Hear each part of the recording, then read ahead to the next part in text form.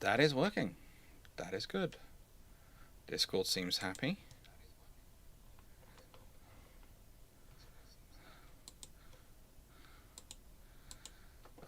That is doing that. Oh, good lord. Yeah, don't pose questions until people see a question sign saying questions are open. That would be my advice. That is always my advice. Hello, everyone. Wait until we have we actually have questions to. How do I spell it? Colaborative. Right, so.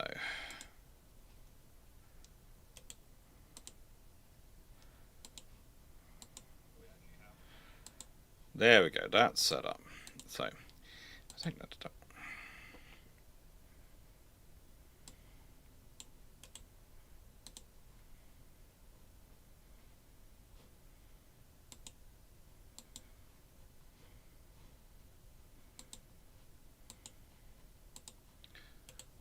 So we do that.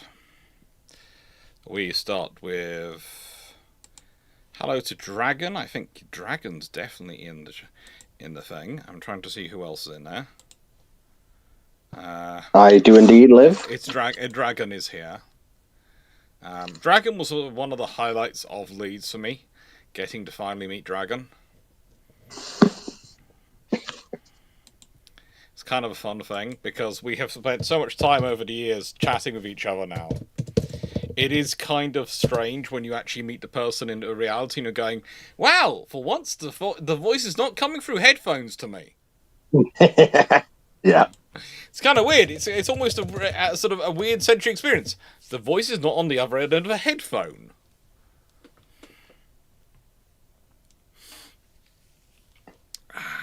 But no. It's a lot of fun. It's all going well.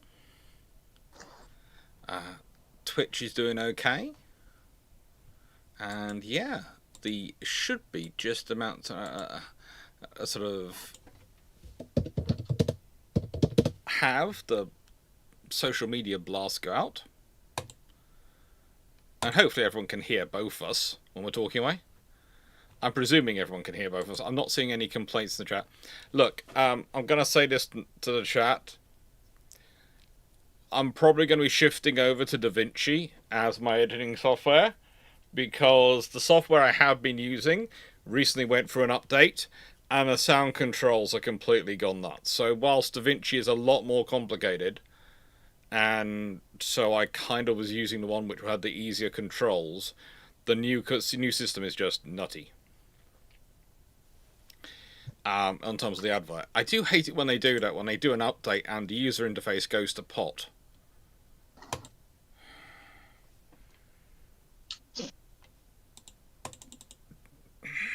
It is annoying.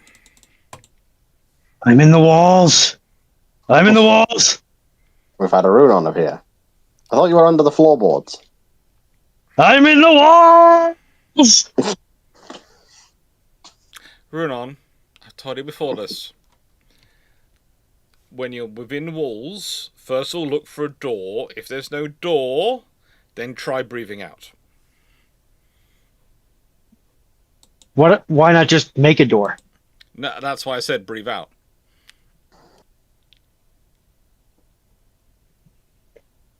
I feel like this is a fat joke. Which is not wrong. I've nearly gotten trapped under the ductwork twice. Unfortunately, my greatest asset is actually a hindrance under here. But, you know.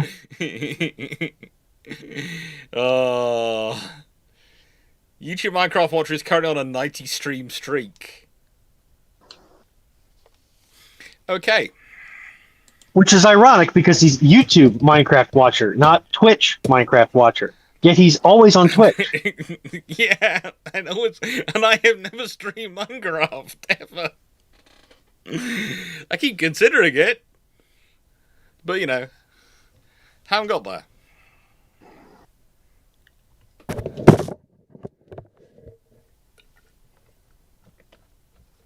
Just remember, the children yearn for the mines.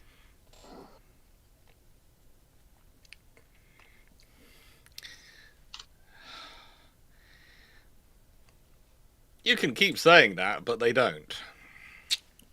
Please share your streak, Jonathan. It's fun. It's like every time now, whenever I have a student go, oh, well, can I catch up? I've missed a couple lectures. I go, you're not like some of my viewers. They never miss a video. They have never missed a live. And they find that they suffer in comparison to you all, and they're not so keen on it. In my defense, I've been in the chemical pits for the last 6 months. Look, I streamed Librarian today. That was fun. Although the sheer number of you who now have bought Librarian worries me, because I was doing it as a bit of a, I'm a historian. It's a game about sorting out a library and arranging a load of books. This kind of fits for me. The fact that I think about 4 or 5 of you ended up buying it while I was streaming it, I'm sort of going, this game is either more addictive than I realised, or it's, you know... People like organisation. It's a surprisingly addictive game. It was surprisingly fun.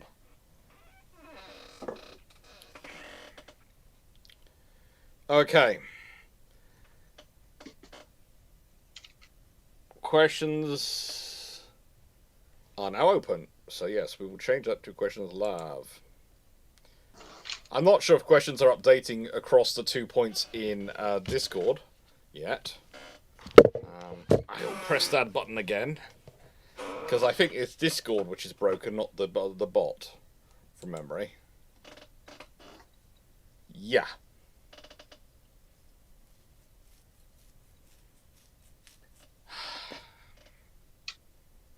Currently, I am a little ahead, sticking on top of the questions open sign, and because of the way I've got my hair and the headphones on, it looks like I have literally got an entirely bald head, which is, you know, slowly coming. I'm turning slowly into my grandfather, hairstyle-wise.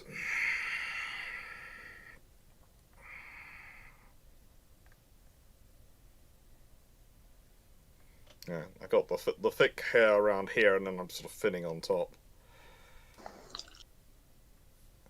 John Hoon, your streak's 95.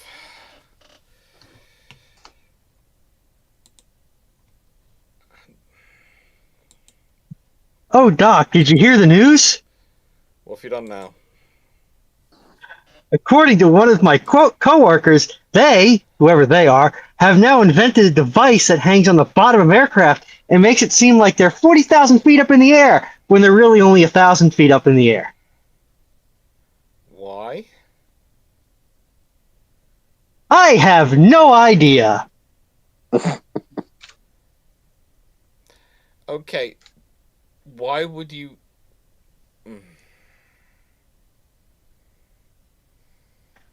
I've spent the last 3 weeks in the solar fields. There are interesting people there. I don't like... Why? Okay. I just... Look, I can understand a good conspiracy theory. You know, its reasons for occurring. I cannot understand some things like that. I suppose you could... Maybe for flight testing, you might want it, but like, even then, there's easier ways to do that. Why would you?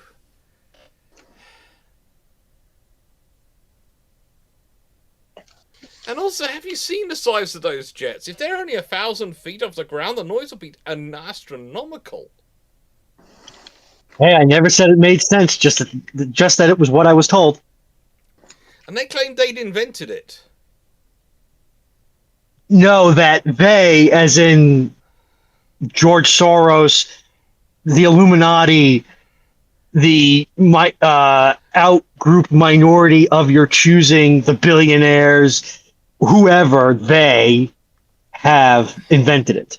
The CIA, the In the NSA. nicest way, those people, they all have the option of spending their time in a bar having peanuts and the drink of their choice. All of which would be a better use of their time than inventing such a pointless piece of equipment.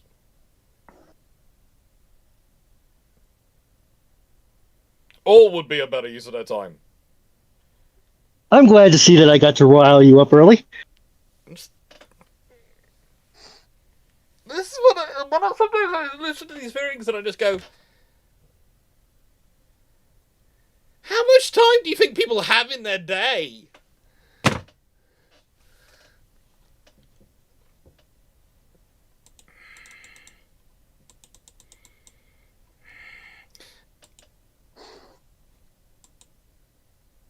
And no, I'm just not getting. I'm not getting.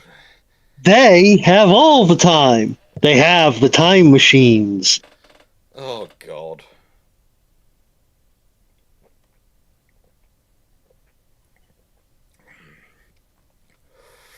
It's like my worry with a strict reading of the Bible. You really think someone who lives forever is an all-present, all-knowing being divides their time up into 24-hour slots?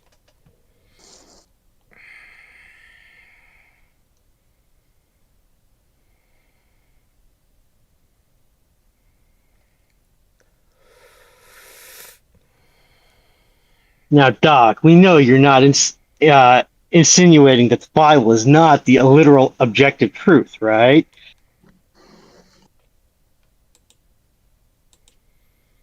I'm just going to my questions. I'm just going to go to the questions.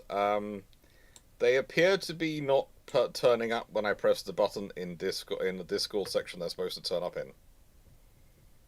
I'm going to blame Timu. Yes, blame Timu.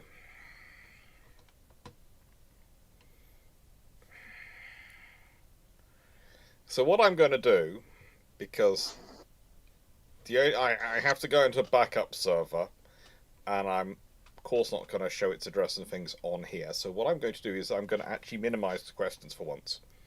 I know I did this on Thursday's live as well, but I apologize. It just makes sense because I'm going to go into the backup server for the questions, and yeah. We try and keep the backup server kind of quiet. Because otherwise the backup server will get us filled as the recurrent server. So, Michael Cooch, 66. A blip in space-time continuum. This is a regular naval history week. I will clarify that before we start off. It's 246. It's regular naval history. A blip in the space-time continuum sends the World War I Harwich force to the channel in time to meet the twins' channel dash. Hilarity ensues. How good, bad is it for each other's life? Technically, this should probably be in a science fiction alternate history. Either way, as good as the Channel Dash forces are, the German forces they put together for the Channel Dash, if you've got the entire Harwich force arriving to meet the twins' Channel Dash, let me put it this way, that is...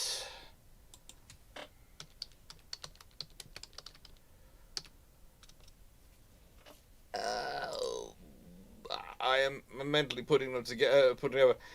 Well, if we go with their force of 1916, that's a seaplane carrier,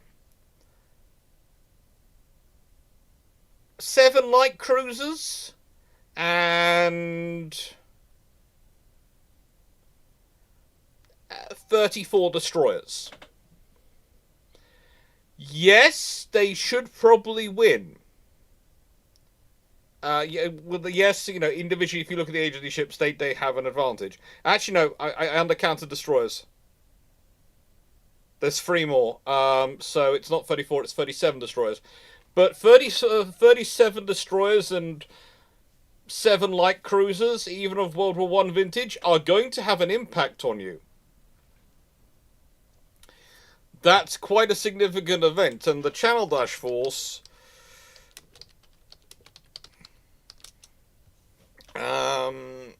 let's see.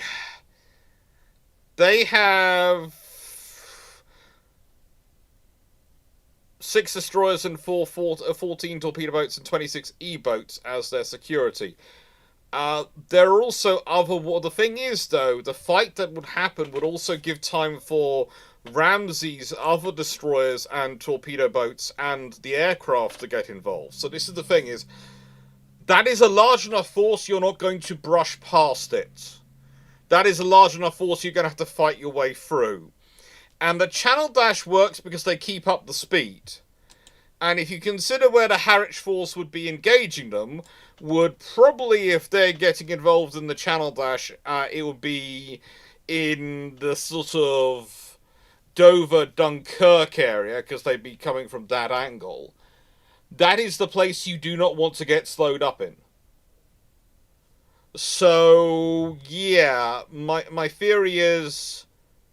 And that is also where the Royal Navy actually had some of their big destroyers based. So, yeah, you could have 6 World War II destroyers added onto that Harwich force quite easily. That's a large force which is going to be in your way. I'm not sure what the rest of the panel thinks, but my theory is basically they are large enough they cause trouble. I can tell you what the broadcast signals are likely to be from the Royal Navy destroyers. To anybody who's seen Finding Nemo, mine. I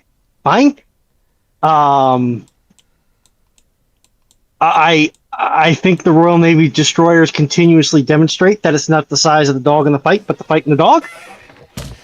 I'm deeply concerned for the German force, a statement that I never thought I'd ever say. Yeah, it is kind of, they are in trouble at that point. They are in trouble.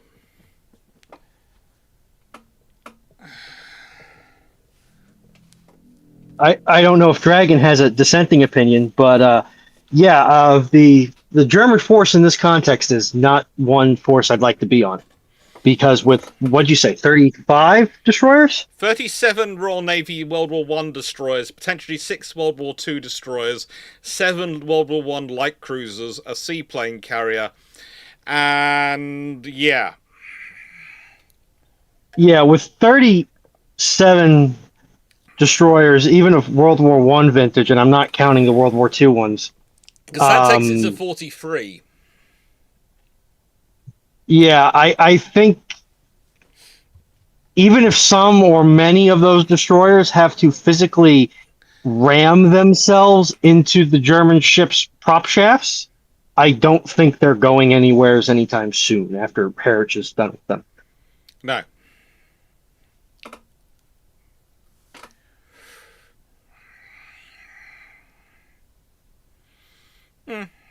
That's true.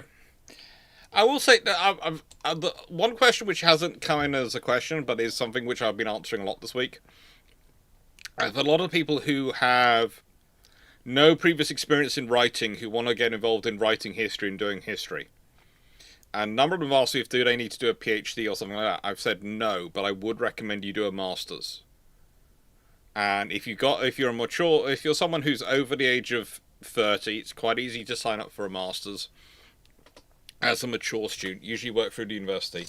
And the reason I say do it is because a master's course will teach you all you need to know about finding sources, and how to rate and how to grade sources, and how to do the writing and give you the experience and some of the structure.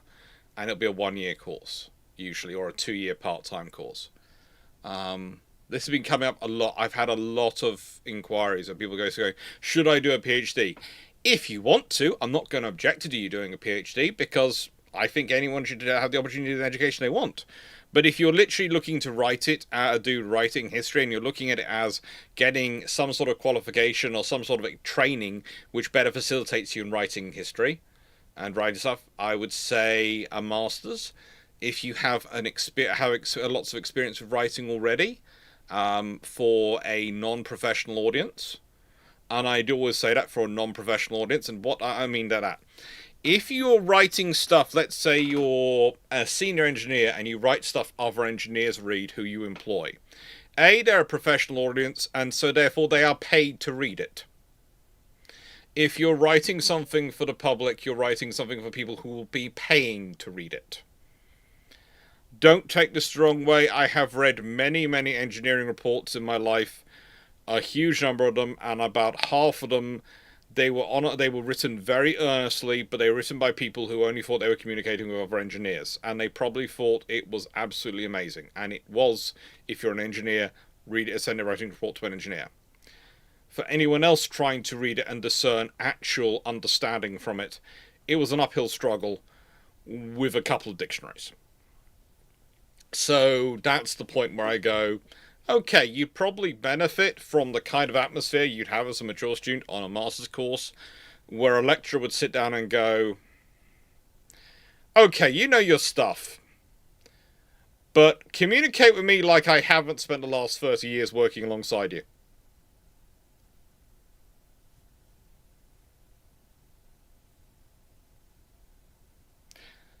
So, you know, these things happen, but it's the stuff of it's the area I do sort of sometimes. I've answered that question so many times this week. I thought I'll add it into the video. Okay, Carrot1151, with the former Defence Secretary publicly confirming what you have said before about days worth of munitions, do you think we'll see an increase in stockpiles? Nope. I wish, but no. Look. I've already seen multiple messages as people have tried to make it work as, it's either we fund defence or we fund hospitals. And I've sat there going, that's not a good case to make, because that's not an either-or scenario. And also, we are a large enough, richer economy, we should be able to afford to fund both. So what's the problem? And the fact is, whilst I talk about defence procurement more often than I talk about other things, trust me, the same issues of new shiny and changing their mind every 5 minutes does not just affect defence. It affects every part of the British government. I'm waiting for Steve. Steve usually by this point is telling me off about question numbers.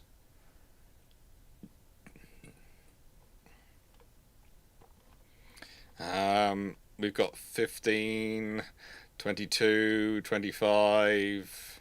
I think we're about at 30. Yeah, I guessed it was coming. So,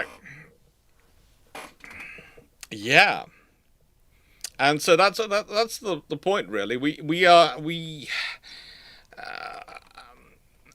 I would say as a country, Britain has become deeply unserious about procurement in every single facet of its political life. Just-in-time logistics and the concept that we can buy something when we need it so we don't have to invest in it now has become such a article of faith. It has mucked everything up. And that is the reality. Governments often are buying things which cannot be procured off the shelf immediately at the moment you need them. It's often government is procuring the sort of things which are either long-term investments which will pay off, but pay off over the 50, 100-year line, or building up sort of these kind of stockpiles which are more of an insurance stockpile than we are going to use this stockpile. Amazon does not. No, let me use another option. IKEA does not keep 100,000 Calyxes sitting around in a warehouses in case people suddenly want Calyxes. They don't. In a scenario where people need Calyxes that much, they put up the price and they try and crank out as many as they can. They don't. It is not that much of a criteria. However, governments should be probably keeping around 100,000 units of infantry, weaponry, etc., and body armour and these things in storage, in case they need to surge armed forces, because you can't build those things that quickly.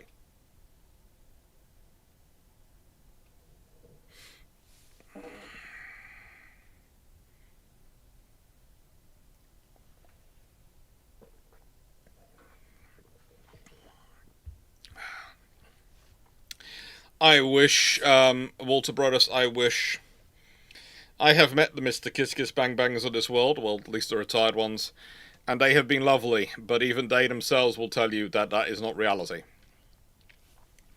Ian Fleming wrote a bloomin' good story. And 9681, if all the Age of Sail ships of the line under construction A40s were finished as sailing ships and repeat designs of screw propulsion were built, how much better off is the RN?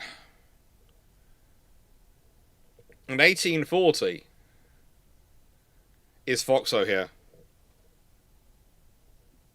No. Okay. I'm just checking because if is it going to be a tag team on this question, or is it just going to be one person No, saying? she's currently setting up lines. She's setting up rail lines. Is she arguing with Fleet over rail development and infrastructure? No, she's just sort of showing him up. I thought so. Well, in that case, A, wish her our best, and B, look, in 1840s, the Royal Navy has a massive advantage over pretty much anyone in terms of ship numbers and infrastructure spending, because everyone else is having to spend on armies, and what the Royal Navy is spending on its navy is, well, Britain's spending on its navy is dwarfing everyone else. So yeah, it does make the RN better off. They go from being number one to number one still by a few hundred more points. It's kind of a case of, we've already kicked you when you were down to be number one. We are now kicking you, hitting you with sledgehammer, and possibly, and I do mean possibly, blowing raspberries at you while we're doing it. It's not so much the 4 Navy standard lines, as at that point it's the 6 Navy or 7 Navy standard. Because you have to remember, once you invest enough that you've got the infrastructure, this is the thing, this is the key point I'm trying to make. The infrastructure to sustain 6 ships in constant operation is not that different to the infrastructure you need for 12. Okay? This is the point that's often forgotten about when we start talking about infrastructure investment. Infrastructure is cumulative load. So let's say I have 12 ships. Or let's say I have 6, okay? And therefore I theoretically need at least 2 dry docks, because if I'm using rule of 3, 2 are going to be in dry docking, 2 operational at sea, and 2 in training or returning. If I have 9 ships, I need 1 extra dry dock. If I have 12 ships, I should probably have 4 dry docks.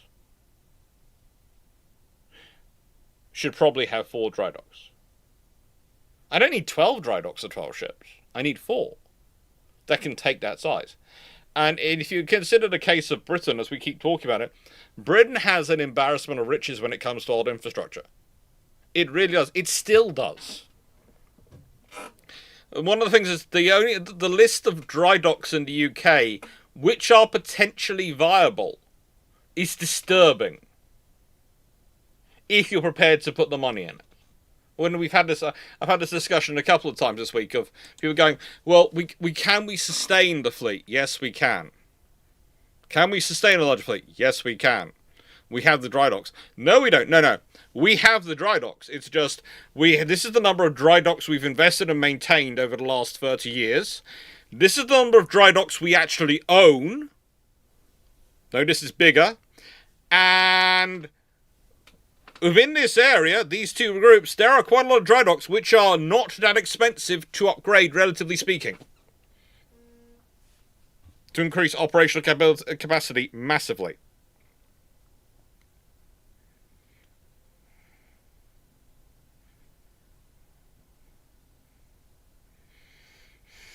That's the reality of it. That is it. And it's the same if we go back to the 1840s.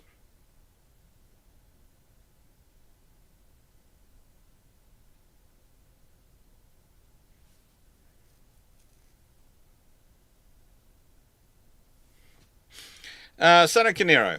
What if at Pearl Harbor fails, just the torpedo and bombs used at Pearl Harbor have failing detonators and fuses, so nothing that hits explodes? US Navy thanks its lucky stars and carries out its Operation Orange plans. And the Japanese probably there's probably a lot of people committing various forms of self harm in Japanese service at that point.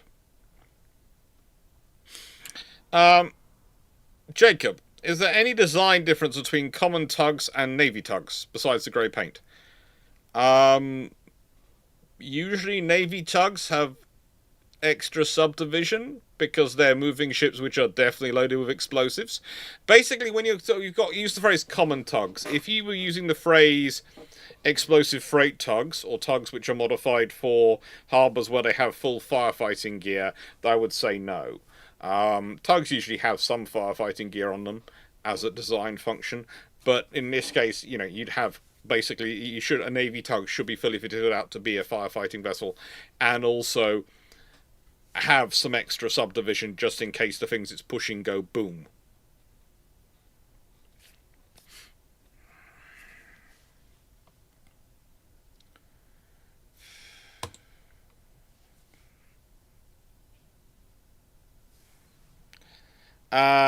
Seneca, is the race between armor, firepower, and firepower the consequence of armor winning is ramming?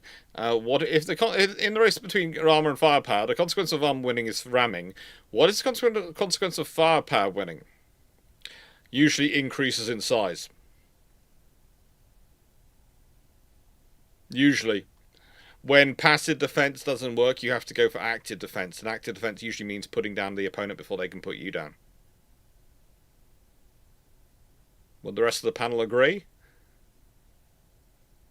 You're all being very quiet today. I'm on push to talk because I'm trying to pull wire under the house because, the thing that was working perfectly fine before is since decided to no longer work, which means I have to fix it before I go to work this week. So you're pulling wire underneath your house? Yes, and of course the length of wire that I had under there that I thought was going to be long enough, of course, isn't. So I had to crawl out from under the house, get a new spool of wire set up, and now I have to go back under there, tow it back in, make sure I have enough length under there to go back up the wall, and then fasten it, and then I can get out of that section of crawl space. Is this data cable or a power cable? 120 VHC. Ah, fun times. Fun times. And that's good you're back though for a second, Renan, because Carrot has a question for you. How have your fellow country persons reacted to the Scottish football fans' habit of putting traffic cones on important statues?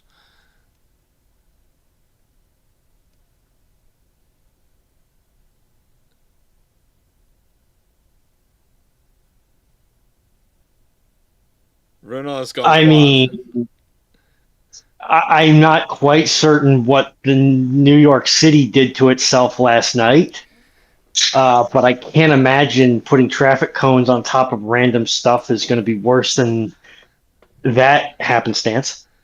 Honestly, probably the Americans will be looking at going, why do you find this funny? Was it the World Cup was in Japan a while back or something? It was Japan and Korea, I think it was something a while back. And the British fans did the same thing, and the Japanese were just looking at them going, "Who hurt you?" To be honest, there's quite a number of Jim Crow era statues of Confederate leaders that could do with a good coning. Yeah. Okay, Dragon and Foxo, we have an Azur Lane question. Have you run yet? Hmm. The question is, Iris Libra has been announced for the June mini event. Got any French ships you want to see added? What French ships are left? Clemenceau. None that immediately jumped to mind. I will admit I'm not massively kept up with what's it called, some of the French stuff, but there's probably not much left for the French to add. Hmm. Yeah. Yeah, it's a bit of a boring one, but there's not much French left to add. Okay. Well, I would agree.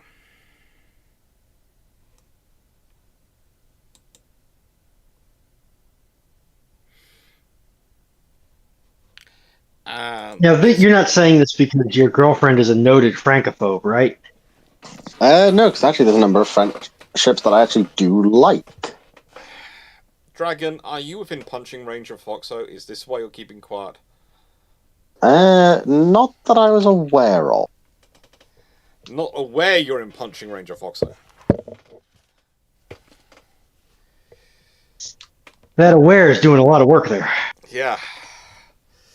Stay safe, our friend. Stay safe. You know how small she is, Runon. She can fit in a lot of tight spaces.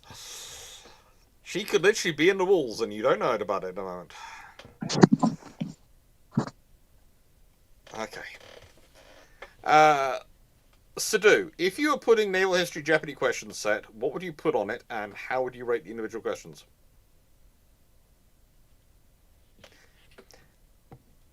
I have a small thing I have to really probably admit at this point. I have never in my life watched Jeopardy.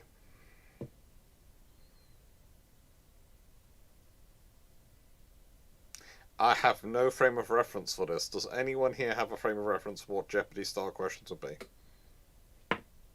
Basically, you give the answer, and then somebody has to ask the question that would generate that answer. And obviously, I think it's single Jeopardy is 1 to 500 or 1 to 1,000. And it goes, obviously, the difficulty goes up as you go down the line towards the more expensive or more valuable prompts.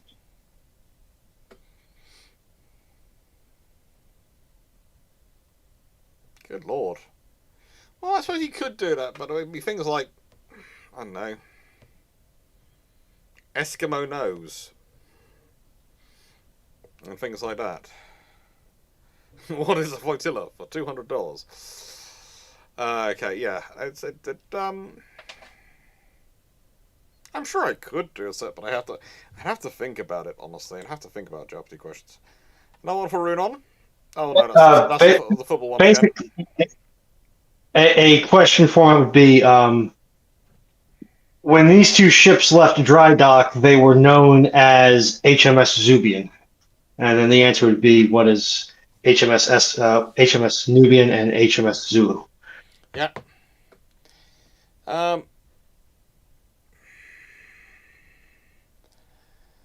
Castanea, how extensive are the records of naval actions in the Indonesian archipelago prior to 1400? Ooh.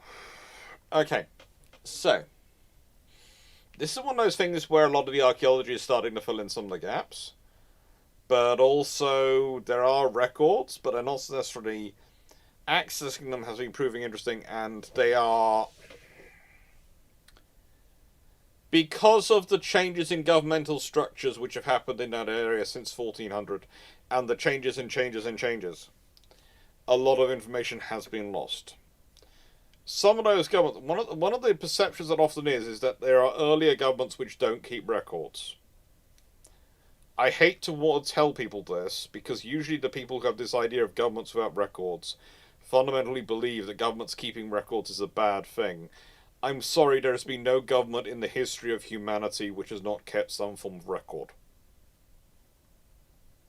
of what happened. They've sometimes had people who were specifically the memory keepers, or what maybe the historians of their time. Sometimes they have that. But they usually have some form of written documentation. Basically, some record of events which is going to be I would say not beyond interpretation, because we've all seen how records can be, and the written word can be interpreted and reinterpreted in our times, but are a sort of fixed point of context. Now, the thing is, when Government A takes over the operations of Government B in an area, they will often grab the records and try and distill it into their own versions, their own bits of information, for what they want. The information they care about, they will keep. The information they don't care about, they will discard. Because they're not storing someone else's records. It costs money. When you have multiple governments carry that out, multiple forms of governance in the area, then you will have had many times where the records stored have been, how do I put this politely, sifted and sieved. And so records for naval actions in the Indonesian archipelago prior to 1400 are sparse, but there are some. There are even discussions, and this is one of the interesting things of Indonesian archipelago. We're fairly sure the Romans got there now. We're fairly certain some Roman shipping made it that far, operating from the Red Sea coast of Egypt, but we do think they were operating. They operated potentially that far. Because the Romans seem to have had trade ships going all around the world at various points. So yeah, there are some records, but they are spread out, and it's interesting to try and track them down. Yay! Pre-industrialized international trade! Yeah, it's almost like the sea has always been a global trade network. Can't think why. It's not people like to make money by taking goods from where they're cheap to where they're expensive. Jacob, do you think the fact that they are putting in a nuclear power plant in the pioneering spirit will open more ports for nuclear power and merchant shipping? Doubtful, because you would have to have a lot more ships take it than one ship for it to actually be incentivized ports to actually go through the rigmarole of opening up for nuclear shipping. Oh, the Romans might have got to Vietnam. We're not sure where exactly in Southeast Asia they got to. We know they went overland to China from somewhere in Southeast Asia, but there is a big debate as to whether their ships actually possibly made it to China, or not.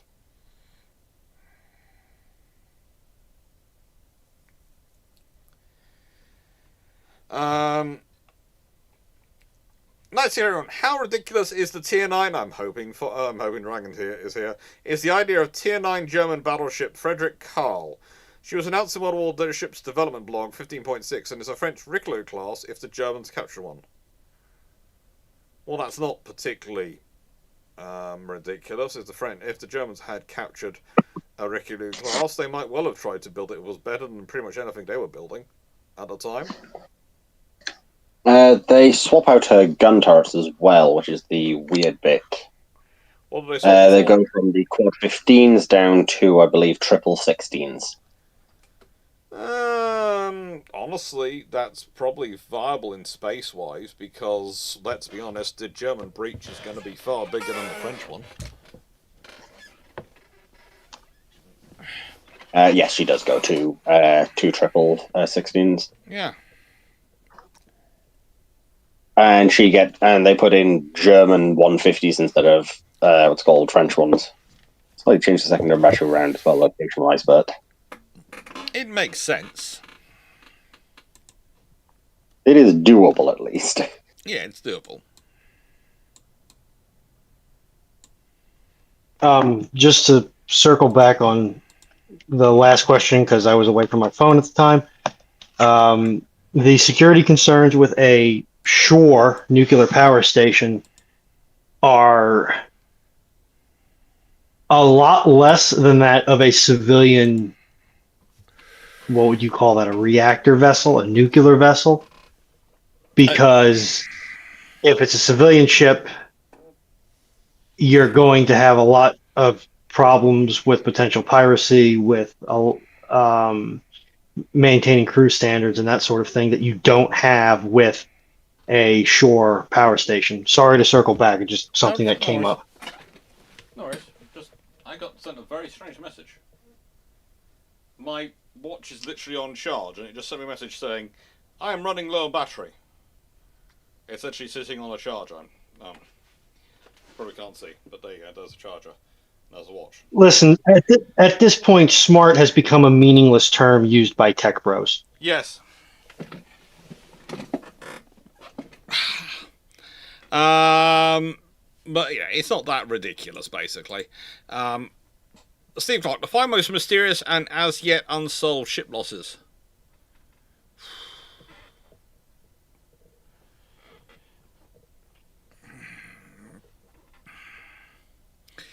See, I don't like the word mysterious because usually I can pretty much logic my way through to a legitimate answer for why a ship's gone. But unsolved? We're not quite sure in terms of Queen Mary the exact number of shells which hit her. I know I covered this in Friday's Armchair Admirals, but literally, we think we'll start off with maybe one shell hit her, then we're fairly sure two, and now we think it might have been three from the same salvo. And all three shells seem to have hit magazines. That basically makes the one in a bazillion shot that takes out Hood look like a common occurrence. But then you factor in the range which BT has taken them down to improve accuracy and damage and all the other things, and suddenly it starts to make sense.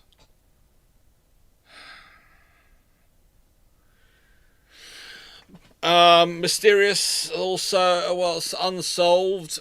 Currently we're not quite sure about the Polish submarine, which went missing during World War II, the Orzel. There are a whole lot of discussions about that.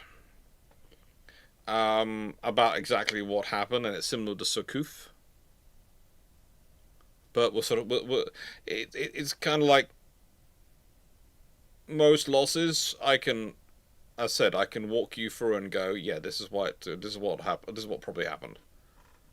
But it's things we don't know, and there's a whole host of submarines and ships which are on their own, which were taken out by someone, and you don't know really what happened. There's the Cormorant and the Sydney. Cormorant, and honestly, I don't trust the narrative events given to us by the crew of the Cormorant. Not because I think they were out to intentionally be evil or nasty people, because they have literally just sunk a nation's flagship. They're going into that. They're being taken prisoner into that nation. You're going to be circumspect with what happens. You're probably going to have pushed the envelope of what was legitimate. Does that make sense?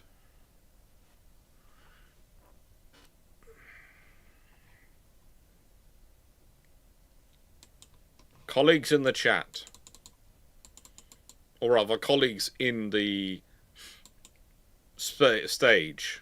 Yep. Are you still Makes hearing sense to me. That's good. Because Tracks for me.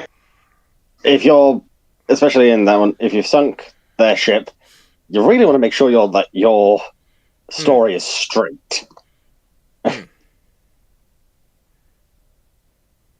Because you probably don't want to deal with the consequences of if it's not.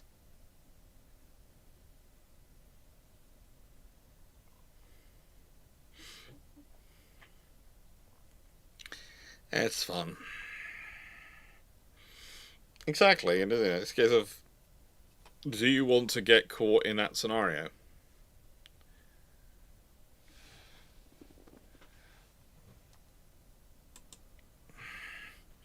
YouTube Minecraft Watcher. For a theoretical German battlecruiser series, similar to the as at York, would naming them after famous influential princes for roles be acceptable? For example, Prince Heinrich or Prince Jürgen? Honestly, probably would be, but look at who they have been naming their ships after. You know, when you start to go look at the German battle cruisers, you have, well, Seydlitz is a good example. Now, Seydlitz is named for Friedrich Wilhelm von Seydlitz, who was a lieutenant general in the Prussian army and one of their cavalry officers. And when you go through, they sort of have the habit of naming it for famous generals. Seriously, Germany at that time was an army with a country attached, wasn't it? In so many ways, it's an army with a country attached. Is that better or worse than a logistics organization with an army attached?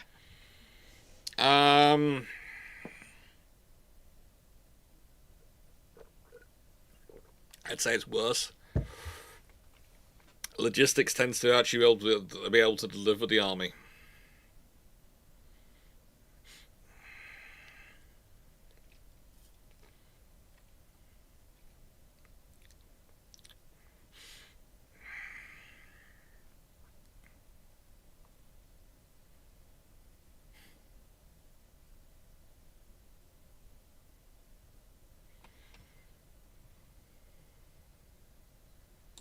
Okay.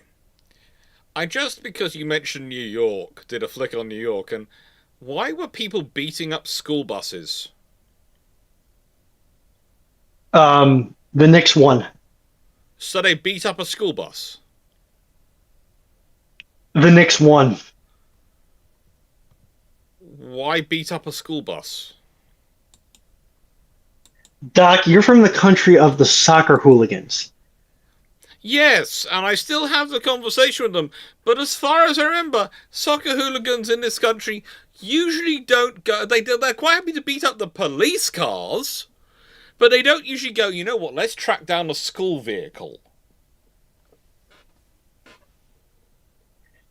They're from New York. The Knicks won their first playoff in like 50 some odd years. So celebrate by trashing pieces of infrastructure. They beat the curse of Donald J. Trump. Football hooligans will be football hooligans. I mean, in this case, they're basketball hooligans, but they're New York basketball hooligans, which just makes it worse. Ball throwing / kicking / players will be da-da-da-da-da. Yes, but still they are beating up a piece of infrastructure. Okay. Doc, you, much like me, are cursed with infrastructure autism. However, unlike me, you haven't fully acknowledged the stupidity of the American public.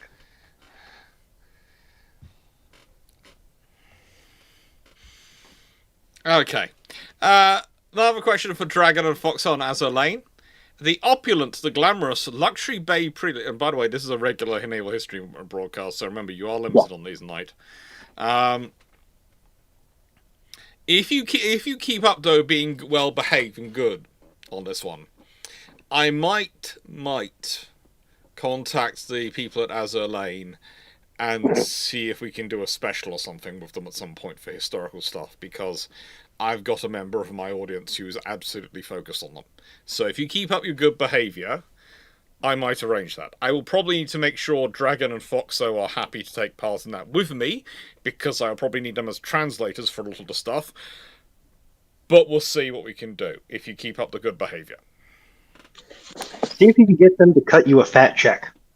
I doubt they'll cut me a fat check or anything like that, but I let's put it this way. As I've said before, I have a very open policy when it comes to people getting into history. I don't care what gets them into history, I just care they get into history.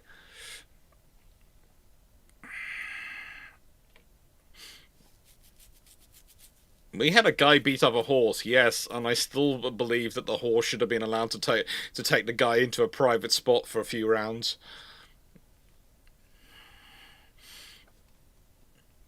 Wait, what? Basically, a police horse, and they attacked him, and the police horse was being held to good order, and so wasn't allowed to kick him back.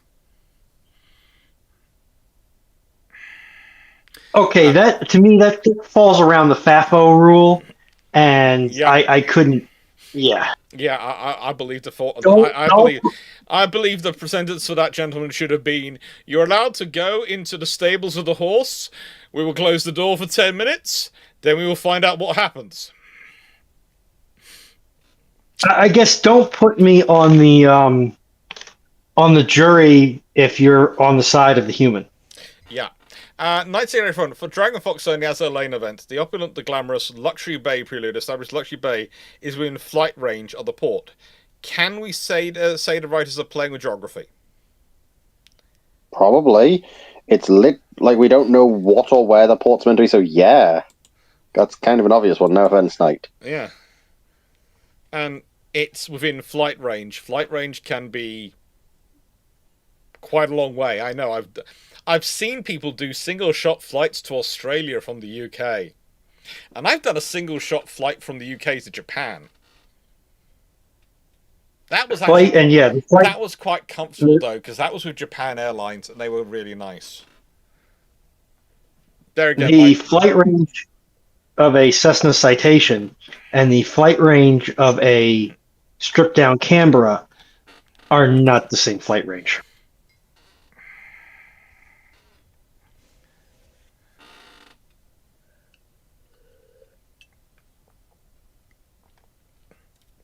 Raptorat, I so hope you're making up that stat.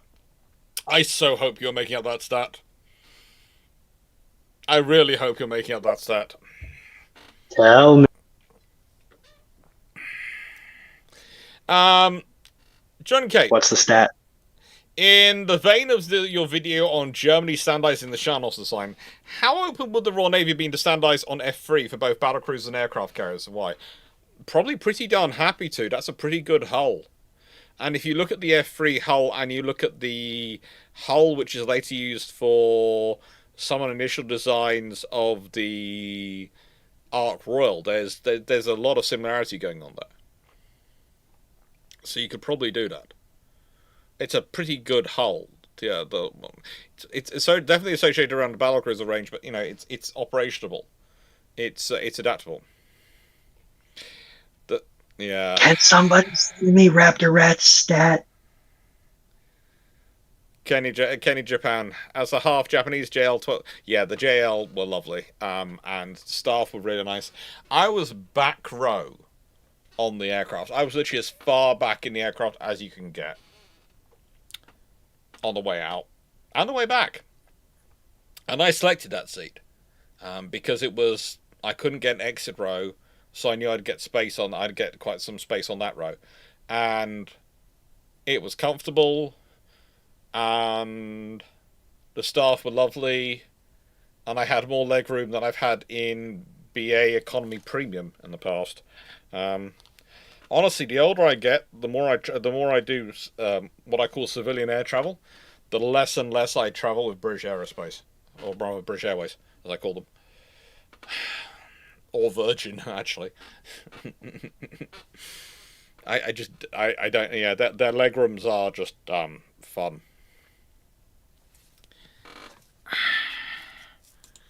And standardization in terms of hull design, in terms of a power plant, etc., would mean you could get the force operating together.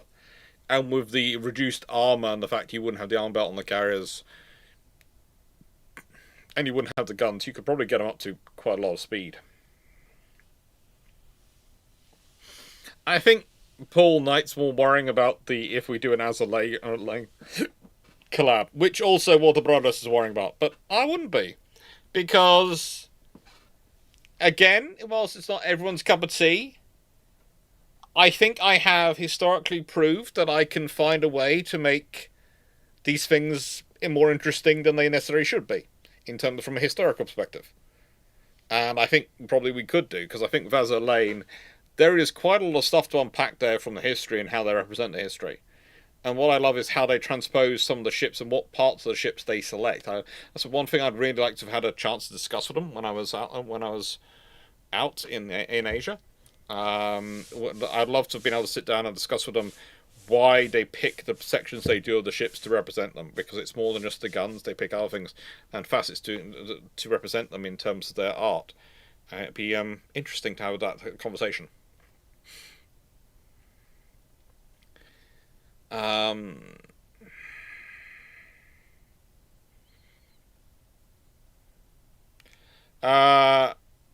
Gunshan, you're planning a trip to Australia next year. I recommend Singapore Airlines via Singapore. It's a lovely, very comfortable A380 service. The food is excellent, and you can basically go to anywhere in Australia quite happily that way, and you get to stop and get a stretch at just about the point at which you want to move around in Singapore Airport, which is probably my favourite hub airport in the world for actually having a wander round. Because it's quite nice architecture. It's not so busy you want to physically start ripping your eyes out because you're so full of people, and it's all close enough together you actually can reasonably get between airlines without too much difficulty. It's quite comfortable. The food's fairly good. The shopping's nice. The people are lovely. There's an interesting hotel and there's a great gardens to wander through, and that's the thing. Singapore. This is my point. Whenever I'm traveling that way, if I can, I usually do go via Singapore because of Singapore. It's a great a place to stop. I'm taking American to Dallas, God help me, and then Qantas from there to Melbourne, and then from Melbourne to Sydney. Yeah, you're traveling on Qantas. Good luck. I have still got lots of points built up with Qantas. I'll see if I can transfer them to you, because God, Lord help me, I know I'm never getting on them again. Yeah, but I've already bought the tickets, and they wanted to charge me for an entire additional ticket, basically, if I was going to change my flight to get off at Melbourne instead of Sydney on the way in. Yeah, that's Qantas.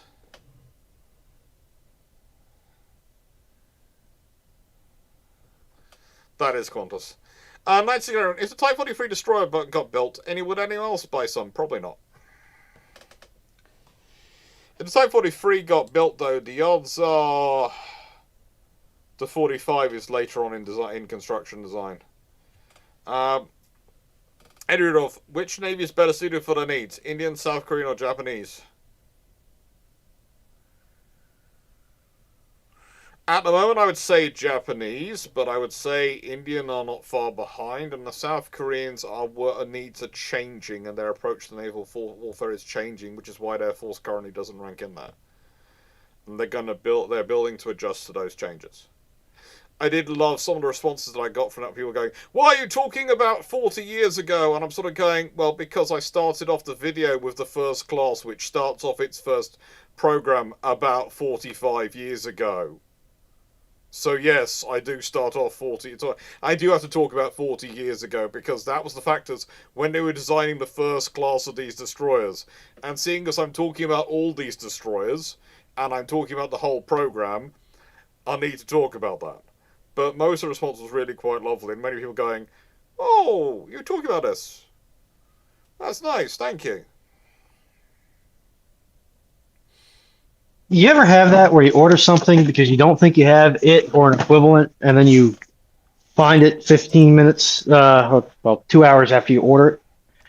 Yeah, usually in my tool drawer. I now have a policy. Yeah, I now have a policy of when I've got the order for tools worked out for either my local place, which is called Max Salvia's, lovely people to buy from. Tools, I highly recommend them if you're in Cornwall and you have tool hunting. Warriors is also good, but I think they're only really able to be found in this area, whereas Max Salvia's has quite a few stores around Cornwall. Or alternatively, it's there are things which only seem to be stocked by Amazon. I have no idea why, but before I press the order buy on any of them, I first have to search the bottom of my tool drawer. It's just cheaper that way. Literally today, someone asked me if I had a UV light, and I went, "I don't think I do." I found I had two. I have one built into my flashlight. I'm not sure if that one could be used for curing glass epoxy, but would be useful if it could be. Depends on the wavelength. I know for my resin printer, it's 405 nanometer. Um,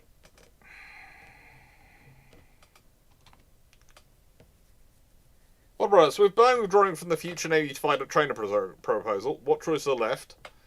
Not many. We'll see what happens. We'll see what actually functionally happens. That's going to be a few weeks to work out where the actual cookies are crumbling. What happens to the whole German-French next generation fighter deal? Arguments over... This is one of the things of... People think sovereignty is just about arguments over who owns what. No. It's arguments over intellectual property and arguments over industrial market share. I.e., who's building what.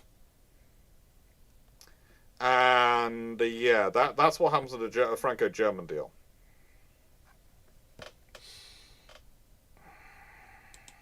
Basically, they couldn't agree. They both wanted more of the they both wanted more of the IP share and more of the rest, more of the industrial property.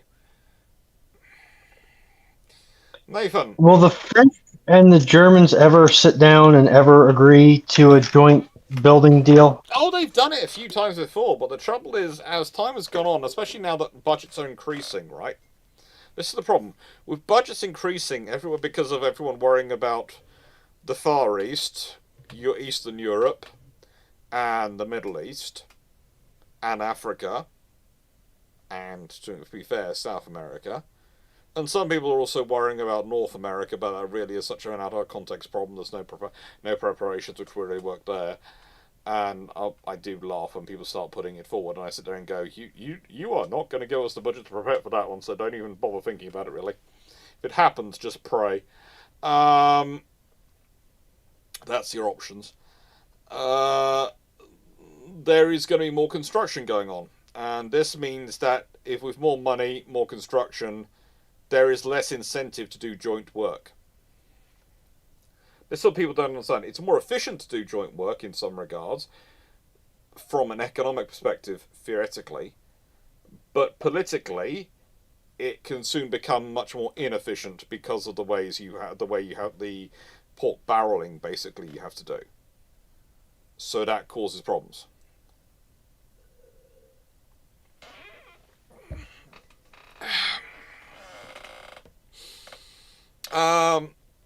Nathan, if in the treaty era a battleship was razed down to supercruiser or battlecruiser, like how ships of the line were cut down in the super frigates, what would it look like? Would it be possible? Not really possible. It's not really the same thing. The ship is still going to be massively overweight for a cruiser. It would basically look like you had... How do I put this? You would have the most underarmed for its size asset wandering around possible. Basically, imagine the Deutschland class. Captain Ravioli, hello. What's the original plan for the UP-41 to be sold to the Soviet Union? And what ministry in the AU so that RM will want to build them?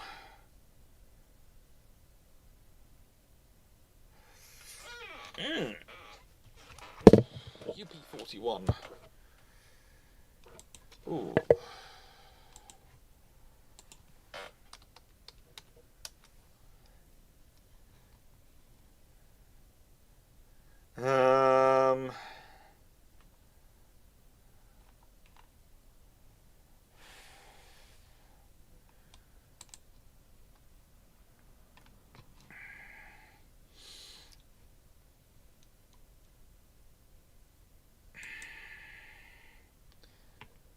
So the UP-41s, if I'm not mistaken, are the ones which were designed by the Italians for the Soviets, theoretically based on the Notorios. Now, I'm thinking that's the UP-41 you're meaning when we're discussing this. I'm going with that because the other UP-41 was not I know about was not sold. I'm just clarifying what it was.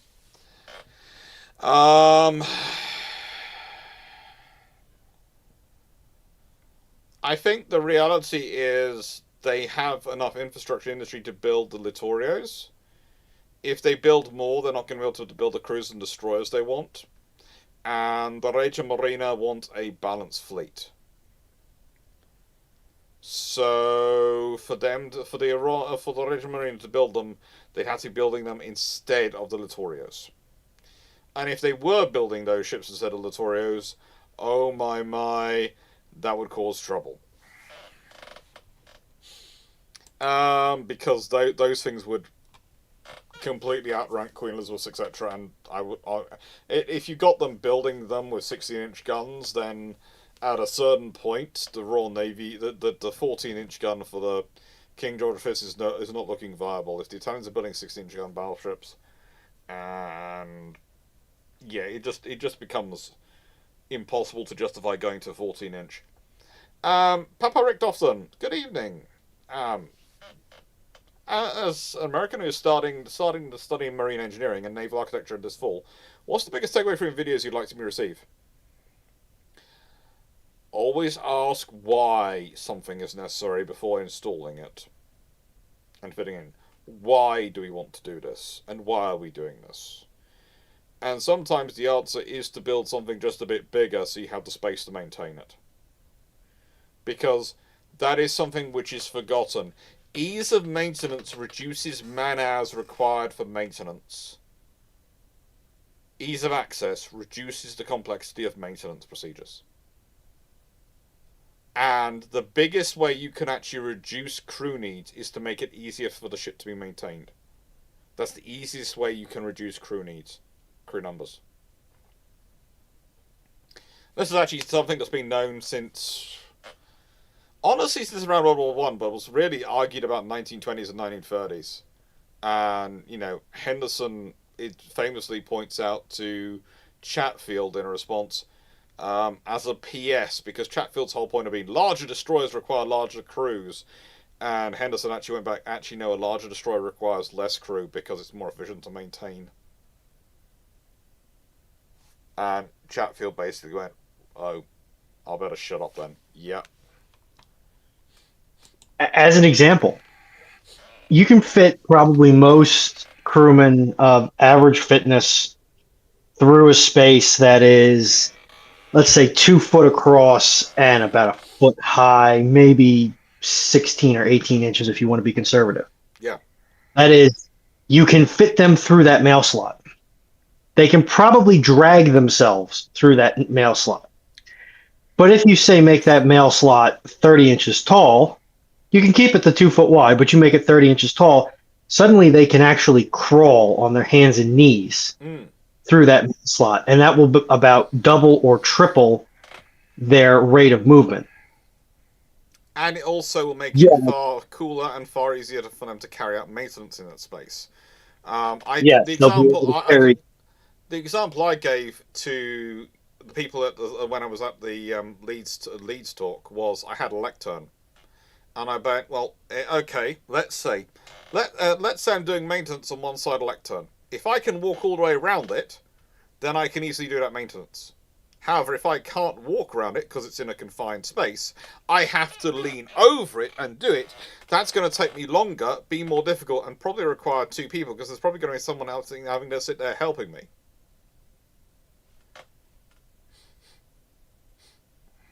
Oh, and another thing. If you're going to have a piece of equipment whose access panel is hinged, and somebody tells you, yes, we're going to use hinged access panels because it's so much more efficient to get in and out of something with a hinge on. And in a vacuum, they're completely right. But if the passageway that you use to get to that equipment is narrower than the width of the hinged access panel, that's not going to work. No. It's now going to be less efficient to service. Mm-hmm. So you either need to make the access way wider, or you need to go with the old school bolt-on panels, and then just accept the fact that every single mechanic that ever works on that boat is going to be cursing you until that boat goes out of service.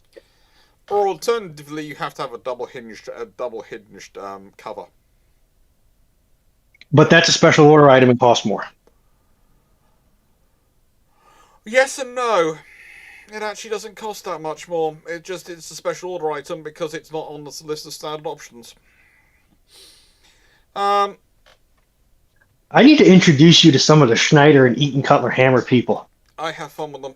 Seneca, you are a naval architect in Britain, and you just got tasked to build a cruiser submarine aircraft carrier with 4 double 6-inch guns, 50 aircraft, and 10 torpedo launchers. Where do you emigrate to? I love that question. Can we keep that question? Where do I emigrate to? Um, I'm trying to think when I'd be asked to do that. Probably something in the 1920s and 30s. Where doesn't have a good extradition treaty that I actually want to go? Would want to go in the 20s and 30s to live.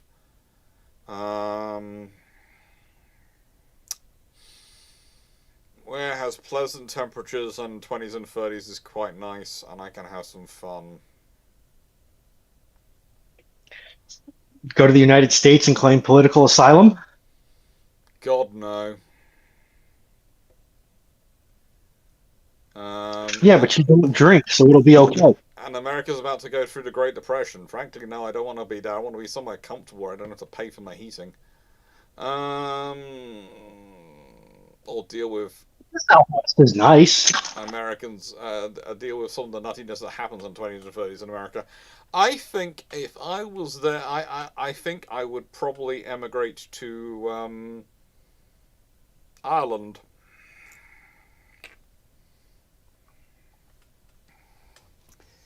Hey. Well, I'll give the meal people some credit. At least they didn't deliver them at 10 o'clock at night. Again. Yeah. Ooh.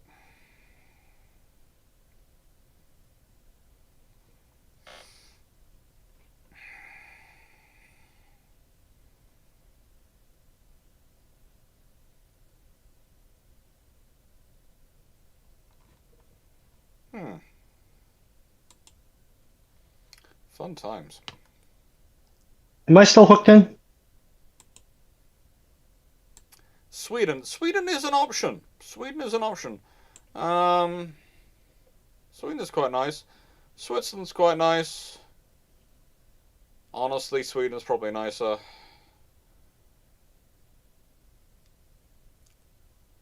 If I'm not going to be building ships, I might as well work on my other hobby, carpentry. So yeah, I'll do that. Actually, I'll go be a carpenter in either Sweden or Ireland.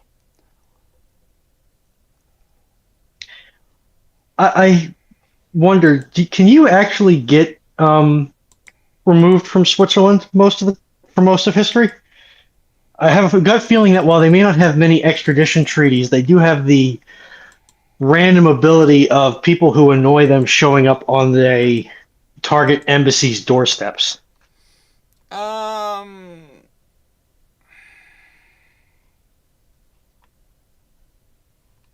There are ways. There are ways, but that's for the Swiss to decide. That is for the Swiss to decide. Just hope they don't turn you into skis. Yeah. My microphone is running very quiet at the moment, and I have no idea why.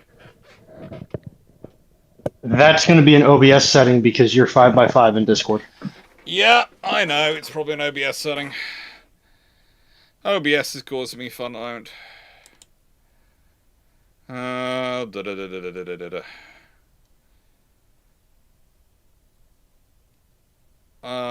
No, it's...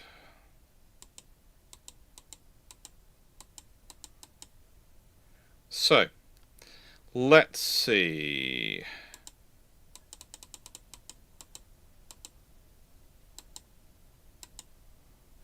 How's that? I hope I'm not coming through too loudly now on streams. See if that fixes it, because, yeah, we're having fun.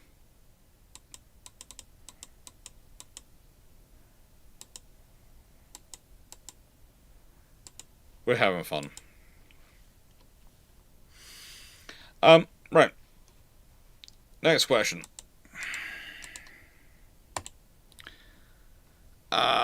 another Azure Lane one, I think, for... Oh, no. Oh, it is an Azure I Lane think one. It is an Azure Lane one from Knight. For Dragon and Foxo... That's 3 for 3, right? Yeah. For Dragon and Foxo, of Admiral Jellic and Admiral Beatty, which would the Orange Ship Girls work for better? Probably Jellicoe. Just from what I've heard of, people actually working with the two admirals. Mm-hmm. I'm pretty sure it would just be Jellicoe, because a lot of people quite liked working with him.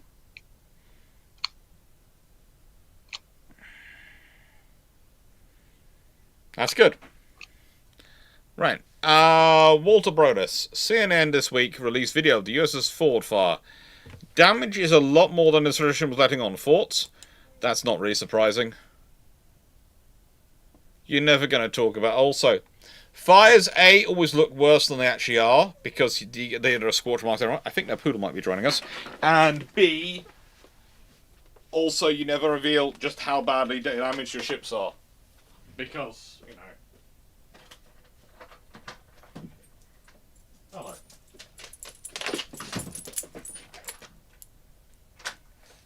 Hello, you have joined us. I don't know if you have water for you. Let me see if I can find a biscuit for you. Because I know you want biscuits, but my box of biscuits got nicked by your sissy. So I need to find another box of biscuits.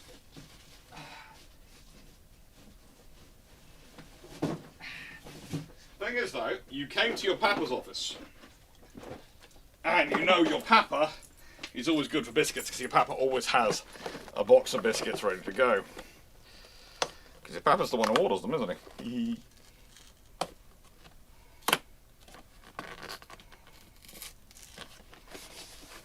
Now remember, you are not allowed to have lots of these. So you cannot start extorting chat for biscuits. Because you're not allowed to have tons and tons of biscuits. Not these ones. They're too big for you. Okay? They're too big. You're allowed, because you've been having a rough week, a maximum of 2 more in his life. Good boy.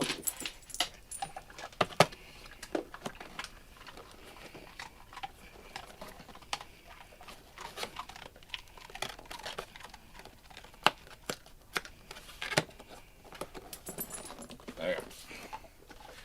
Let's get up there. Right.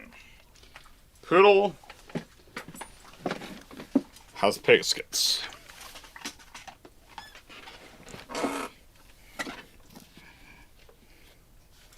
Now, yeah, you're just not going to talk about it too much. Right, we've got 5 more questions to go. I'm going to open up questions again once we get to Eddie Rudolph's questions, okay?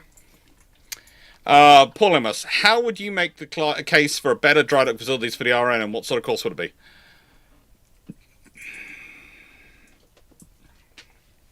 be? You want to have ships available. You've got to have them maintained. Currently, we're already building dry docks for the subs. We're talking floating dry docks and all sorts of things. We need more. So we need to build them. The case we literally is, okay, you want to get the maximum amount of bang for your buck, you've got to have the maintenance facilities to assist that bang, and you've got to have facilities that they can go in. So basically, what you've got to do is you've got to have a dry dock scenario set up so that for whatever dry docks you need on a, let's say, a 1 in 3 rule, you have surge capacity dry docks for when accidents and things go wrong. So let's say you look at the Royal Navy's fleet and you go, right, now we have 6 destroyers, we're building, let's say, 18 frigates. Once you've got batch 1 and batch 2 Type 31s in place and all the Type 26s. So you're talking 24 escorts right then. So that means we need 8. We need 8 dry docks for our escort facilities to sort them out. We probably need overall actually 10. And we need those because that gives us capacity for, if things happen, we've got the spare dry docks. We've got the spare capacity. Riley does believe he should be on a seafood diet. He sees it, he eats it. YouTube micro launcher. What do you think about a super tribal? Think of a tribal with quintuple launcher and 4 twin 5.25 inch turrets. So I think you're going for what was... Of the many options on the list, the tribals were roughly second from bottom. The didos were second roughly from top, or third from top. I think you're thinking of the one which was below. There's a bigger 4.7 inch gun version above the tribals. There's a smaller 5.25 inch one below the dibos. I think you're thinking of that one. So yeah, it's a system. It's going to be interesting. It's going to definitely be in the cruiser range, but it's going to be quite a capable asset. What have you got? Oh yeah, you got your toy. You're happy now. Knight 600, thoughts on Tier 9 Hakusan? Dragon. Checking Dragon there. She was announced as the Russian World of Warships Development Blog 26.7, and it's number 13 design, K, with 8 450mm, 8 18-inch guns, 12 140mm. Okay, that's fine. That's 5.25. Okay, that's fine. Well, 5.5. Actually, I think 1600 mils, 4 inches. Okay. 1640mm in 8 twins, and 45 20mm, and 4 triple 610mm torpedo tubes. What do you think of it? Very briefly, she looks visually okay, like nothing out of place. No. Oh, that's why she's based on. So yeah, she's based on that. No wonder. She actually gets what's called the full 18 inch, which is good.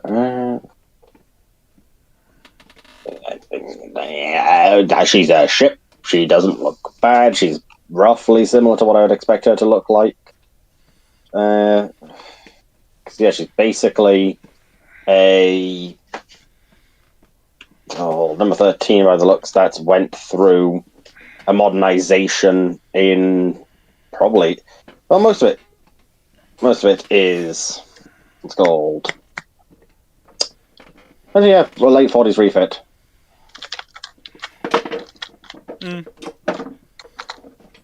Yeah.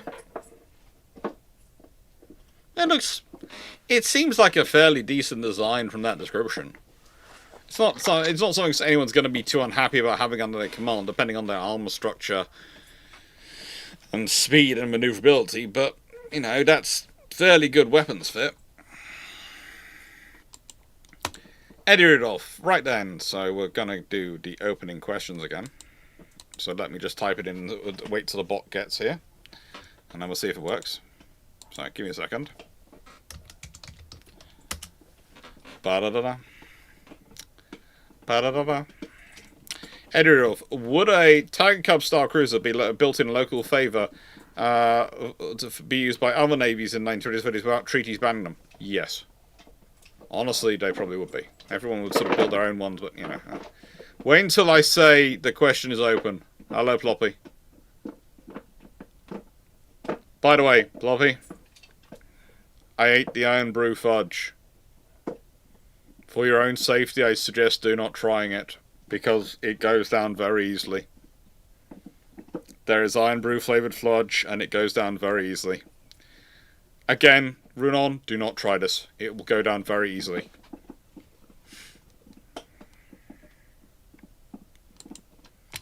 Very, very Did I just hear Iron Brew fudge? Yes. Also, answers on a postcard. Apparently, my therapist has taken a trip to the British Isles recently, and during that, she did encounter Iron Brew. She is not impressed. She is concerned that I drink Iron Brew freely of my own volition. Is it time to get a new therapist? Answers on a postcard. I don't think it's necessarily time to get a new therapist. It's always good to hear the opposite opinion. It can also be the wrong opinion, but it's good to hear it.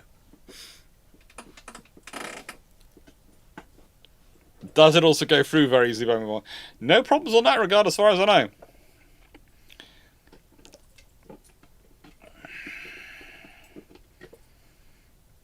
So let's see if it's working. So far, I haven't seen any response from the bots yet in the chat, Steve. So there is no point putting through Q&As or anything like that, because there's literally been no response from the chat of the bot. When I see a response from the bot, I will change the banner. But there is no point putting Q&A tests or anything in there until we see a response from the bot. It's not going to hurry it up. It's going to just cause it to be confused.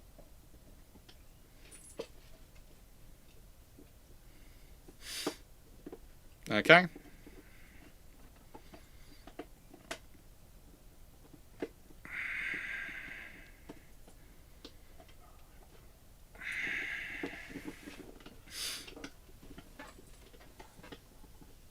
So, Knight 6831. If the Bayern class had 8 350mm guns instead of 380mm guns like the Mackinson class, what would get the L20? What would the L20 get? Well, look. If they're on 350, so if they're on 14-inch rather than trying 15-inch, the odds are the L20s get a 15-inch. Odds are. But it's one of the problems is, again, they're not taking place in a vacuum. It's not we are naturally progressing our ships. It's we are responding to what others are doing. So I have to know why the Bayerns have got the 14-inch rather than the 15-inch. What reason did the Bayerns get the 14-inch? If they got it because of an industrial capacity cap, then that's going to change things. If they got it because the British have gone for 14-inch guns and the Germans are just trying to catch that, then that's different than if the British have gone for 16-inch guns and they've gone for 14-inch. You know, there's got to be a reason of what's happened here. Why have they done this?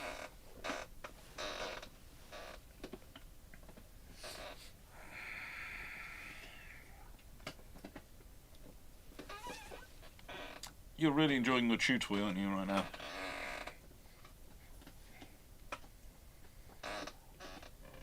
Did I give you a chew toys when you go to bed, or are you not, and is that why you've been chewing your bed lately? Feel free to tell your papa these questions. If so, we'll sort it out and make sure you have your chew toy. So far, the bot is proving fun, so I'm just going to watch the chat for a second until the bot talks back to me. Basically, I'm waiting for the bot to talk back and go hello.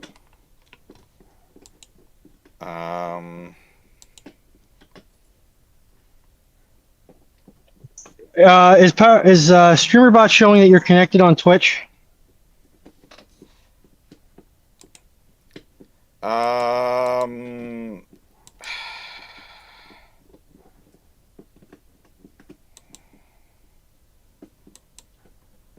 It's supposed to be. Shall I restart it?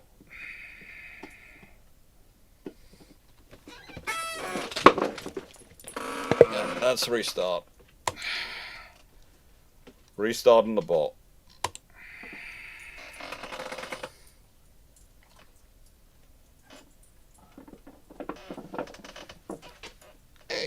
It's possible because they get 10 gunners. All these things are possible. Again, they're not happening in a vacuum. They are happening as a response to what was going on around them. And that's the thing. When we start having discussions, they're happening as a response to what is going on around them.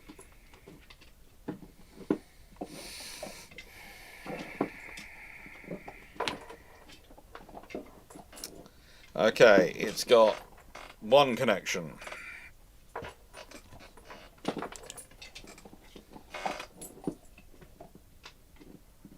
It's got the Twitch bot connected, but not the Twitch broadcaster at the moment connected.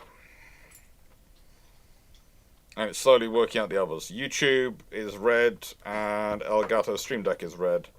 Twitch is yellow and green.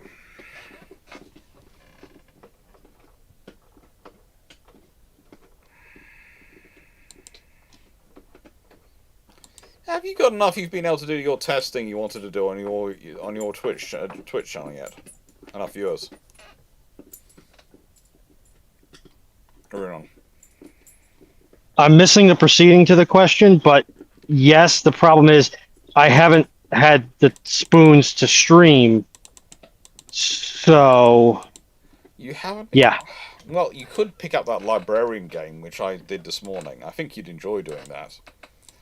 No, Doc, it's been a mixture of I've been working 50 plus hour weeks and then I've been living in hotels for most of the last 10 months. Well, that's why I was recommending librarian game. It doesn't require a lot of data. It doesn't require a lot of data. It doesn't require a lot of anything really to run. You can run it from a laptop.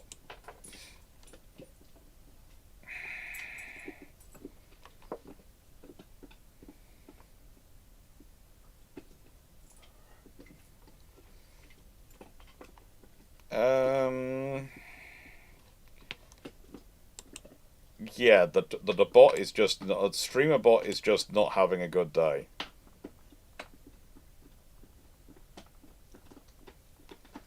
Streamer bot is having a really bad day. It's now got up to 2 out of 5 engaged, and they're both the bots on Twitch and YouTube.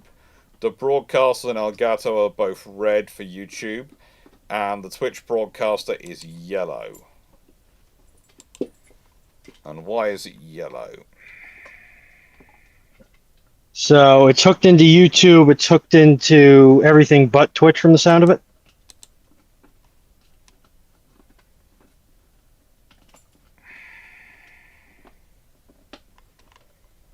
Yeah, it's not in. It's not hooked into YouTube. It's hooked into.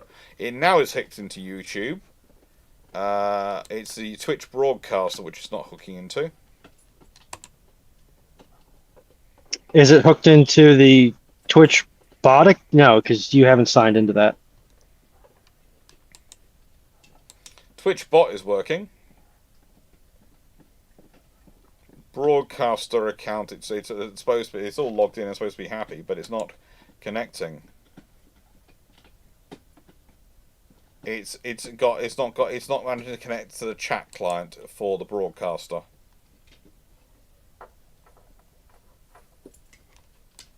Not sure why, but it's having trouble connecting to the chat client in Twitch.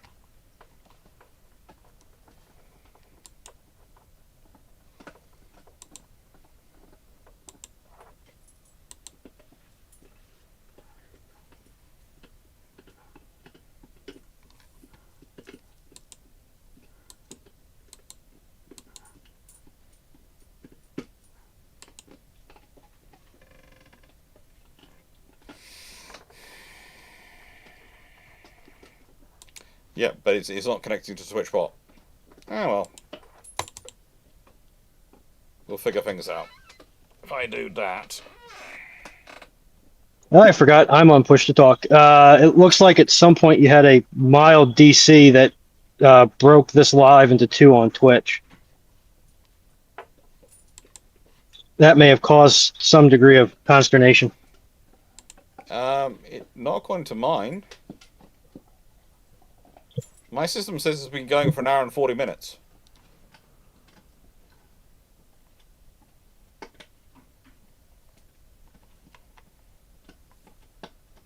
So I don't think that's caused any trouble on my Twitch. Huh, weird, because it's showing an available VOD. So, I don't know. We'll work it out. Okay. We'll do this. See if that works. Don't want to pick questions. Paul, we might have to. We're just going to try something. Leslie, go catch up on sleep. It could be not enough on API. There could be stuff going on in World Cup. Eddie Rudolph, you've put in a question which is very brave, but it might not be being picked up.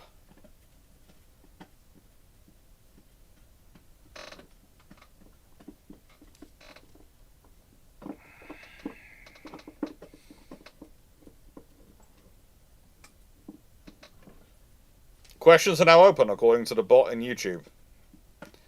So the bot on YouTube is working. But the bot on Twitch is... There is a Twitch bot connected. The Twitch bot is connected, but the Twitch broadcaster bot is not connected. It's not connecting to the chat client. So, I'm sorry, it appears that it's not working on Twitch. I have no idea why.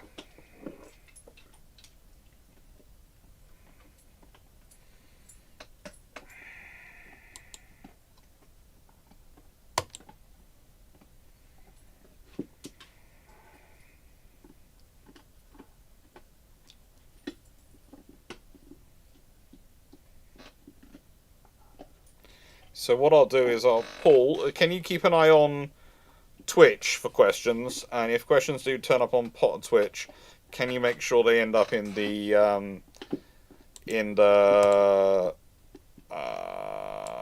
powder monkey? It just chatted. It just sent the announcement out in Twitch, so I don't know. Maybe the log jam is cleared. Maybe. We'll see. We'll see.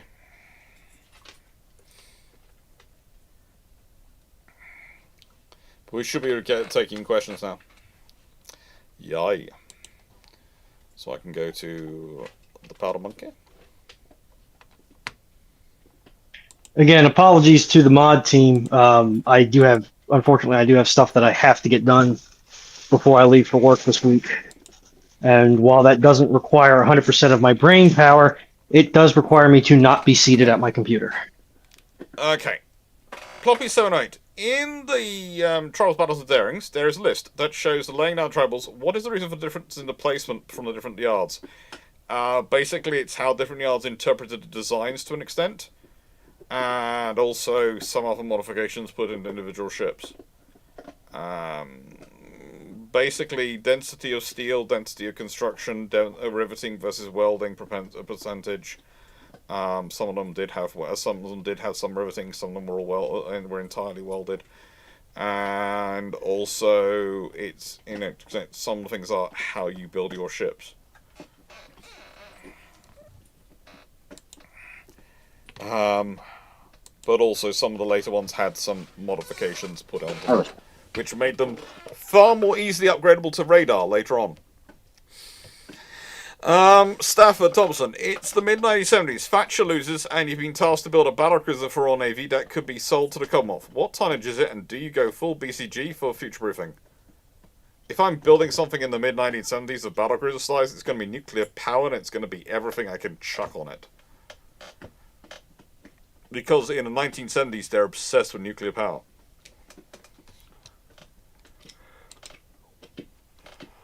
Basically, I'll be telling everyone you can buy the status of a Nimitz or a Nimitz or a U.S. Enterprise on a lesser budget.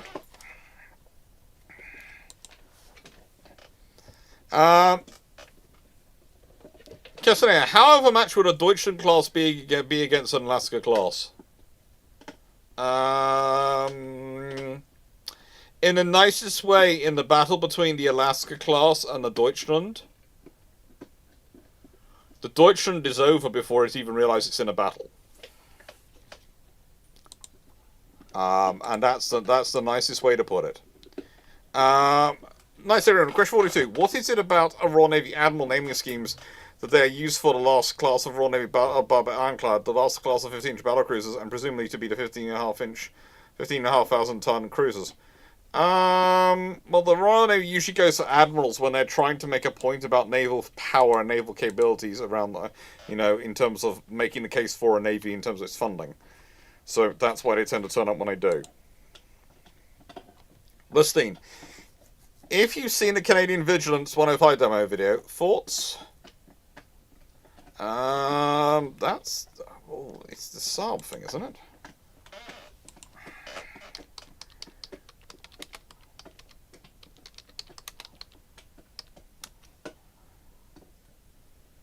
Oh no. That's the offshore patrol vessel. We'll see. I thought that was what they were calling their. I thought Vigilance was what they were using for their name for their. It was Arctic Vigilance, which was the program for airborne early warning. Not sure why. Um, it's a large, capable OPV. It's an OPV which is base level 16 cell Mark 41 VLS system, but it can be carrying a 32, so that's quite a lot of capability. It can carry 32 cells if needed. It's got a 57mm, it's got some 30mm naval strike missiles. This sounds like a frigate. Ice strengthening hull. PC6 levels of ice breaking.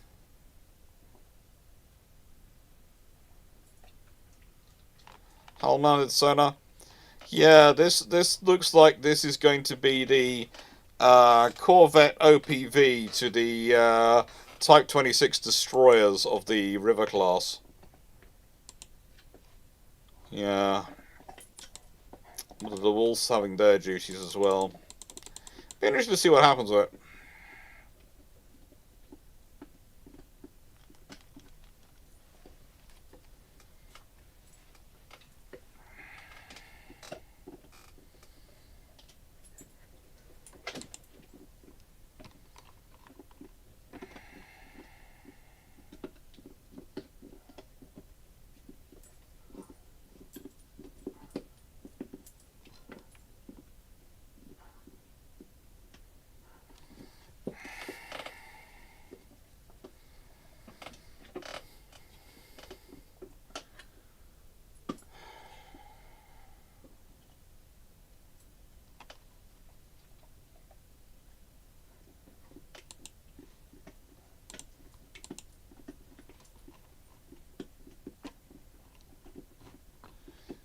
E-Bicom.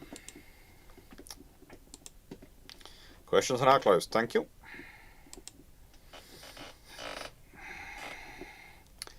Yeah, it looks interesting, but it also looks like they are basically doing a frigate subsidy. They've put in, they're building something which is going to fill in the frigate role below their destroyers.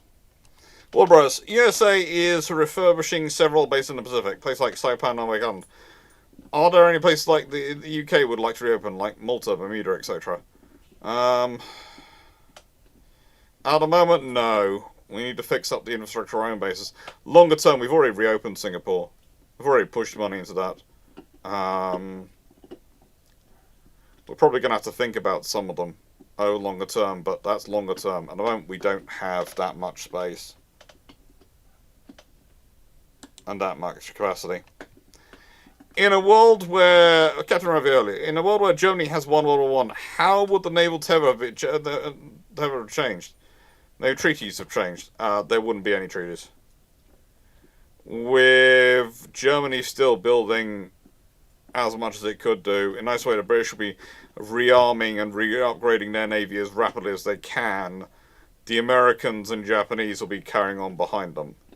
Basically, continuation of the pre-World War I scenario will be carrying on. I already had a question about FACAS. Right. Lions. Q&A. When would we expect to see your Flower Class Corvette book, and will we get a Trial Battles and Daring audiobook anytime soon? Audiobook? Don't think so, because that's going to be worked out with pen and sword. Corvette book, I'm hoping to get published as this year, as soon as basically, I'm hoping once all the building work is done, I get a good couple of months to do some work on it, and make sure all the editing is happy with it. And it's not nothing weird. The other day I spotted an extra T in it, and I still have no idea how that managed to get through everything's road for it. Harry Gudgeon, what frigate do you think New Zealand should select as their new frigate? Honestly, at this point, I would be surprised if they don't go Megami. Because all the people around them are going Megami, and Megami fits with their needs well enough that they might as well go Megami and be part of the crowd than go independent. But with what their government's currently doing and their government's currently acting in defence, they'll probably buy Type 31s. Poemus, did you manage to get any further editing on next book this past week? I answered that question, I think. I got some bit further, yes, but, not as far as I'd like to. I'd say, if the Japanese brought the Grumman F-14 Tomcat, other than likely removing the carrier gear, adding the indigenous JLQ and JPR-4, can we say the Japanese will want an engine replacement? They're probably going to want to build their own, yes. Nathan, 1776, Dr. Clarke, you are tasked with adding 2 shipyards for nuclear ship construction in the US. You can activate any former Navy yards or expand current shipyards. No new yards. What yards and why? I've got to get 2 yards nuclear certified in the US.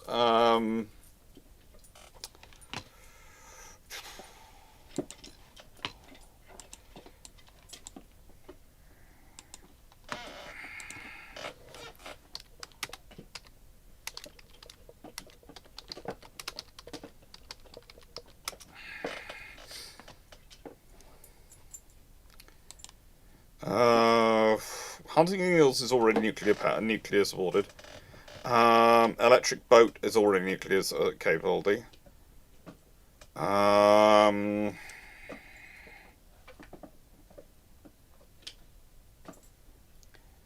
I'm probably going to go for Ingalls in Mississippi. Because, frankly, that makes sense. And...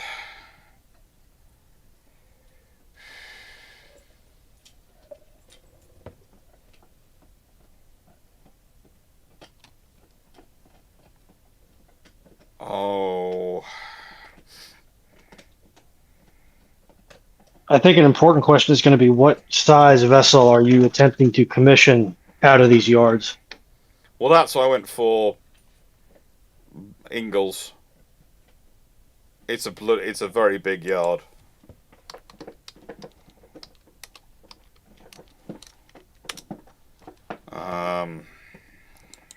Because, frankly, we've paved over a lot of our pre-existing shipyards.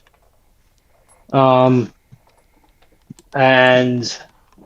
I guess you could try and get Philly to take SSNs.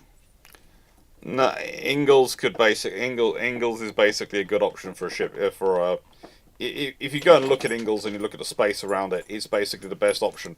If you wanted to build a yard, because I was having a discussion this week with which yard would I make into a battleship building yard if I was going to make one, it would be Ingalls. Because if you look at Ingalls shipbuilding, you look at its size and space it takes up, it is the easiest one that you could justify, I'm going to build something in this. And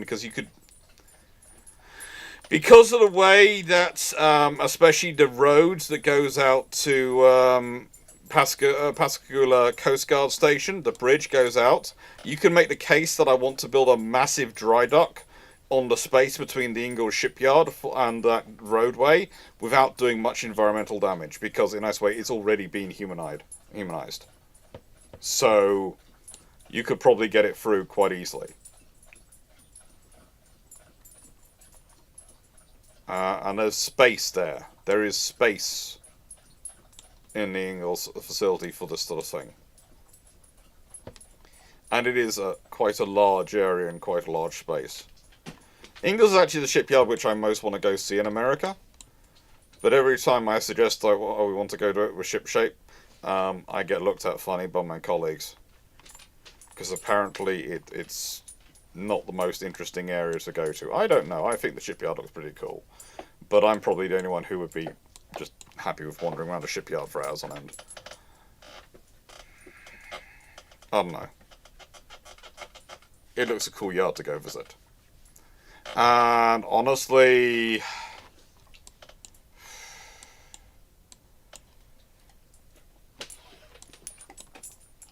you need a shipyard you need another shipyard on the west coast. Oh, hello. I know. Hello. Honestly, and if I was going to be building oh, good God, that's a keyboard. Hello, poodle. And that was protecting something which would have been even more painful. Hello. Yeah. Can I Look at my screen. No. Okay, Poodle. No, Probably it's going to be. only Poodle. It's got to be. It's probably got to be. If you're going to do it anyway, I don't want to do San Diego because it's going to be a blooming nightmare getting that through. You want to keep in nicest way. If you want to try and put nuclear in places, you don't want to probably do it in California. I've heard about their planning situation.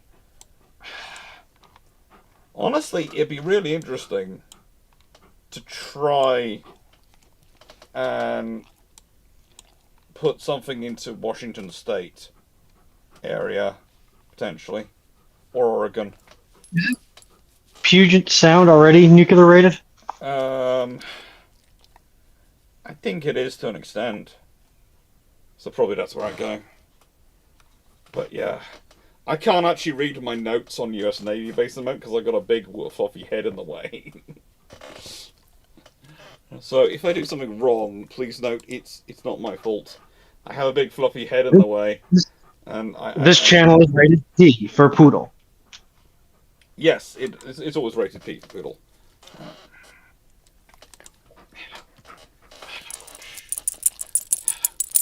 Could also be rated SPR for Standard Poodle, Raleigh. Yes.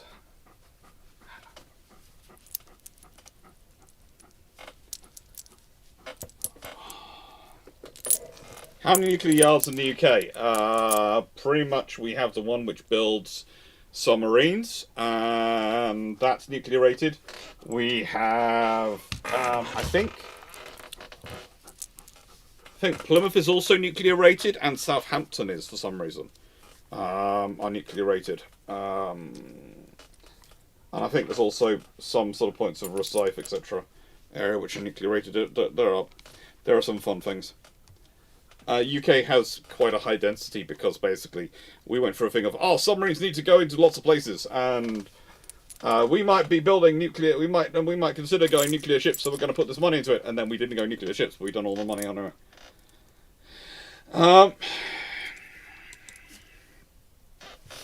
Sanford Thompson, could rigged airships make a comeback on us as drone motherships for prolonged engagement periods? Potentially, but they're also going to be massive targets. And that's the problem with a lot of these things. It's a case of theoretically you can do this, and it will be interesting to see you do it. But you're introducing a new target system you're going to have to defend, and that's not necessarily a bad thing. That's something you have to factor into it. What I don't like is when the assumption comes out that no, we can use this airship, and it can be useful for it. Excellent. How are you going to defend it? It'll be beyond the enemy, so anyone won't be able to attack it. How are you going to defend it? Nothing's going to be beyond the enemy. How are you going to defend it? It's like one of the discussions which came up about the Oliver Hazard Perrys, continuing on, was, would they not stealth? Yeah, it's very difficult to stealth their design, but do they need to be stealth for their role? Do the Perrys need to be stealthed for their roles? The roles that you're asking of them? Literal combat ships, I can argue yes, but do the Perrys, for the role you're asking them, do they need to be stealthed?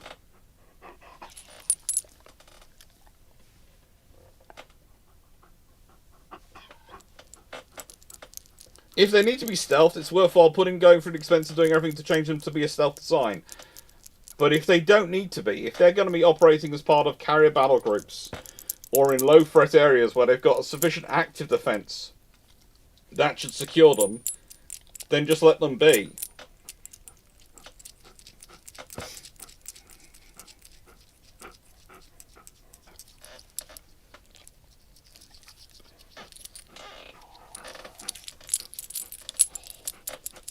Sorry, Poodle getting pats. Poodle needs lots of pats. Oh, poor Poodle. 1901. Oh, good one. How is it ridiculous is the idea of Tier 8 Datong? She's a Product 30 BS equipped with 2 quadruple 4-inch turrets with vertical layout. That seems like a rather large ship for rather small guns.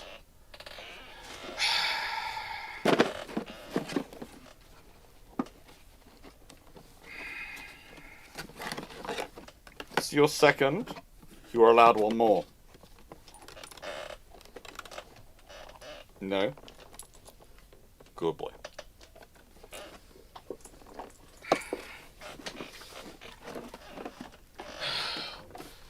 Don't ever tell your mummy how soft your papa is. Okay. Do you have a unicorn book or something that is rare out of print? I have a few first editions, but this one is this book is one of the rarest ones I have, which is a recent publication, which is Tsushima, Japan, by Phil Ford, Japan's Trafalgar. It's a really cool book. It is a really cool book because it actually gets to look at a lot of the Russian sources as well as the Japanese ones. It's one of those books which was produced in a period where these things are rare. I also have a lot of the Brassey's Naval annuals, the old ones. Yeah, I basically have a standing order with certain people to collect me to find books if they spot them for me. There are like 4 shops which will phone me and go, "Hello, Alex. Hello. We have these 10 books in. Before we put them up for sale, would you like to have them?" Yes. No. Got it. Got it. Yes. Yes. Got it. Yes. Got it. Do you want to know the prices of them? My bank balance is saying no. My accountant is saying yes. Go on, tell me. Question. Yeah. So, I agree and understand culturally that calling Tsushima Japan, that notable country in the South Pacific, calling Tsushima Japan's Trafalgar is pretty accurate. But I remember you saying previously with Trafalgar that even if Nelson loses, you still have another fleet for the Franco-Spanish force to have to get through before they can menace the British Isles. Yeah, you have the Western Squadron, My then you have the Channel understanding is Squadron, then you have the Northern Squadron. So you have about 3 more squadrons to deal with them. for the IJN. Yeah? They don't have anything. Oh, okay. Yes, so the IJN, once they run through, if they lose at Trafalgar, they don't have any backstop. Yeah. Am I understanding you correctly? Yes. Okay. So it's far higher stakes for Japan than Trafalgar was really for the UK, despite the historiography and the way that historians also going, if Trafalgar's lost, then Napoleon takes over the world. No, if Trafalgar's lost, then the Franco-Spanish fleet gets to run into the Western Squadron, which goes, hello. You beat the fleet that was smaller than you. That's good for you. Now welcome to the fleet which is twice your size. Oh, and by the way, behind us is the Channel Squadron, which is also twice your size. And by the way, beyond that is the North Sea fleet, which is being reinforced by everything's being scraped out of the Thames and Medway estuaries as rapidly as we can get it out of depot, which is going to be again about twice your size. You shouldn't be getting ads every 15 minutes. I do ask if you tell me these things, because if you are getting ads every 15 minutes, it means I have to have an argument with YouTube. And I will have that argument. I'm happy to do so. Because I set it to every 30 minutes.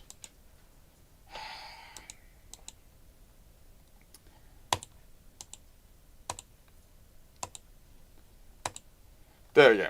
Done. But Doc, what about Alphabet Company shareholders? Who's going to think of them? Well, when I realise how much of money of each advertisement that they get paid versus I get out of that, I get paid for it. Let's put it this way: this is the point I'll make for YouTube for content creators. If you are below roughly 200,000 subscribers, I think it is, on YouTube, and roughly 25,000, I think, on Twitch, but I'm not 100% sure, then your advertising revenue income is going to not make up most of your income from YouTube or Twitch. It's still going to be the overwhelming majority is going to be super chats, memberships, and super thanks.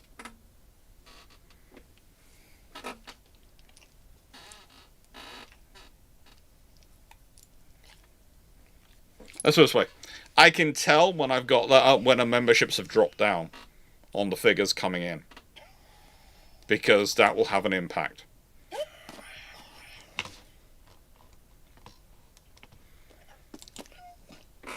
Hello. Yes, you want something. Probably bedtime, knowing you, but no, not happening yet. I know it's 20 minutes till bedtime, but you're not going yet. You go when someone comes to collect you. We've been over this before. You can hassle me all you like. But yeah, that answers that one. And let's do this. And Steve will take in about another 15 once the bot starts being happy. Hello. And whilst it's doing it, I'm going to see if the poodle can go to bed, because the poodle is demanding bedtime. You're taking in questions now. Should be, once the bot's working. Once it responds and is happy. So I'll wait for it to respond and be happy before I disappear off. The bot hasn't actually responded yet, so whether it takes things in or not.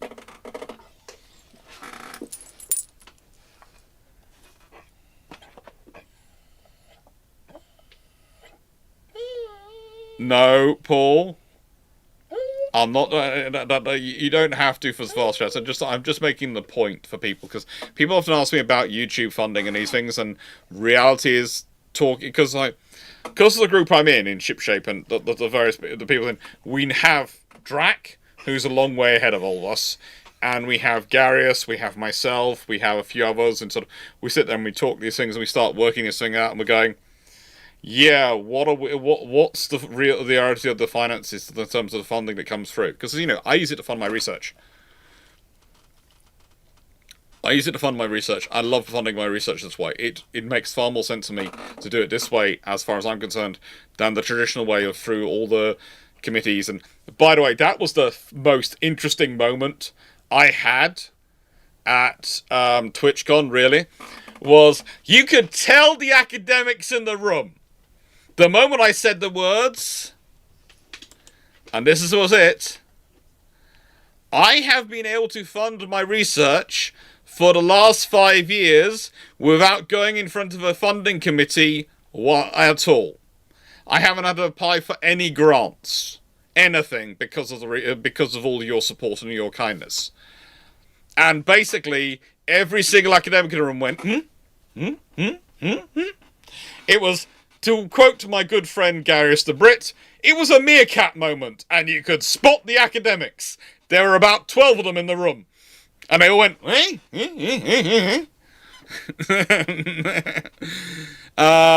then. So, Night 6831's questions got through, and now you can start putting in questions. So the questions are open. And we'll take it in 15 while I sort out Raleigh. Okay. Good boy. Come on, me.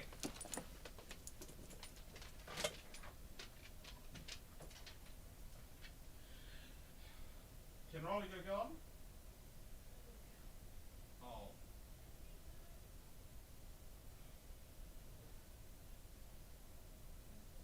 No, I'm sending Mum in garden.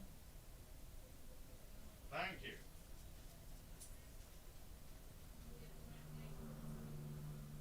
Oh, so he can't go out? Okay, I'll put him out and I'll watch him. I'm live, but I'll go and watch him, yes.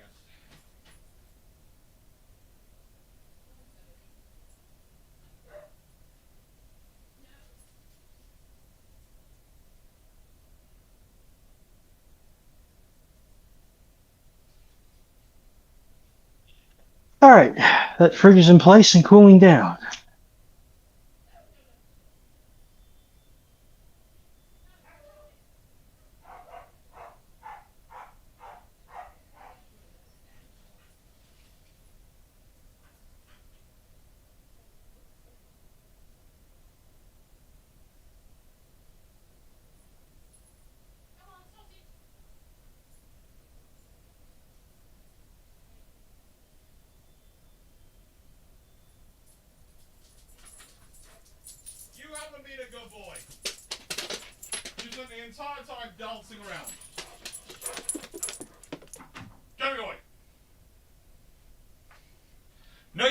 being a good boy. Go be a good boy. I will know if you don't go. Sorry, poodles. Poodles. Poodles. Have you been a good boy?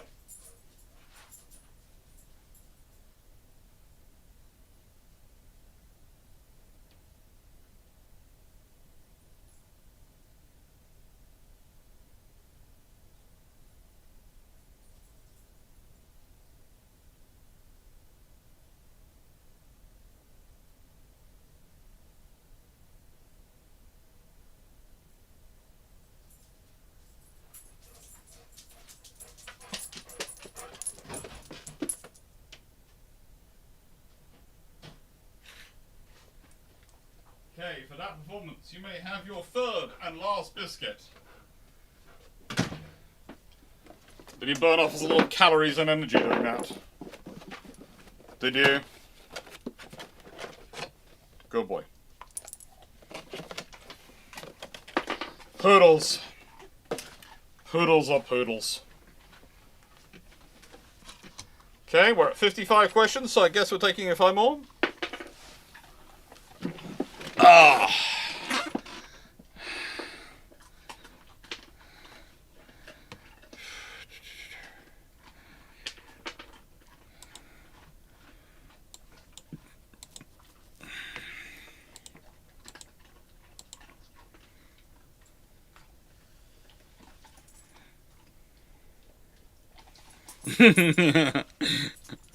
Oh.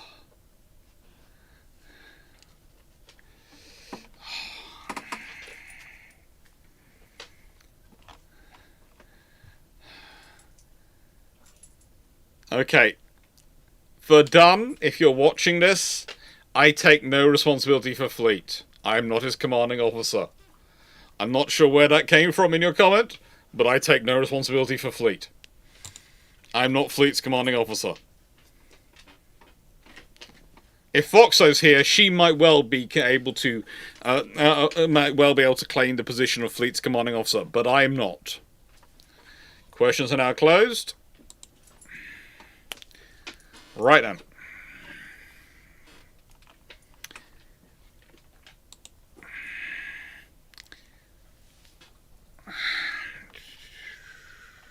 Do I want to know what has come up to prompt that statement? Verdun commented that as far as he thought Fleet was commanded by me. Yeah, on the video, which was about fleets and squadrons and those things, and I went, no, Fleet is not commanded by me. Yes, I think Fleet would have been ordered to pick a different flagship if that were the case. No. You're saying Drax, my commanding officer. No. He's a very good friend. But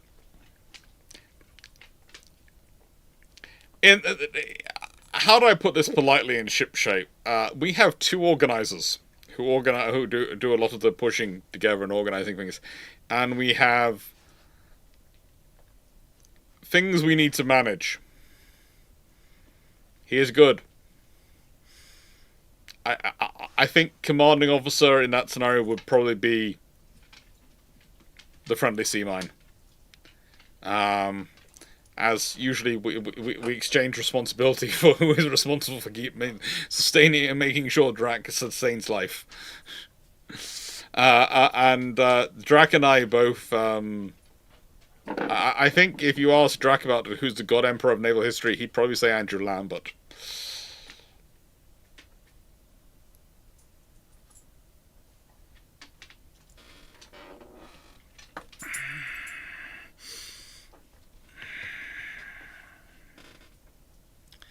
Now, Knight 681. Thoughts on Tier 10 Conteverde. She's announced in World of Warships Dev Blog 15.4 and looks to be based on the Fernando Calzón proposal 1921, armed with 16 8-inch guns in 4 quad turrets.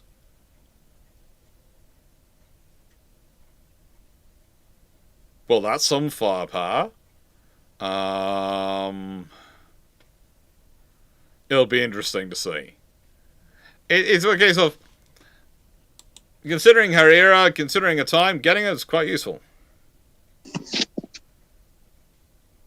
Nightbot, that's what you do. You turn up and you start telling people off for spamming. You have done nothing at all evening. And the first thing, poor first Penguin Lord turns up, sends 4 emotes, and you immediately tell them to stop spamming. Just, yeah.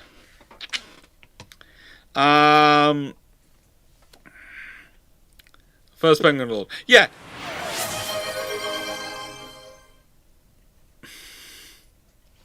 Literally, you turn up, and the Nightbot goes, "Hello, First Penguin Lord. I am going to tell you off immediately." Thank you for the stretch. Obviously, Nightbot does not believe that. I'm going to use the hydrate rule to go get some Iron Brew. Obviously, Nightbot does not believe that Penguin should establish a sovereign nation. I got Iron Brew. I'm happy.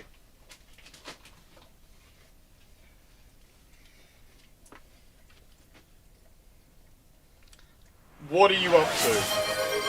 You're licking stuff. Okay, you're licking the floor. We'll just leave it there.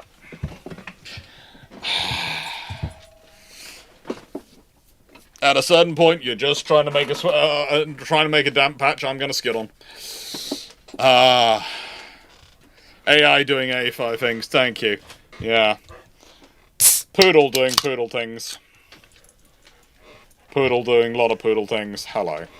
Okay, say what you will about Nightbot. Unlike most AI, it is actually somewhat useful. Heresy! All AI is useful. I mean, for passing money. Okay, here is a fun story about AI. So, on the way up to Leeds, there was some gentlemen having a conversation about using AI for their essays at university in front of me. They're sitting having a conversation. What was even more funny was they go to my sister's the university my sister is a lecturer at. And yes, I might have passed on what they were saying to my sister, who passed it on to her bosses. So they're going to have fun. Moral of the story is, if you're going to have a discussion about this sort of thing in public, please A, don't mention which university you're at. B, don't start listing your lecturers. And realistically, I didn't tune into their conversation till they started talking about my sister, as in the other Dr. Clarke. And then my brain went, hang on, they're talking about Dr. Clarke. Are they my students? Oh, no, they're talking about another one. Okay. Oh, and then they said the university name, so it was definitely my sister's university. Oh, frigate. As you see... Pro tip, kid. If you're going to talk breaching academic contracts, practice basic OPSEC. Yes, because normally if someone was talking about this in front of me, I would think we're on a public train, I'm not going to get involved, even though ethically, morally I should be, but if they're not giving me the details on it. But the moment they're mentioning it's my sister's university, they give me that detail, and it's my sister. So it's a case of, I am going to go and tell my sister this is a problem, because it's the sort of thing which can come up in the mark scheme and the evaluating the university later in the year, and can cause the academics issues. So, whilst a university which I have no affiliation with, and I have no contacts with, I would probably maybe send something through to, but probably wouldn't, because that's just how much notice they're going to take of some random person emailing going, this is what I heard on the train. If it's someone I'm connected to, especially familiarly, I'm going to actually perk up and start listening.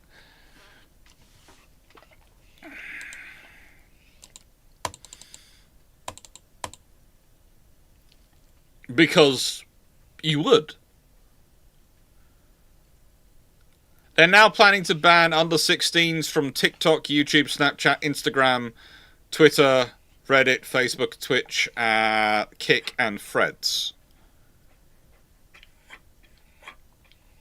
I agree. Oh, Good luck with that.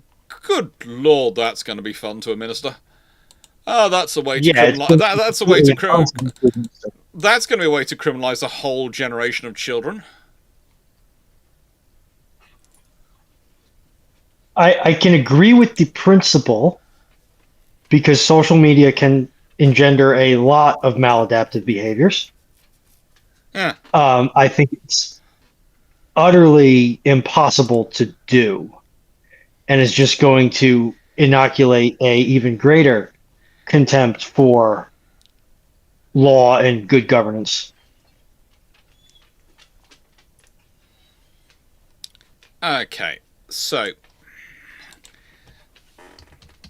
I do love this when people ask me about various rebellions in American history, and I'm going, what? Which one is it? It's the Regulator Rebellion. Huh? The question we have coming next on Discord, and it's stuck there, is from Bowman Boy. What if the Regulator Rebellion in 1760s Virginia succeeded? What about Shays or the Whiskey Rebellion? Well, I'll look up, and I'm trying to work out. You've put the Regulator Rebellion in Virginia. I've got it in Northern Carolina, and this is the thing that's confusing me because I thought the Regulator Rebellion was North Carolina. Okay, but maybe this person who submitted the question is objectively correct in believing that all of America should be considered Virginia, and we should have Pax Virginia again.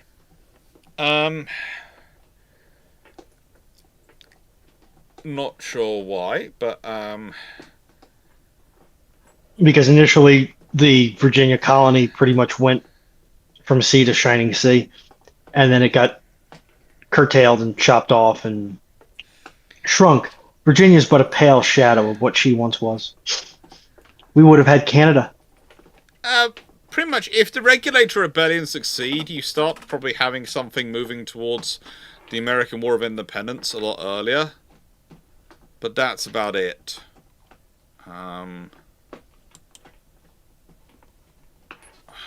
It's a case of any of these sort of rebellions start to succeed. They're all sort of building up towards it, but if they do succeed, they what's the funny thing is usually they're going to, we want better tax systems for us so that, you know, it's better, more equal to us. And these look at people are funding it tend to be the rich people in the settlements because they're the ones who are actually paying more taxes. And the idea is they're going to get less taxes. And the trouble is governments need to pay for things, and if you still expect governments to do things, then they need to raise that money somehow, and that usually involves taxes.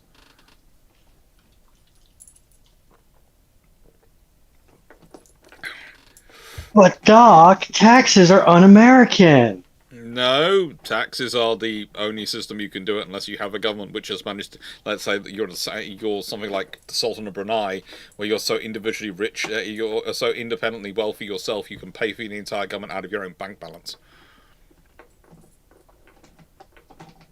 This is why I find it funny when people go, Elon Musk is the world's first trillionaire, and I go, really? Really? I'm fairly sure there are other trillionaires out there.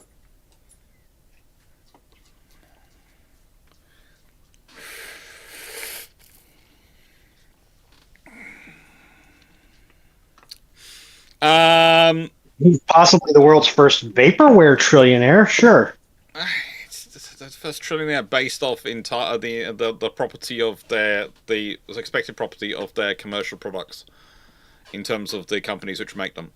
And let's be honest, if with the way things are going with SpaceX and Starlink and all those things which are being linked into SpaceX, it's massive.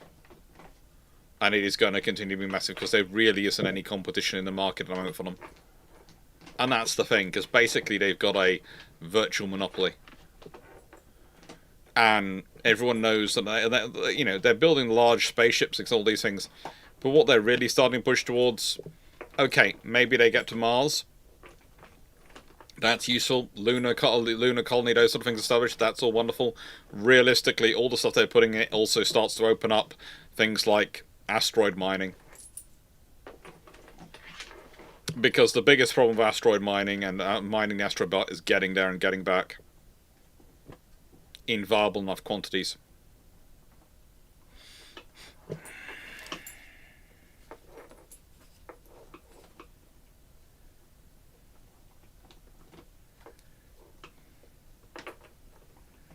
Listen, we didn't burn the White House down. The Empire did. Technically, it was Canadian troops for working for the British. Working for the British government did. Technically, it's the British because there were British officers involved in it and a few Marines, but it was mostly Canadian troops. So we're not quite sure which one actually set fire, but we do know they looted the important thing first. They got the victory dinner out of the victory meal out first before the place burnt down.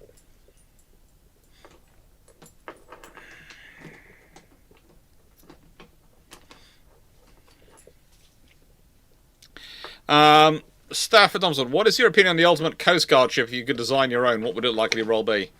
Well, it depends on the nation. If I'm designing for Britain, my Coast Guard ship is not going to be that massive, whereas if I'm designing for Canada or Australia, it's going to be a lot bigger, or America, it's probably going to be a lot bigger, because it's going to have different functions. That's the thing, is Coast Guard ship depends on who you're building it for and what they're going to do it for. For Britain, Coast Guard is border force. Border force is broadly speaking, doesn't carry heavy weapons because their job is literally border security and maritime security. So you need something of roughly to probably 2,500 tons. It needs the ability to carry and sustain a helicopter, for being honest, to rapidly deploy RIBs, that's rigid inflatables, and basically to have storage space for both people, a secure storage space for people that's also sustainable. Should only take them aboard. But it needs the ability to patrol for days at a time, but doesn't really need long range. And it's going to have to go into the North Atlantic, so it's going to have to be fairly big in terms of its sea state capabilities. But again, it's not going to have to be complicated. It's going to be diesel powered. It's probably going to be probably diesel electric, and it's probably just going to motor around because it's not going to really need to be super fast. But if I'm designing it for the Canadians, if I'm designing it for the Japanese, if I'm designing it for anyone who's dealing with China on a regular basis in the Chinese Coast Guard, I'm probably talking about a 76mm gun on the front. I'm probably talking about various weapon systems, which isn't really needed for the Royal Navy's one, because let's be honest, most of Britain's problems are with their next-door neighbours are also members of NATO, and they're not really having that level of confrontation going on.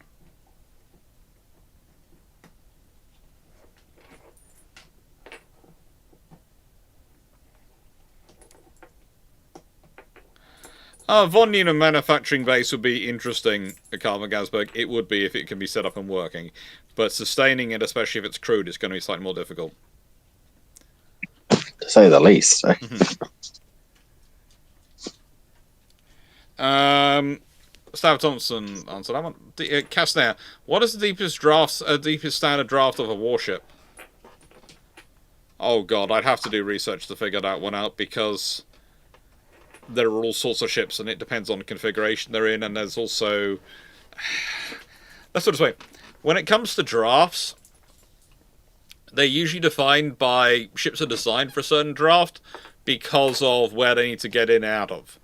So you look at a nation, which is the nation which has to least worry about harbours in terms of harbour depth and doesn't have to go through canals.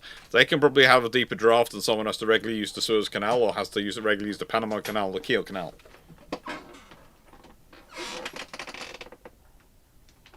Raleigh! Why are you chewing my suitcase wheel? Excuse me a second. I thought you were chewing your toy. You've chewed up my suitcase wheel instead. I'm gonna have to replace that, you know. You've literally got, sitting here, a fish head bone. And you've been chewing up my suitcase. Excuse me a second. Poodle's going to be told off. Oh,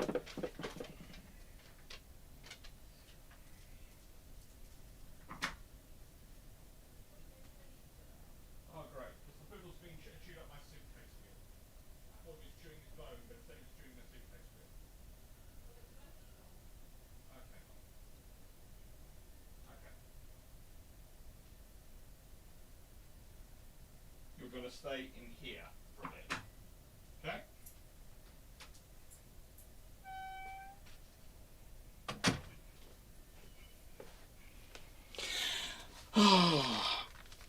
Poodles. Poodles. Right. Little Orange has had one of its wheels chewed up. I thought he was chewing his toy, and it's literally sitting there, but no. Oh, I don't know, dogs. Wheel had better mouthfeel. Yeah, I'll just have The to. wheel had better mouthfeel. I'll have to clean it up so it can work properly, because I'll still need to use it or replace it. I wonder if I can replace those. Probably can. Pause. Q&A. What would you from Lions? What would you choose to be your mastermind chosen specialist subject? My guess is Alex chooses the 1956 Tribal Class Destroyers. Mastermind specialist topic.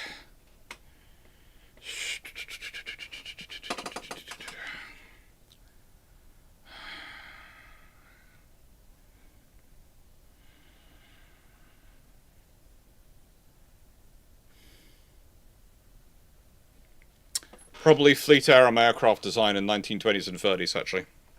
What I did my PhD on, basically.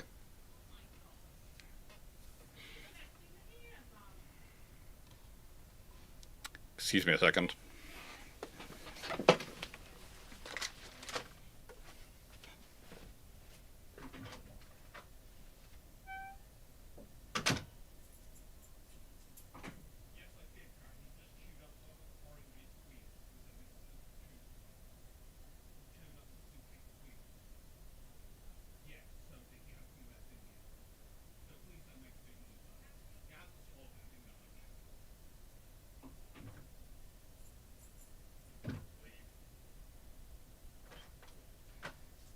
Sisters.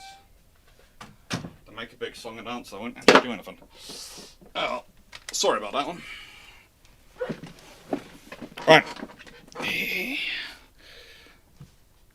My dog does have opinions about trolls. He doesn't know. BBC. Yeah. Yeah. St. Jean. Would placing the BBGN's nuclear reactors under the VLS array ameliorate some of the cost of refueling? Put out cells and you have an open shaft, less death plating to cut through. It could, if you're thinking about that, but also you're putting a whole lot of explosive firepower on top of a nuclear reactor. So probably not a sensible option. It's actually easier to design things like what I would normally put above it if I was in charge would be things like accommodation spaces, so, or potentially the command and control center, because when I'm changing the reactors around, I'm probably ripping out the CIC anyway and replacing it. So basically, I would design it with things which I'm going to be ripping out anyway, as the things over it.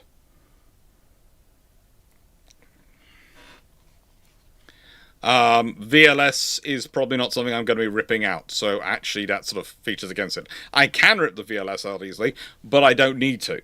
Whereas, if I'm going to be ripping out the command and control center and those things anyway, I might as well put the reactor underneath it. What would be the disadvantage of 3 10 to 12,000 ton tire class cruisers? Probably their size would be viewed as being massive, but also if you've got something which is that big, the odds are they're armed with something other than 6-inch guns.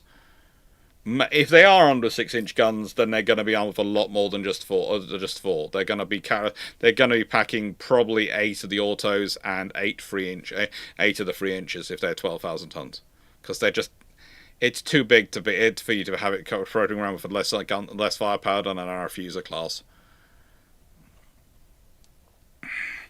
Ploppy78. Do you think there might be a place for modern small flagship to escort shipping in restricted contest waters laws been running? Potentially. I've talked about the Type 31 being a flat class. You could build a flak OPV as well.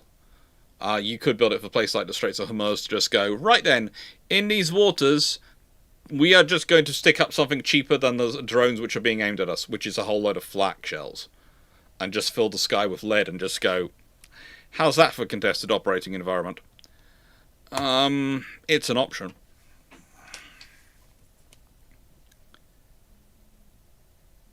Elias Buhut, did the Italian Navy accept compromises relative to what they wanted? Yes. Because there's what they wanted and there's what they had the infrastructure and funding to build.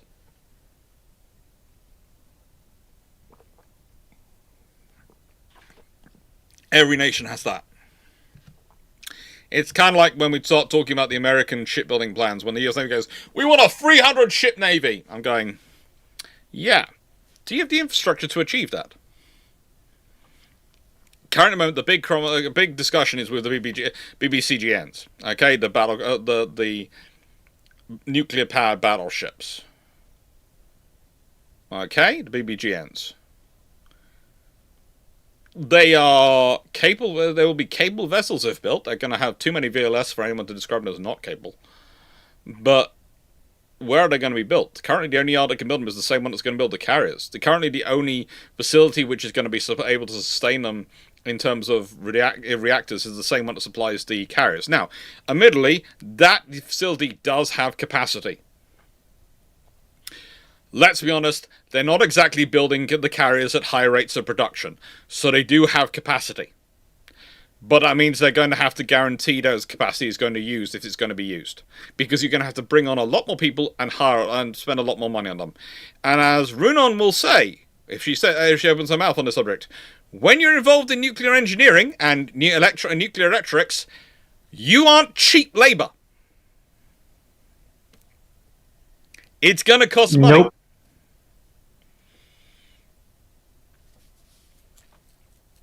If for no other reason than you are basically looking for people with clean criminal backgrounds. Mm-hmm. Above and beyond what you may be able to get away with in a naval shipyard. Yep. And that's especially true for anybody who's going to be working in the floating equivalent of containment. Yeah. And Steve Clarke, 5 ships which should demand a treat like a poodle? Basically any destroyer. Knights Everyone, is the World of Warships ships armed with 16 8-inch guns or 9-inch guns in 4 quad turrets? All that is so dumb they never had a chance. No. Quad turrets were something they were working with. Quad turrets do make sense to an extent in terms of a spacious efficiency thing. Myself, if I was going for a cruiser, I'd be going for 12 guns in 4 triples. Because I honestly think the quad, whilst it does add space, adds a level of complexity which actually gets in the way of the cruiser's cruising operations. You can get away with triples. I wouldn't go for quads. And I would say 12 9.2s would be perfectly fine. But, you know, it gives you extra firepower. It gives you an extra gun, an extra barrel, an extra shot at table. That's the reality of it.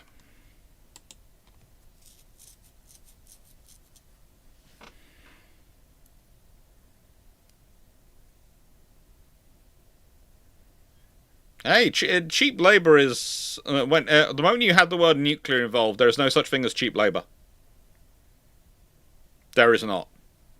That's what the British government runs into. That's what every government which has a nuclear submarine program runs into every single time they're building submarines. And every single time they goes, well, we didn't predict the rise in cost of employment. Well, that's because the people you're employing are A, very qualified, B, you're competing with civilian markets who will pay a pretty penny for those people, and C, as cost of living goes up, etc., they're going to want increases in pay. And, yeah. Their life is expensive. But they're kind of... The thing is, when you're talking about people who work in nuclear industry, you have to remember that it's kind of like when you're talking about doctors. They tend to be cash-rich, time-poor. And they have to be cash-rich because they're going to have a lot of time taken up by their work and a lot of restrictions placed on their work on where they can go and when they can go on holiday. And so they need to be able to pay to be able to go where they want, when they want to. And if they have a family, that just gets more expensive because that's going to be term time. Oh, it's going to be outside of term times and all those things. So, yeah. For their jobs, they're usually paid very well and have to be. Because otherwise you won't get them.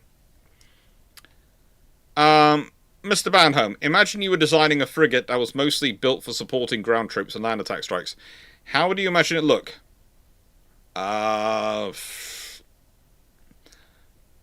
Biggest deck guns, probably a couple of the biggest deck guns I could get on it.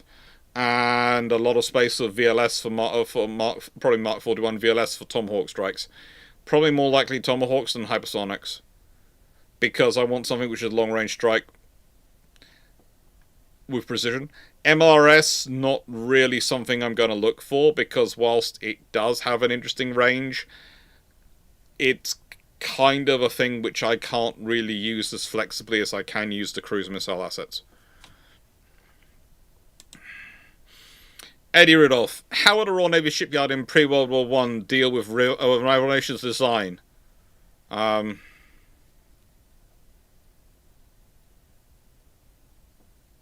a rival nation's design that was popular and widely exploited like the modern Miko designs. Basically, they built more of them. The British were producing the equivalents of the Mikos in the pre-World War I. That's who was doing it. Look at who's supplying most of the world's destroyers, most of the world's... This is the secret. The British are not only building the world's largest merchant marine and sustaining it at that time, they're also building a lot of everyone else's merchant ships. The British are not only building their own navy, they're also building a lot of other people's navies as well, in terms of their destroyers, their cruisers. This is the reality. So the British are it. If you have someone trying to compete, when the Germans are trying to compete, when the Americans are trying to compete at that time, the British will just outscale and underbid them. And probably use some other means as well to secure the contracts.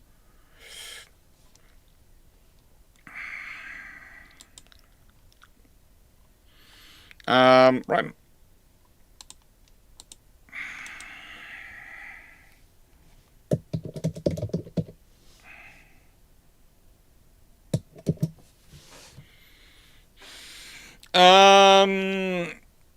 St. Jean, instead of allowing more money into railguns, what do you think about updating the 1650 naval guns? Autoloading single turret, modern powder, projectile shaping, advanced munitions. You can produce a really good gun that way.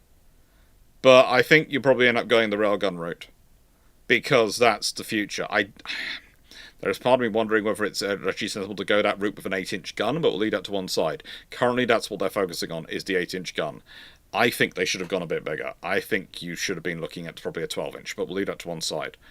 Why am I saying that? Because the shell scales up, and all the systems can scale up in terms of size, and you're not working in such fine points of detail.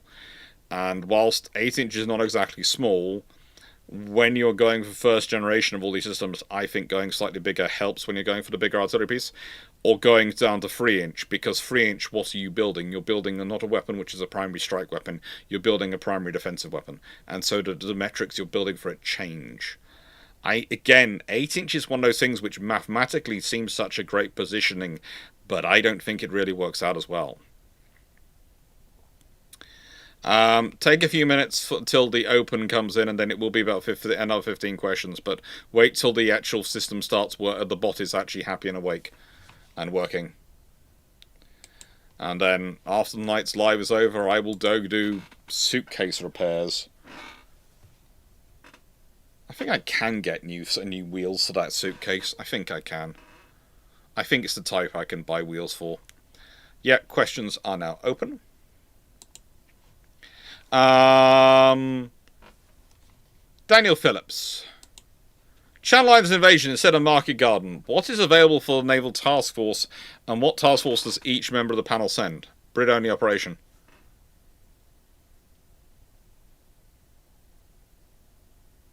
I want to take the Channel Islands back.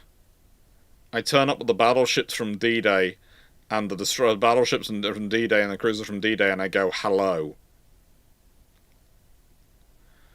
I deluge it in aircraft, and anything moves, it's gone. And then eventually I put some troops ashore. Probably on some of the more isolated beaches, so that we make sure we don't have to shell the towns to actually get them. And once we're ashore, they're probably going to surrender, because at that point they realise they're surrounded. Yeah, do the big blue blanket now with extra tea and crumpets, and yeah, do a dry run for Normandy, basically. Well, it's instead of Operation Market Garden, so you're doing it after Normandy. Oh, well, I mean, you have all the assets in theater to do it, so I'm not quite certain why you would do it at that point, but what do I know?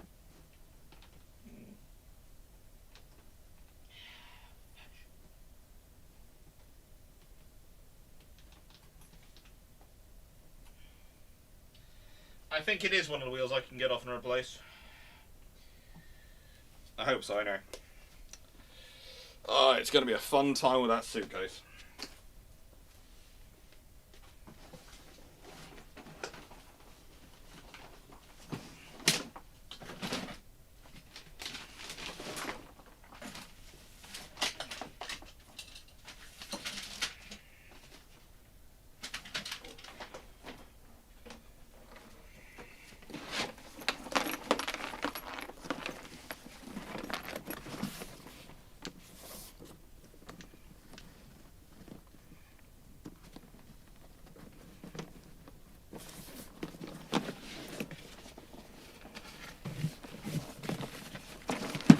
Now, luckily about this suitcase is it's got internal zipper access, so you can get into these sort of things. And yeah, it's got four. Oh yeah, I can get that off. I can get that off and replace it. Actually.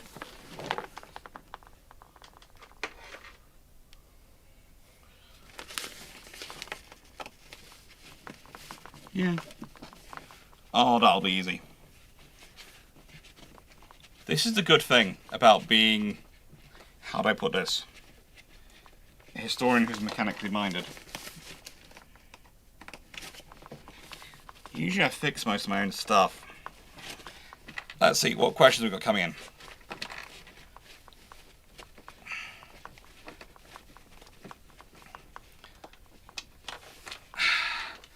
I would prefer, if I was doing it, I'd prefer to go to Antwerp myself. Go to Antwerp by sea. Market gun could be more interestingly done. I always thought that if they combined it with an amphibious assault as well, and had that coming in behind the Germans, they'd have put the Germans in an absolutely impossible position that the Germans would have to back out of.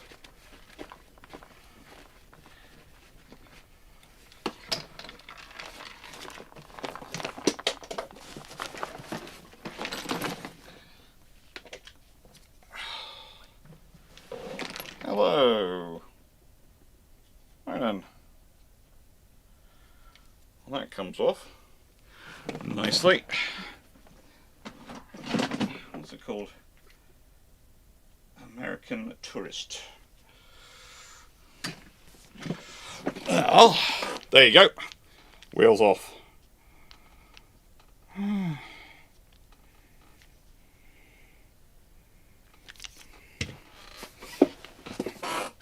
Let's see what we can do about it. Right then. Questions haven't finished yet. Let's start going through them though. Knight 601. Would the American cruisers have fared better than the Edinburgh subclass if they had hit jump? No. No one's going to fare better hitting that mine. It's a massive bottom mine. It's designed to break ships' backs. That's what happens. It does it very well.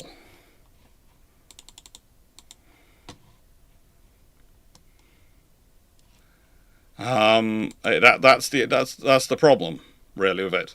It is designed to do it, and it does it well.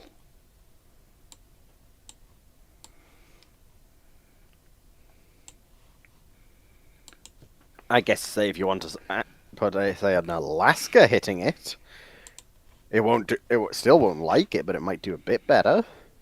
But yeah, that's an I feel that's cheating at that point. Yeah, that's kind of an added context problem.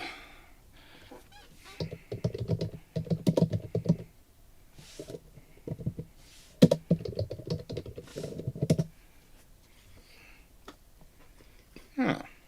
Also, I've wrangled a fox away from a crocodile locomotive. You have?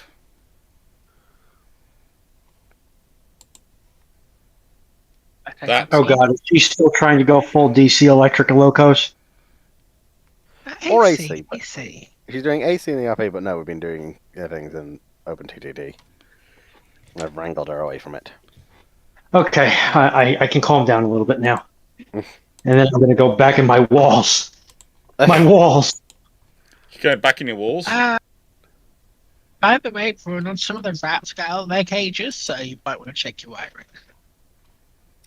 Can you not make that joke on an open mic? Because, you know, there are people that are interesting and have no sense of humor. It's a fair request. Yes, it is. Don't worry. It's a fair request. Okay. Anyone with a sense of humor, Dr. Clarke would have driven off long by now. That's fair as well. That is fair. That is fair. I will accept that.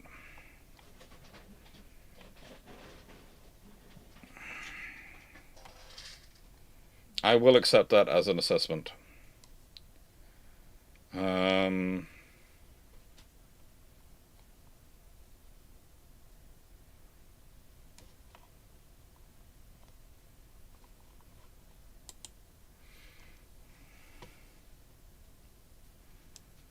It's, you know, I would prefer it wasn't the assessment, but I understand it and accept it. It's a little bit cruel, but...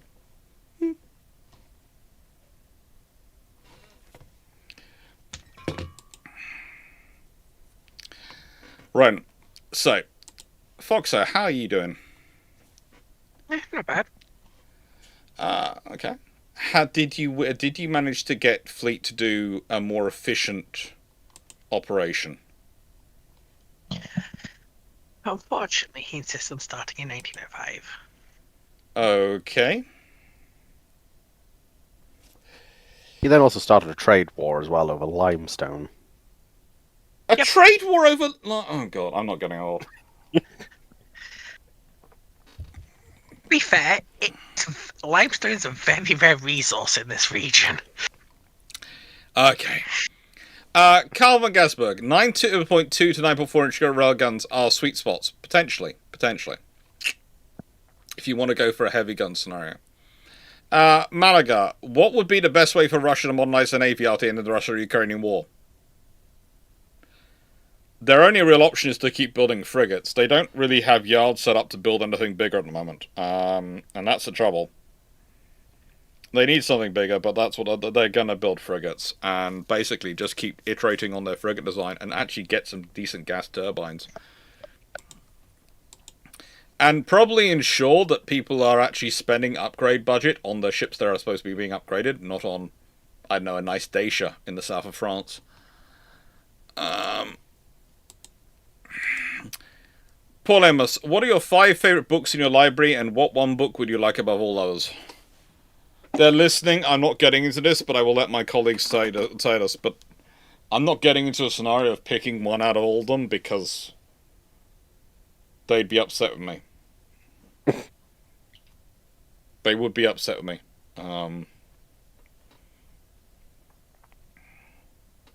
The one I have to admit I use occasionally as a bit of a style guide for how to approach things is this one. But I'm not going to say which is my favourite book. Because I think his favorite book would be the book that provides the primary source telling what configuration Agincourt was being built. Yeah, if that book existed, I'd be a very happy man.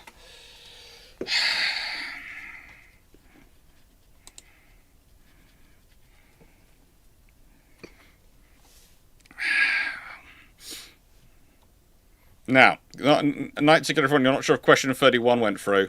Let me reassure you, it has got through.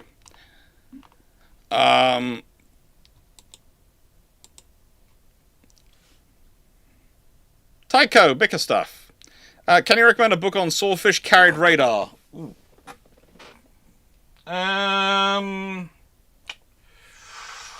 With Naval Wings by John Wellham has a good section in it, and there is Swordfish by David Ragg. So Swordfish by David Ragg and John Wellham's Naval Wings are probably your best bets for a good section on it. But honestly, they're really... You are talking about sections in books, not a book itself. Wings on My Sleeve by Eric Brown. Eric Brown's book on his description of swordfish he was involved in the testing of radar on swordfish, is pretty good. But yeah, there's not really a book which is on the radar itself, if that makes sense. Nice hearing. Why was the modified version of Fletcher class initially suggested for what would later become the 1959 Akizuki class destroyers? Because they're building a design, they are trying to work out what's going to fit their needs, and that's a good enough base point, as good a base point as anything to start off with, especially as they'd been operating with those.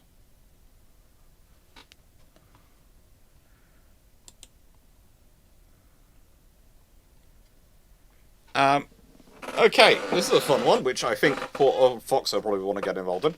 How did the Royal Navy detect the captain coffin in 1788 keeping false muster, which I'm assuming was to rip off the exchequer?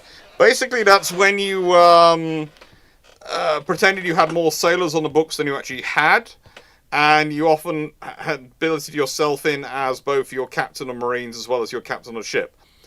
Honestly, the way you work it out is someone's wandering around and checking. There are going to be other officers on the ships, and this is occasionally why the Royal Navy like to have some officers who were independently wealthy. Independently wealthy officers were usually had sort of things like honor and didn't think about things like, oh, that's extra money. There's also usually a few officers who, how to put this, who are thinking this ship might actually end up in a fight, might want to actually have those crew aboard. And most importantly, the person on the ship who you really rely on is the pusser, to try and keep an eye on things. And thirdly, this goes for corruption in any form. Mm-hmm. The best way to stop it is to have the ship doing something. Because if you're being fraudulent, especially with stuff like crew numbers, if you're told to do something and you can't do it properly, is a very good symptom of it. Yeah. And that's how you get investigated by people you do not want to be investigated by. He was removed, Steve, if I remember correctly, that particular captain. But I can't. I've read so many cases, I can't remember his exact case off the top of my head. But basically, he was found out quite quickly. It's one of those things of, you can keep it running as long as the ship's in harbour and no one's paying attention. The moment people are paying attention, there are issues. The RM would contest they were paying enough money. Remember, as one of the captain is actually quite a well-paid position, even this period. So yeah. From what I've read, though, militaries, especially the Royal Navy, was willing to accept a certain level of loss and corruption if you were competent at your job. Yes, basically, they could overlook, if the captain decided he was going to be his own captain of marines, they would overlook it. If he was that guy. If he was competent. It's when you start going, yes, I'm drawing pay for 50 sailors, which I don't have. No.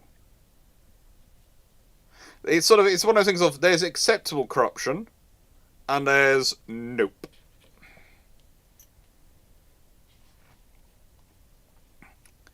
Bono, from the first Penguin Lord, what is the Doctor's favourite 40k faction?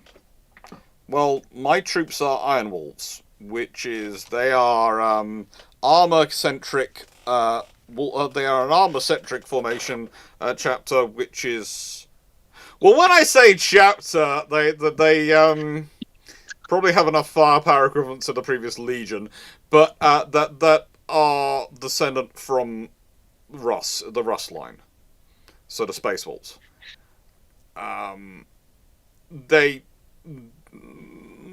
Their particular... how do I put this? One of the things that we're able to work out that they are mine, in terms of wolves, is that their wolves, when they have them, are either black and white or orange and white in colouring.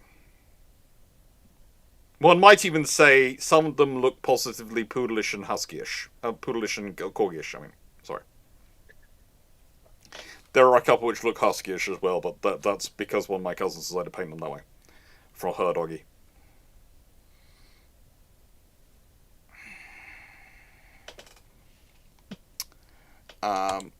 Nice to hear everyone. As a first-rate ship of the line was the battleship of the day, well, so was the second-rate and third-rate ships of the line. They were all the battleships of the day. What about us? The fourth rates are sort of this weird sort of heavy cruiser, battle cruiser sort of scenario, if you really want to think about it. And fifth rates are frigates, which do the cruising role. And then there are the sixth rates, which are basically, how do I put this? They're usually sort of sloops or small frigates or post ships, as they're sometimes called.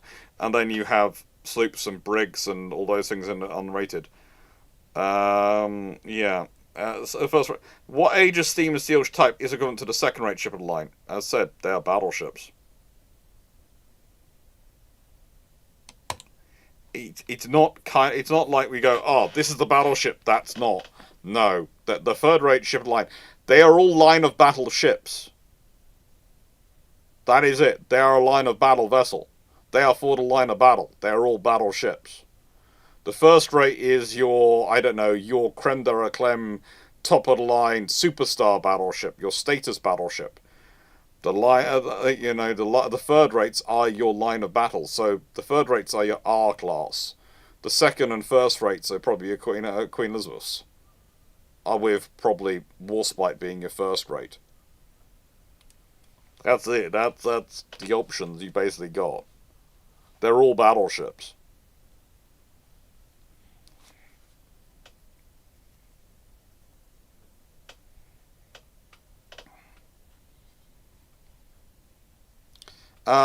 Staff Thompson, what would your ultimate ship be constructed around? What would your around with twin Otto 76mm mounts? I'd have a lot of those. I would have a lot of them.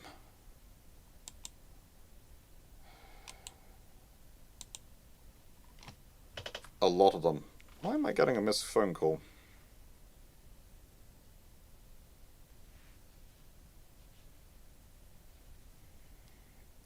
Oh, yeah, they're worried. He didn't eat anything.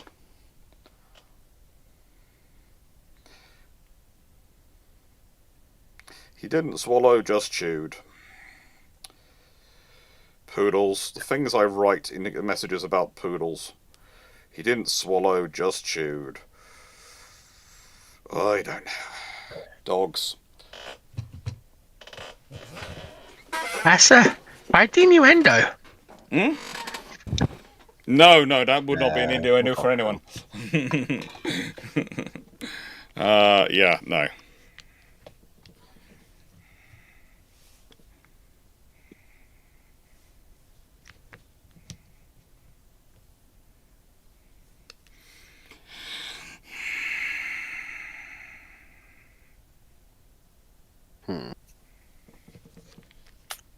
There you go. It's all there. Poodles. Seriously, he wrecked it. Hey, through the magic of teleportation, we're enhancing performance, I guess. I'm not sure what that's coming through, but okay. Staff Thompson, answer that one.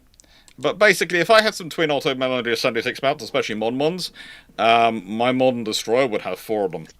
Walter Brothers, will we see a return of Sea Shadow Vessel? Nope.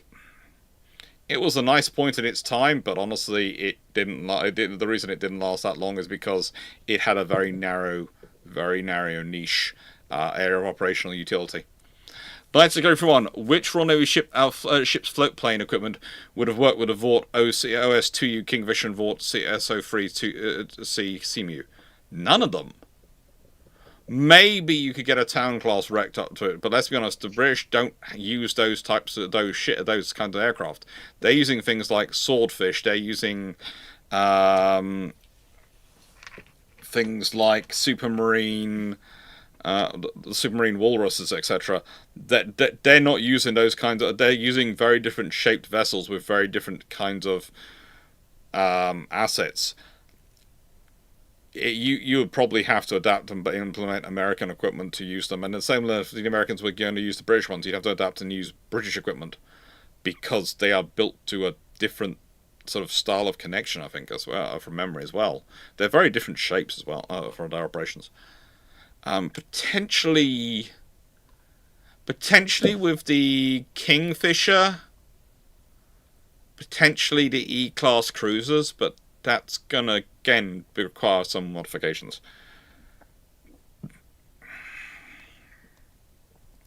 Paul Nemus, what is each place favorite? Each of the panel's members' favorite sea shanty. Mine is currently Bones in the Ocean by the Longest Johns, from Lions. Okay, favorite sea shanties. I don't know if it technically counts as a sea shanty, but I think it's Beyond the Light by the Longest Johns.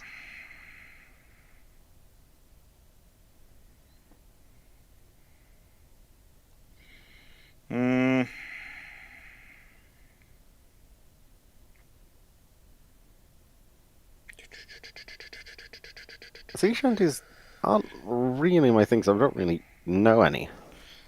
I'm going through my YouTube music section to find which one was actually being played recently. Have I played any recently? The closest I have is Valhalla Calling, which has been apparently been playing while I've been driving. Blue banger.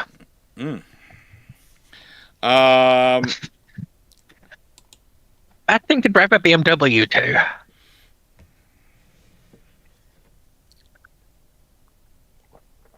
I don't speak from experience, TM.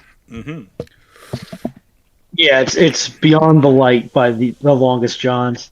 Okay. It makes me chuckle. Okay. Stafford Thompson's question: is Fox Soda Bruce Storian's Annie Booney and stand-in, and how does she keep Fleet in line as she's apparently in charge of him?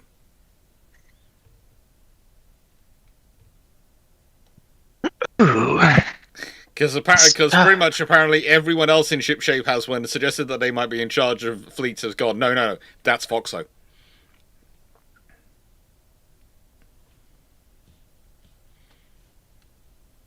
So you have the job. So, how do I keep Fleet under control? Yes. By being his friend. He trusts us, so when I tell him he's being An idiot. he actually listens. That's good. After we both get our heckles up at each other. That's good. I have to know how to dig my heels in better than he does. It does help you have experience actually wearing heels, whereas every time he's put on platforms, he's just looks silly. Yeah, he's not Dutch enough for platforms. No, he isn't. He really isn't. I've seen him trying.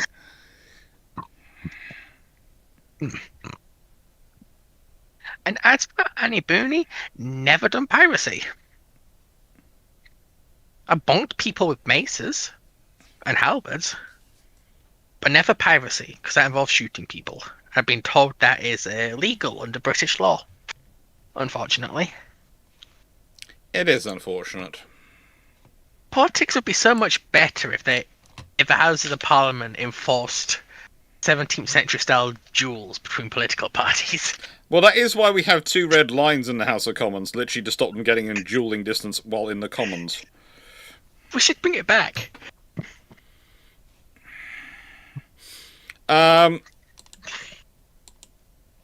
Okay. Let's wait for the bot to work, and we'll start off questions, but we'll get one more for. Nigerian, what did the Royal Navy like about the Vought OS2U Kingfisher and Curtis SO3C Seamew? I don't think they operated that many of them at all.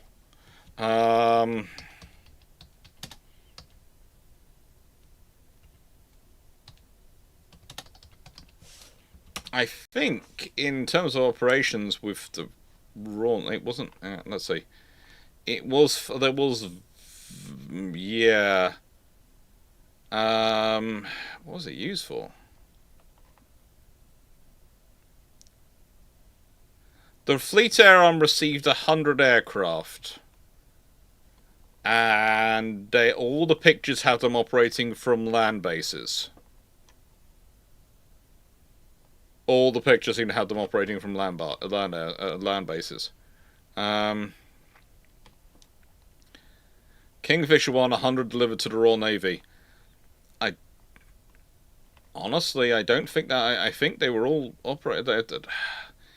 I'm not going to say they were definitely all operated, but from land bases, but it seems to be that a lot of them were used for extra patrols in.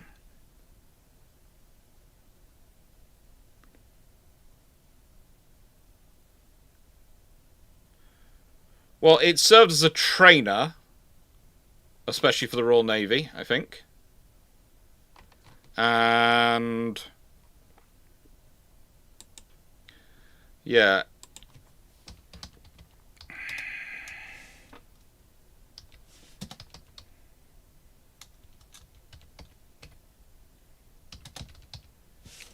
I'm checking this one.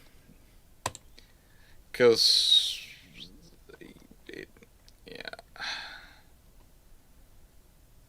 yeah, they're all in 7 squadrons. The 744, 745, 755, which are air gunner training squadrons. Yeah. So that's sort of the SO. They're all in training. They're in training units. They're attached to the 700 squadrons. I'm going through to the squadron list. I've got them, and they're all 700 squadrons for the Royal Navy and for those ships.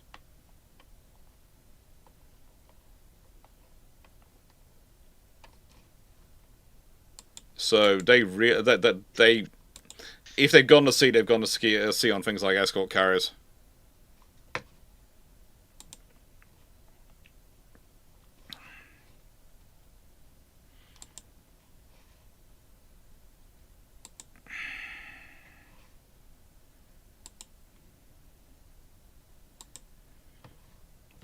Now, the interesting thing, well, how many questions will this get us to? Because this will get us hopefully to probably 90 questions. And we might end up having done 105 questions or even 120 questions by the end of this evening. Do a 105 in a 2-lane, headed out of town.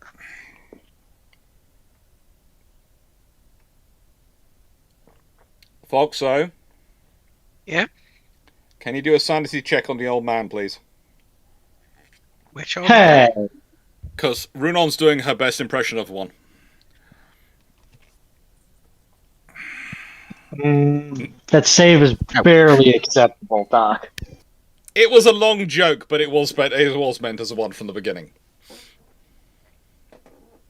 Look, I've been told it's rude to tell your elders what to do. But you're If so they good at want it. to keep licking the before. lead pipes in their walls, let them keep licking the lead pipes in their walls. Good God, I think Runon's blood's like 3% lead at this point. Oh, I think she's Numbers. She's heading for double digits. I think she's well into the double digits on lead content. I don't use iron in my hemoglobin. I use lead. Okay.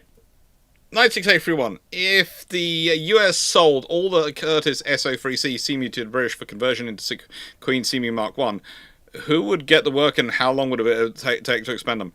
Probably Blackburn and a few years at least. It's going to depend on what rate of design and testing they're doing.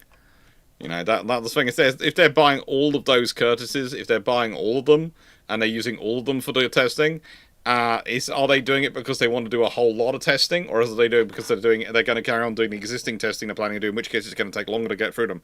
But with all those things, doing all that money for that testing, it would suggest you're going to do an extensive testing program. So it was probably going to be quicker.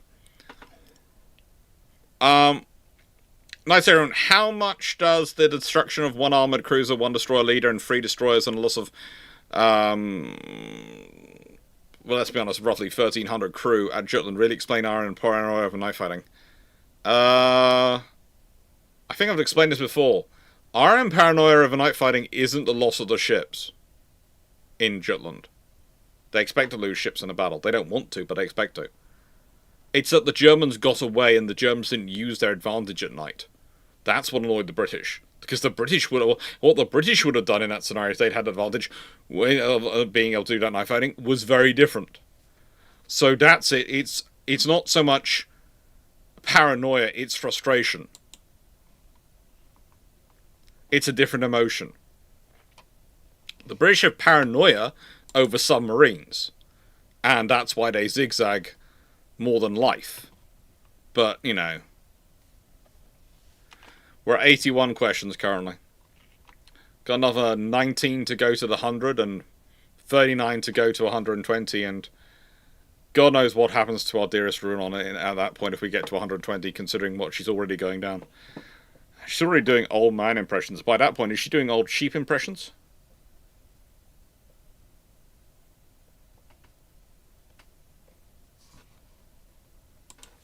Okay. You know, you could be awfully mean to someone who donates a lot of their time for free. I could be getting $60 an hour for what you get for free. Yes, but Runon is a name in both Welsh and in Punjabi India.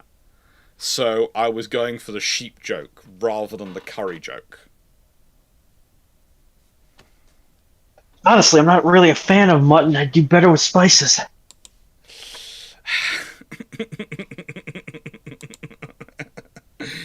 Oh.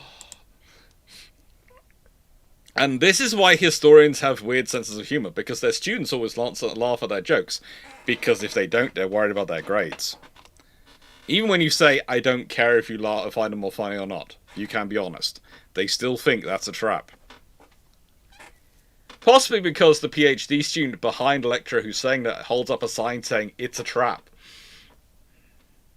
But I was, I was told off by the prof I did that to, because apparently it was cruel. And I shouldn't have been holding it up. But I did say, you say this at the first lecture of every year. I couldn't resist. When I knew it was coming after being here for 3 years, I knew it was coming. You really didn't expect me to have a sign ready for the 4th year? You went...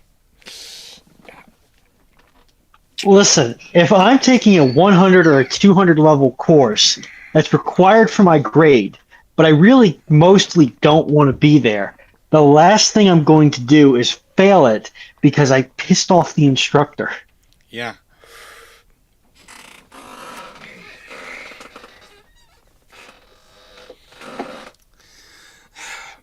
Stafford Thompson. The Bonaventure wasn't scrapped after her retrofit, and the RCN continues to operate carriers to this day, buying Queenless variants or going with a WASP variant with our own crew reduction automation. The RCN is a very capable fleet, but they're probably having to build a very different structure than they currently are. They're currently a frigate navy. They would have to be building a far more graduated force than that to operate a carrier battle group. Even of a variant of a WASP class. And the WASP class variant would be far more actually crew intensive. It would be interesting to see, because basically in most scenarios where Canada continues to operate it, I think Australia does as well, because the two make cases of each other. And to a certain extent, you could end up with a Canada, Australia, UK joint carrier program, where basically, especially if Canada goes, we only want one, Australia goes, we only want one, Britain goes, well, if we buy 5 together, it's a lot cheaper. And that could see things like CVO1, etc. built, because it changes the politics of it.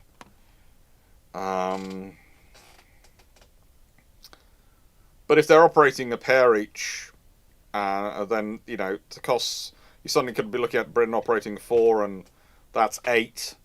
And suddenly 8 is a very interesting group number. Paul Amos. With the US and Iran reported to have signed a peace deal, how do you see the geopolitical situation developing in the Middle East in the next 5 years? Ask me in 5 years' time. The Middle East is a fluid enough, politically toxic enough environment with enough money and enough heat, and enough people who regularly, and I mean this in the nicest way, put themselves in a mood where they are hangry. And I don't mean that as a dig against anything. I mean it is actually a statistical thing. Historians have looked at and gone, wow, in this period, relations get noticeably tetchier in these countries. Why? Oh. We worked it out. Okay, so hangry is a real thing. Humans get hangry. And... okay, so you need to figure out your diplomacy and stuff and how you adjust things in that period because of that. It's kind of like there are certain periods where we know that the people in Scandinavia disappear. And trying to have a diplomatic conversation with them is physically friggin' impossible because they're all off in the blooming woods. Again, it's a historically pointed out, acknowledged trend and fact. We love them dearly, but it happens. This is the trouble of being historians, is we notice these things and go, this can make us sound very bad, but it's a fact we have to deal with and work around. And why am I bringing this all up? Well, you've got pressures from the Far East and issues going on there, which can have a ricochet back. You've got pressures from Europe, which can have a ricochet back. Pressures from Africa, and pressures from Asia Minor, and the Caucasus, which can pressure into the Middle East. The Middle East is at the centre point of a lot of areas which are under stress. So... a peace treaty is a nice thing to have. It will hopefully provide some balance and stability to the region. But we'll have to see what happens. Because you have to remember, the peace treaties for their survival require both sides to keep to the agreement of the peace treaties. And both sides to be perceived as keeping to the peace treaties. So if one side is perceived as not keeping, doesn't matter if they are or not, that can lead to actions. So, yeah, we have to... We'll see what happens. Knight 6everyone. Oh, well, actually, no, before, does anyone else want to wade in on that one, or do you want to avoid it with a 10-foot barge pole? Wants to avoid it with a 10-foot barge pole. I guess it's just in time for midterms then, if it happens. Help me. Domestic politics dictating foreign policy. How often it happens. Knight 6everyone, why outside of a likely frigate gap was the guided missile destroyer escort dropped from for the Knox, Brooke, Garcia and Bronson class and guided missile frigate applied to them?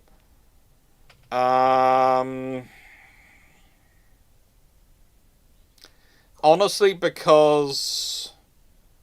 how do I put this politely? Because the US Navy's trying to recategorize things, and having frigates, destroyers, and cruisers and trying to harmonize their roles makes sense. And also...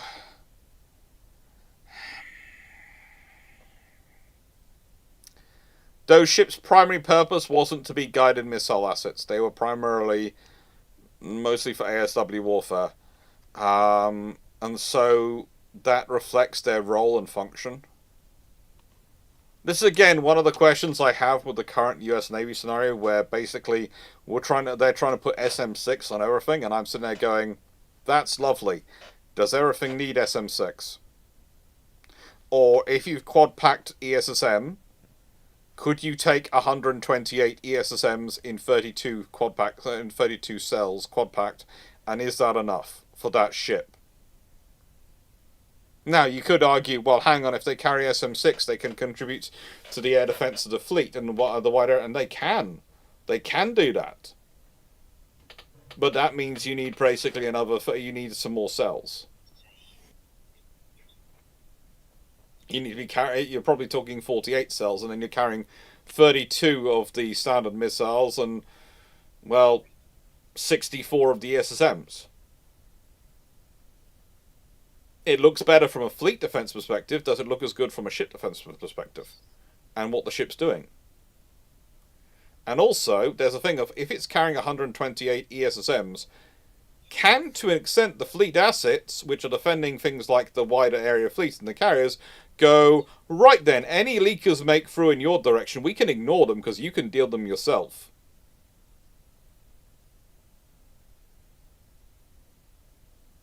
Oh, I've launched 8 Sea Sparrows to engage the incoming 2 missiles which have managed to leak through in my sector. Good luck to the missiles.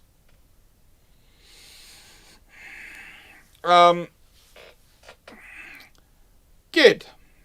That's GAIHD. Do you think it's sensible that for the CPSP, Canada is primarily considering which submarine builder offers the largest economic package when deciding which one to choose? Yes. In terms of the SSKs, none of them are going to provide the necessary range that Canada needs realistically in terms of range of operation versus an SSN. So what you're looking for is the economic package of numbers and industrial boost that best suits you. And that offsets that more limited capability by producing other long-term capabilities you can multiply in terms of your force structure. Fox, I think, though, wants to say something. Nope, just moving. Ah. It's when I heard Foxo's mic come on, I went, Foxo's probably got a bright idea at this point. Nope. She usually has many, just whether she deigns to share them is the question. That is always I'm the just question. moving around my plushies. Ah! That's a proper important action. I've ordered a plushie which is supposed to have arrived because there was a big ship cruiser, Japanese cruiser based plushie, which I ordered and it hasn't arrived yet because I thought, oh cool, and then I have a submarine, a torpedo, and a cruiser to point to as fluffy sort of things to point to and teaching aids, but it hasn't arrived yet. That's a shame.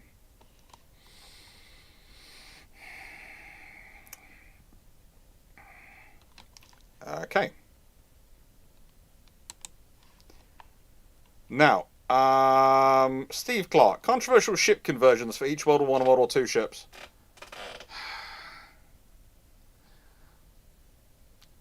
There aren't really that many controversial conversions. I honestly sit there, as you know, I have problems with Lexington Saratoga keeping the 8-inch guns under the Washington Treaty System. It makes sense under the London Treaty System where cruiser numbers are limited, but under the Washington Treaty System it makes no limit and no sense at all. But realistically, most conversions make some sense. I think some of the ideas that people put out there of turning things into battle carriers, that's half battleship, half carrier, should really be left firmly in a dark place where people cannot consider them for inspiration. But other than that, most make sense, broadly speaking. The conversion of tankers to amphibious shipping is annoying as far as I'm concerned, but there is even a logic to it at the time. A stupid logic, but a logic. Carry on, Dragon.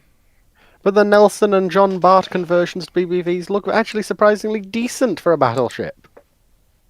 And those are two classes out where it might vaguely work, as they say. Foxo. Yeah? Next time you see Dragon, can you whack him round the head for me? For that idea. You assume she has to even see me for that to try and do that. Why would I do that when I agree with him? Foxo, also whack yourself round the head as well for it. But being a bit more serious, because while I actually don't mind them, but they're still flawed concepts. But yeah, yeah, Vanguard. If a conversion was actually carried out, most of the time it's done with the Feb to consider. I guess as a controversial one, you could vaguely say is Kitakami. Mm-hmm. And the few they did there, converting the Kumas to torpedo cruisers, considering how quickly they could then convert them into different things again, you could argue them, but yeah, That's what do we mean by controversial? I guess that's a fair point. And for those wondering what I have ordered, because some people are already asking it from for what I found.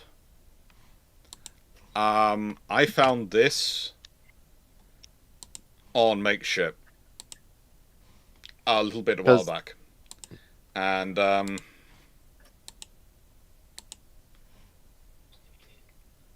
it has been ordered. Because controversial is a bit of a weird term to use when it comes to refits or conversions. So I'm not actually sure what it necessarily means by that. It's expected to arrive here in August.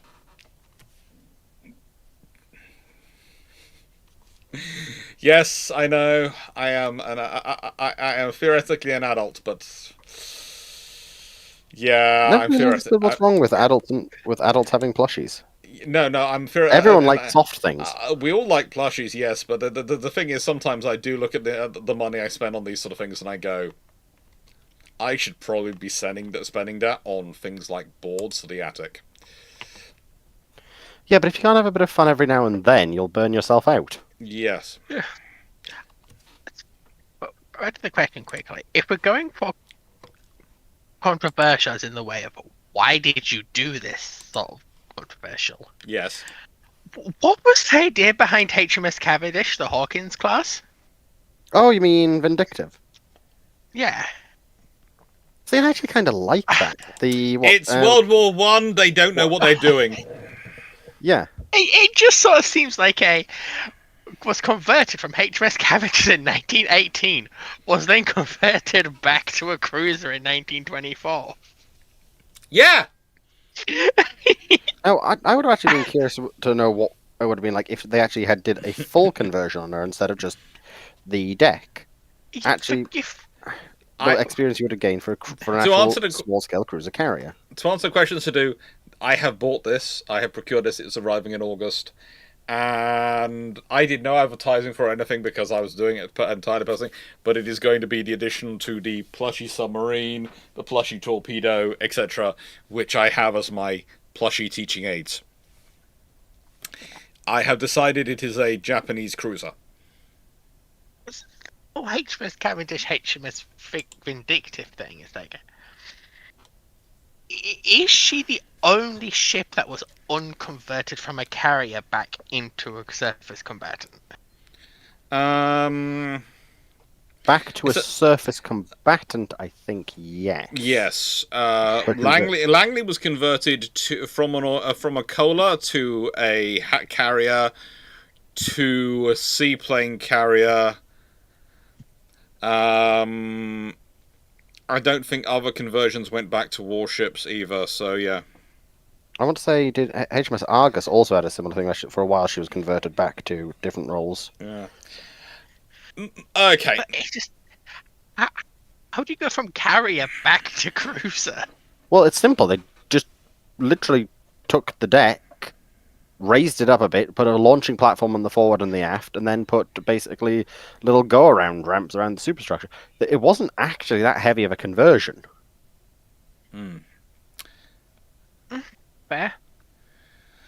Nice everyone. I mean, if we're going to talk about the Nelson battle carrier conversion, I mean, I got to admit the jump jet conversion for the Iowas look pretty sweet. Honestly, it might have been more useful for them at that point. Could you imagine being able to get like 24 Harriers on her? You're not wrong, but I don't like it. I should probably say the September patron suggestions is currently live. As normal, even if you're not a patron, you just have to pay the same as the lowest patron monthly rate if you want to get into suggest topics. It's £3. I always set that as the rate because I think it turns into £4 something on Apple, so I do apologise, but that's Apple. I always set that as a rate just in case people who don't for whatever reason don't want to do it every month. But if they do want to make suggestions for topics to put forward for a vote, they can do. I'm quite happy that actually a couple of those have actually got through and have actually been selected as people who have literally gone in, paid for that topic, paid for that, put it in, and have then, you know, seen it get through as a suggested topic.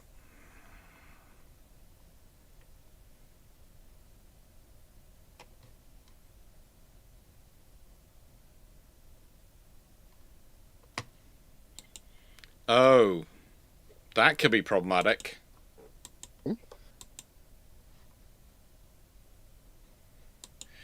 Oh, there's fun things going down in the Twitterverse. Oh joy! Isn't there always? Well, It's Twitter. There's never not fun things going down in it. I'm guessing this is more the fact that the government hasn't published an exhaustive list, and it's going to be guidelines on social media rather than an exhaustive list of specific people that you cannot use if you're under 16 or under. But because they did produce in their press release a list, people are now noticing that certain companies haven't been included in that list.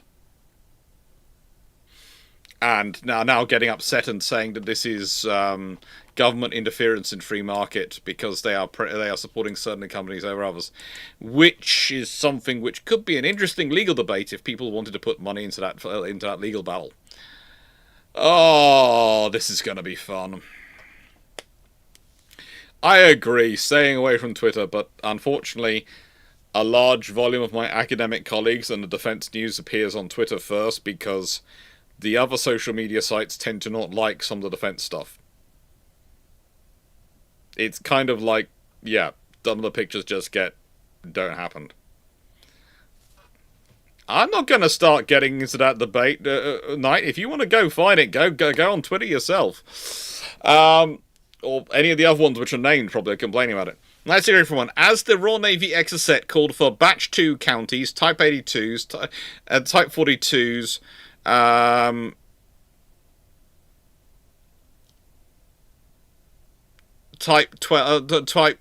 the Leanders, the Type 22s, the Amazons,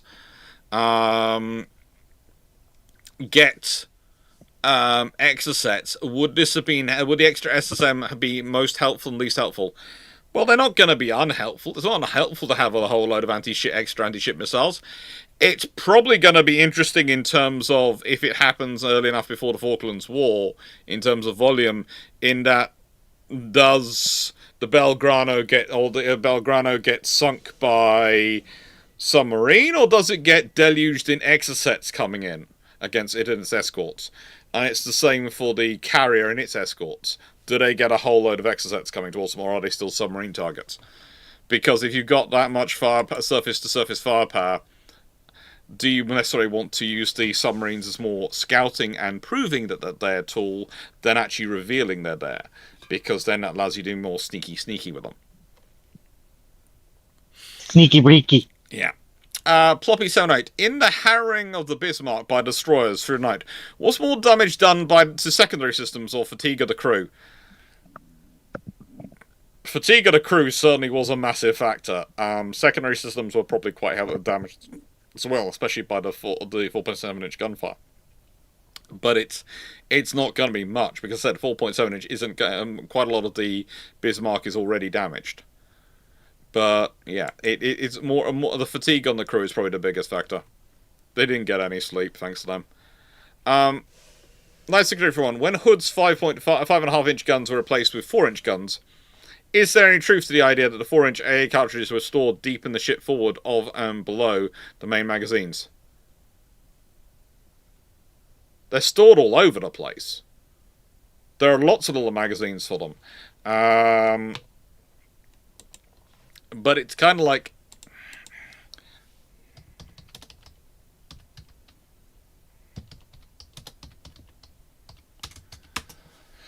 Can I find a plan of HMS Hood for this one? There's a whole. If you want to go and read it, then the hmshood.org has a good discussion of its potentiality. And they have plans and designs, so I'll put a link to that in chat. And yeah, you can decide yourself, but I would say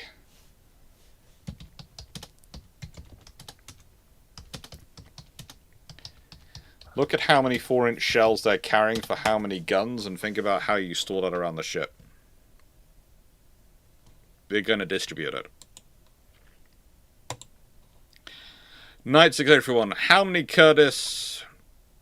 Well, I think the RN got 100 of the C. I think they got about 101 and 100.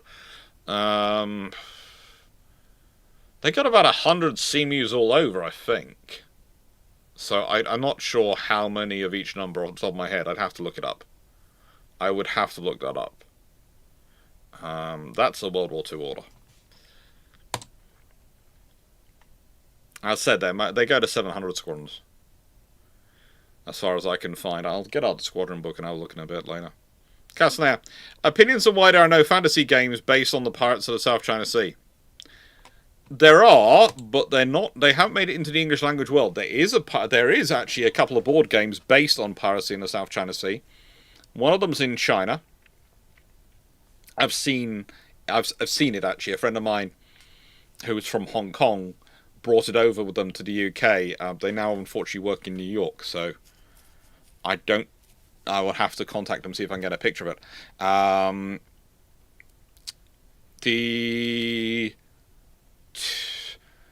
The other one is, I think it's Vietnamese.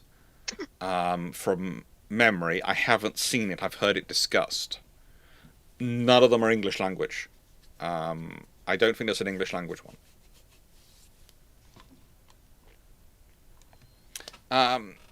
Knight Aaron, why was the Bretagne class ability to deploy 30 naval mines retained during their refits? Because the French judged it useful. Probably because the French felt that mine laying, especially if they're doing Far Eastern operations, is going to be a very good method of doing sea denial in circumstances where they have limited options for maneuverability. Mines are a useful tool of sea denial. They're not able to contest control of the sea, but they are able to deny control of the sea. You can't achieve control of the sea with mines, because you can't use the sea yourself. But they can deny others the control and use of that sea. Stafford Thompson. The world understands the looming threat China is during the 1990s. Britain retains Hong Kong. The US doubles down on the Pacific Fleet, also loaning funds to the Royal Canadian Navy allies. Is plan box in? Potentially, but Britain retaining Hong Kong is going to be an absolute nightmare. Because defending Hong Kong is very, very difficult. Even in the 1990s. Especially in the 1990s. And whilst there are technically spaces in the legalese of the treaties where you could do some fancy footwork, that 100-year lease was coming up and it was not going to be renewed. The British had signed a 100-year lease based on the idea that they would still be strong enough in 100 years they could get negotiated again. Because they never thought they wouldn't be. It wasn't a lease in perpetuity. And that becomes a problem politically and diplomatically. It becomes a potential flashpoint which you don't need. Because whilst Hong Kong is lovely, it is not necessary for doing what you are describing. Forward basing is good, Hong Kong is too close. Hong Kong, the proximity actually serves as a potential issue.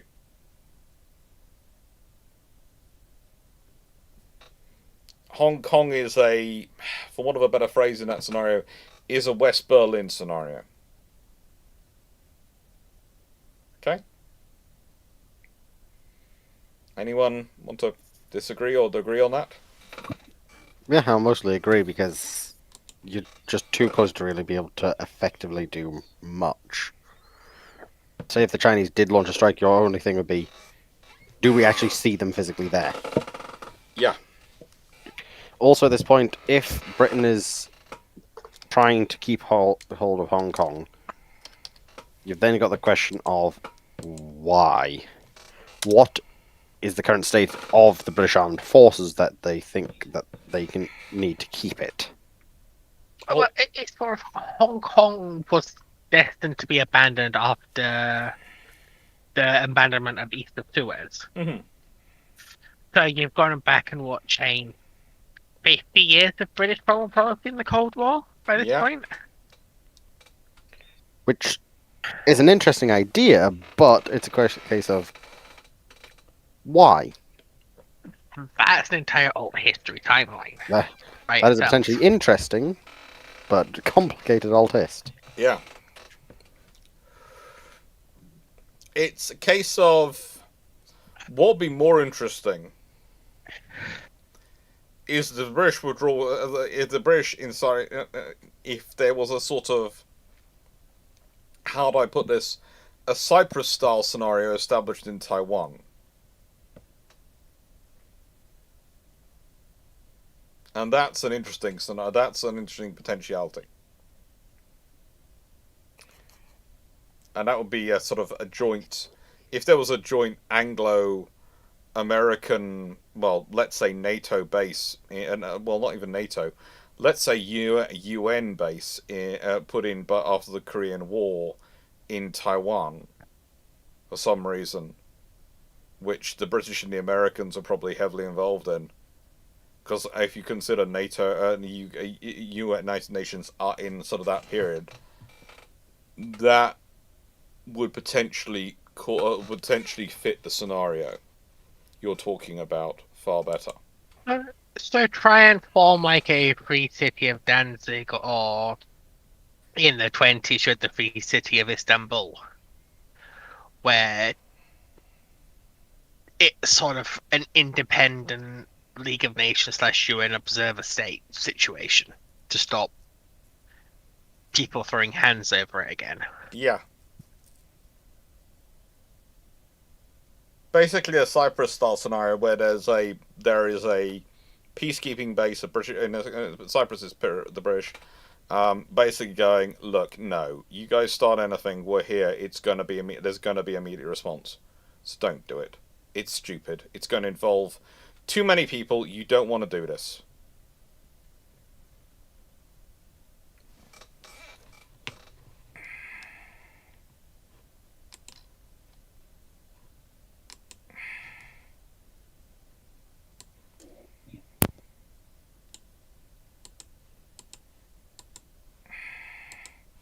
You just don't want to do that, basically.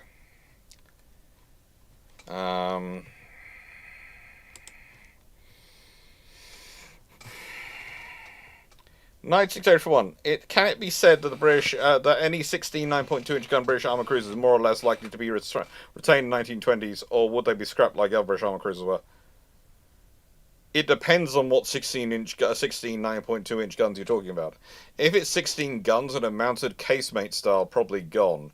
If they are a turret system, whereby, I don't know, it's got 4 twins centerline and 4 twins in wing positions, then if it's a dreadnought built sort of style ship in terms of the later armour cruisers, it's probably going to be retained. But it's also going to be the best part of 15,000 tons. It's going to be a big vessel, a powerful vessel. And that's going to rewrite the treaty system, because you're suddenly going to set your treaty limits at 15,000 tons rather than 10,000 tons. In standard, potentially. And you think about all the cruisers, the carriers and things, which then drop below there, and what you can build. Because, again, if your limit is, let's say in standard displacement, that thing's 11,500 tons. So they make it 12,000 tons is now the cruiser limit. All right. So we define carriers in relation to the cruiser tonnage. We define capital ships to extent in relation to the cruiser tonnage. What have you just done to it? If you think about it, the capital ships were limited to 35,000 tons, which was 3.5 cruisers. 3.5 times 12,000 tons. That's now 42,000 tons. If we consider the carriers, which were limited to 27,000 tons, which was 2.7, basically 2.7 times for that. Well, 2.7 times 12,000 tons, that's a different number. That is probably gonna be about 32,500 tons for the carriers. So 5 times that for your limit on carrier numbers, and suddenly you're talking 160,000 tons carrier limit. So let's say you decide to build, oh right, I've got 160,000 tons worth of carrier I can build. Well, I could also build a 24,000 ton carrier in that scenario, couldn't I? And it's going to be a fairly decent carrier, 24,000 tons. And I've got 20 times 8, so 3 times... I can get, quite a few 24,000 ton carriers in that sort of scenario. And also, I can now build carriers which are up to 12,000 tons. So Hermes and all those ones are suddenly dropped out of the treaty requirements. So the thing is, the moment you have something like that, you are changing a lot of the situations. You're changing everything around. So that's a very big change. But as I said before, if the British did have Tiger Cubs coming out of World War One, they would want to keep them, and they would be the new cruiser standard.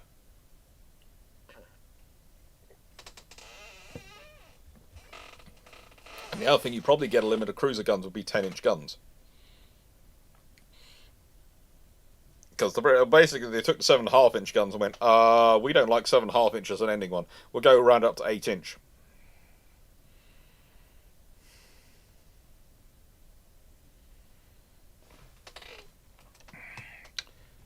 Okay. Yeah, right, and Knight 6831. If the USN had 12 Kidd, 88 Spruance, 108 Oliver Hazard Perrys, 103 Knox, 6 Brooke, 24 Garcia, and 2 Bronzing class, how many more escorts do the carrier battle groups get? You have just given them an escort force, which is... Please note, I'm calculating this ahead in my head. 35... 343 roughly strong. If they've got 12 or 15 carriers in that period, which is, something like that, they're getting a decent number of escorts. I think they're getting about 8 each. Do we agree with that in terms of from those vessels? Yeah. Because that's a huge escort force. And that's nearly 350 frigates, roughly. Or ASW vessels.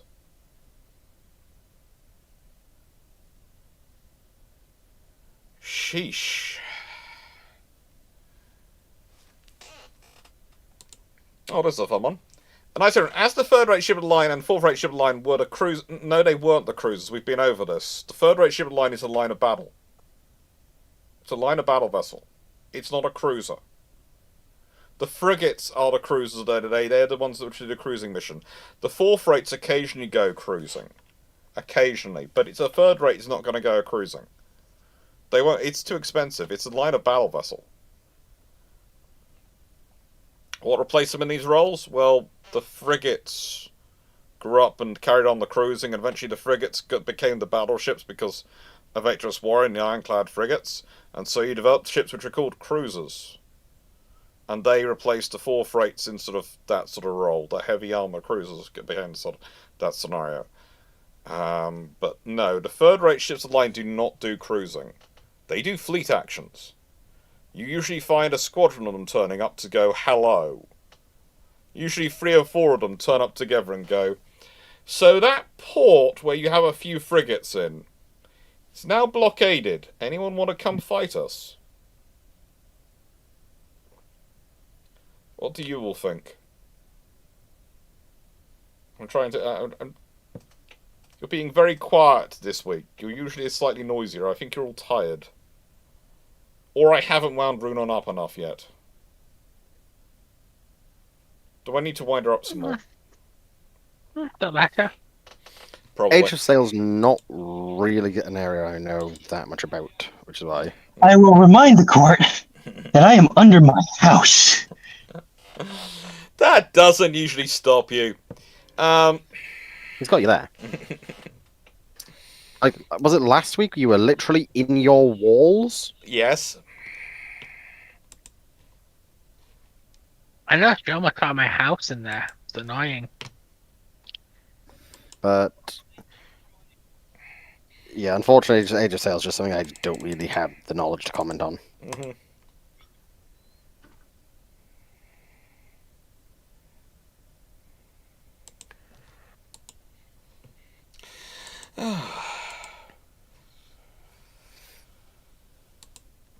Right then. So, Stafford.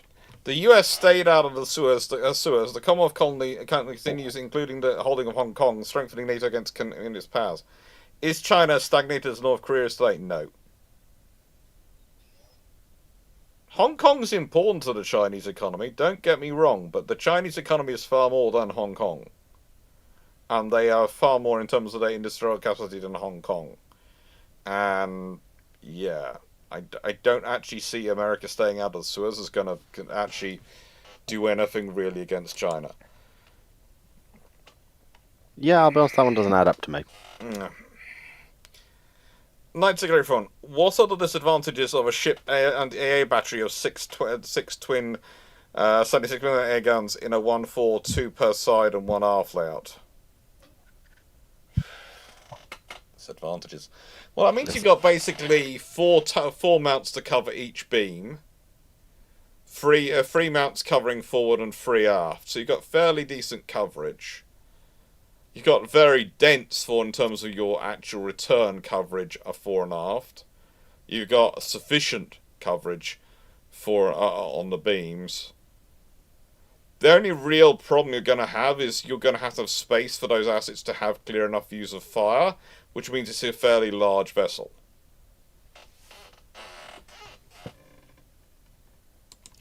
It's not going to be a small ship if it's got that much. It's carrying that much firepower.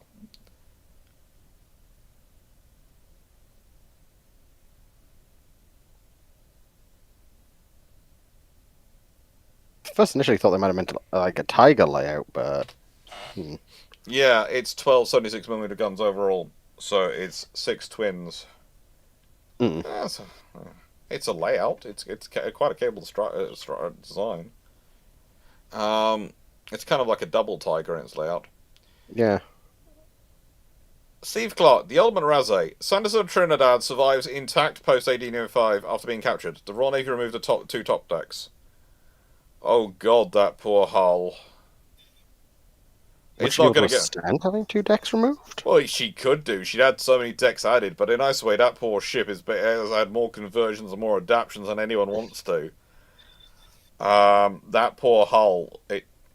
Yeah, in nicest way, that's an overworked hull which has been overstressed and overdone, and so many things done. That's not something I'd really like to comment over without being able to do an extensive forensic study of it. I think it's more likely to start to break its crew. And the engineers who have to, work on it. Well, it's the architects, carpenters. It's the Age of Sail, Sanderson and Trinidad. Do wooden ships have machine spirits yet? They certainly do have wood spirits. Because I think at that point the wood spirit may be going, please, please let me die. Yeah. Let me die. Yeah. Rune von Bismarck. Oh, Karen. Because even in death it serves. Yes. Even in death. Rune von Bismarck. Did Roosevelt really support the Morgenthau plan, or was he simply unaware of the likely consequences? A bit of both. I think. From memory, if this is the plan, I think it is.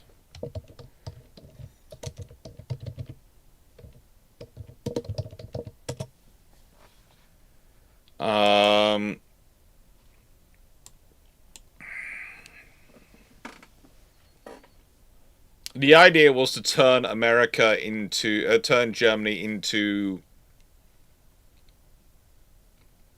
basically something which could never start a war again. And it's very popular to a certain perspective, which was putting all the blame on Germany, not the political situation. And there were a few people who were looking at it going, it sounds like a good idea. But it sounds like a good idea in context of the Cold War not coming afterwards. It's a good idea if you take into account the fact that Germany's been while they're not responsible for World War One directly, were the major prosecutors of World War One. Mm-hmm. Yes. And World War Two in a 30-year period that saw combined over 100+ million dead. Yeah. Military casualties alone. The idea of making sure they can't do that again within the next 30 years is kind of a brutalist. Makes sense. The idea was to remove all civilian industry and all military industry entirely, so they would have no industrial capacity at all. They were not to be able to build anything themselves. It was phrased as industrial disarmament, and basically the thing is, you would have to remove a huge number of Germans from Germany to make it possible, and when even Herbert Hoover, as interesting a person as he is, concludes the plan's unworkable, as it will result in roughly 25 million Germans dying from starvation, is the lovely quote I've got from the UN's own article which discusses it. I'll put a link in the thing. I managed to find the UN Chronicle and talk it through.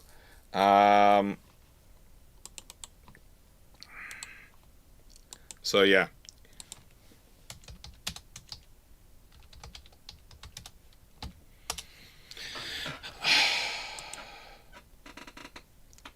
But yeah, it would have been interesting. It would have been really interesting. And in terms of practical effects, probably absolutely impossible to implement. And the other powers were all looking at will listen to it and go, no, I don't think this is going to work.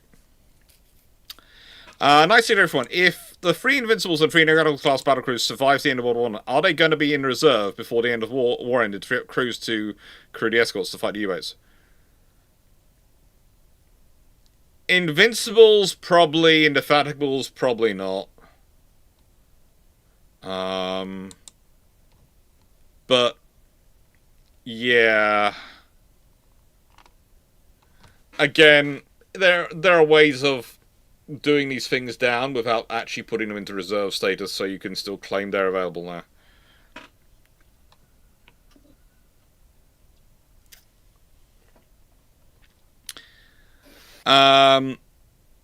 Stafford Thompson, how would a panel like to see how much wanted sequel to the much wanted sequel to Master and Commander movies stretch into 3 2-hour movies finishing the plot lines? I've never watched Master and Commander. Never say that near Kate Jameson. She will hold you down and force you to watch it. It is practically a religion for that historian. I don't. I am. As much as I would like to see Master and Commander done again, I would like to see it done properly. And it's kind of like you have a few big names who are able to do things properly, and I don't see them lending their weight to doing this. And when I say do it properly, I mean do it in a way which reflects the source material, rather than we're using this IP, but we're going to write entirely our own new story into it. My view is always, if you want to write a new story, great, do a new story and don't call it the old IP name. If you want to do your own thing, do your own thing, please. I'll enjoy watching it. I don't like it when I see whole new things shoved into old IP, and it's just a case of you haven't watched the original IP, and you have completely just remade it to suit the story you wanted to tell. because apparently you couldn't sell your idea to people. That's just marketing. That's not actual use of the source material. It disrespects the originals, in my opinion. Yeah. The people who I worked on would I would also say that it is probably too risky for any studio to pick up because you're looking at a very small market that's going to be a guaranteed sell for it. And a large portion of that market is going to compare it to Master and Commander as released. And you're not going to be able to get the same actors. You're not going to get this. You may get the same director, but maybe not. I can't remember who directed that movie. And it's gonna. I think it's gonna get Stargated if it ever gets proposed because the executives are gonna look at it and be like, our only market is the people who already love it, and the people who already love it have strong opinions about what it should and shouldn't be. You'd almost need to previously though. Yeah, but I would say stuff like Star Wars and Harry Potter are much easier sells because they're so pop culture relevant, for lack of any better phrasing. Mm. The executives think that the loss of people who are going to be pissy about exactly how it was done is going to be minor. And they can also point to prior box offices that were mahoosive. That's not sort of working out though for all of them at the moment. I have to admit, it's getting interesting. Yes, because they're playing it safe to sell the investment, and they're not taking risks. And because they're not taking risks, they're pissing people off. Ironically, Yeah.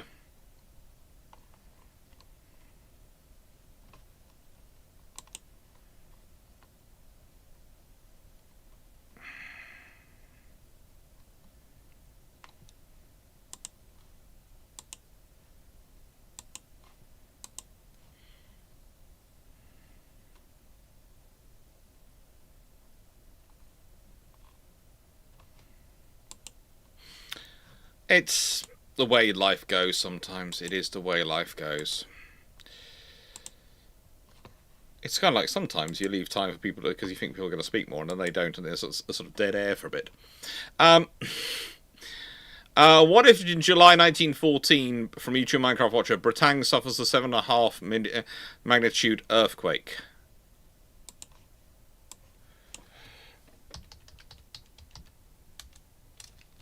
So,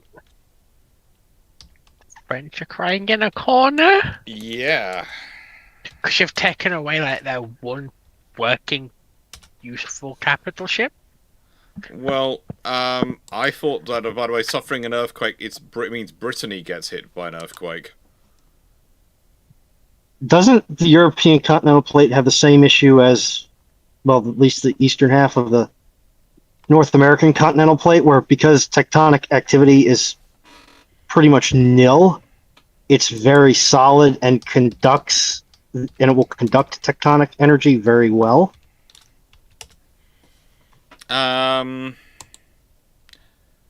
Okay, so the I think we may need Dr. look, Clarke. no, you're talking about the Eurasian plate, and it's one of those scenarios is that the thing is the edges of the plates are quite a long way away from anywhere. So if you've got an earthquake, that's basically an earthquake happening in the center of the plate.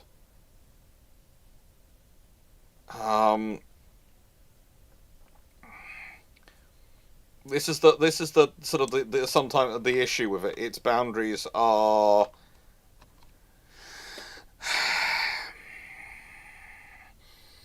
the Eurasian plate has a lot of triple junctions with other things, and it's the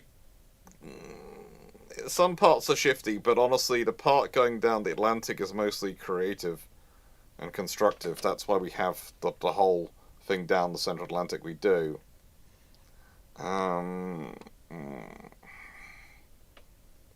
If you had an earthquake in that region, somehow manage to have an earthquake in that region of France, which is Brittany, you are going to see a massive effect on. Well, you're probably going to see tidal wave activity along the entire south coast of the UK as well. So basically, everywhere from probably Land's End in the UK to well up the Channel. Folkestone and Dover might escape because Dungeness might take it out first, but Dungeness will be a wipeout. And, you know, it's just going to ruin the infrastructure in that area. It's going to absolutely damage it. So, if Bretagne suffers from a 7.5 in July 1914, if there is a massive earthquake, everyone's going to be focusing on that. Now, that is potentially going to represent for Germany the best time to go to war, because there's probably going to be sections of the Royal Navy which are severely damaged by that action. And certainly the French Navy, but there's also going to be other issues caused by that. World War I may or may not happen in this scenario, because in this scenario, it's going to depend on how everyone's responded to the crisis. If the Kaiser has decided he wants to be the big man on the world stage, like in the Boxer Rebellion, then potentially what he's done is he's now overcommitted to disaster relief. And he's got ships hither and thither and people going backwards and forwards trying to do disaster relief, which means there's got lots of penny packets of German troops and German personnel all over the place. Which means if you go to war, they're immediately surrounded. So, yeah. It's gonna be... basically, that is a big, long discussion of Bretagne suffering... if Brittany suffers that kind of scenario. Also, aren't most of those buildings going to be completely leveled in that area around the epicenter because none of them are even remotely seismic hardened? True, but also quite a lot of them are not that high, not that bigger buildings. So you think about it, whilst there are some pretty tall buildings, Mount St Michael, etc., in Brittany area, there are also quite a few which are basically quite 1 to 2 floors. They're probably they are gonna be structurally interesting afterwards, but they might not be that damaged. In that they might not collapse. But a 7.5 magnitude earthquake is going to be a significant emotional event, and there is going to be a lot of tidal water going around. Yeah.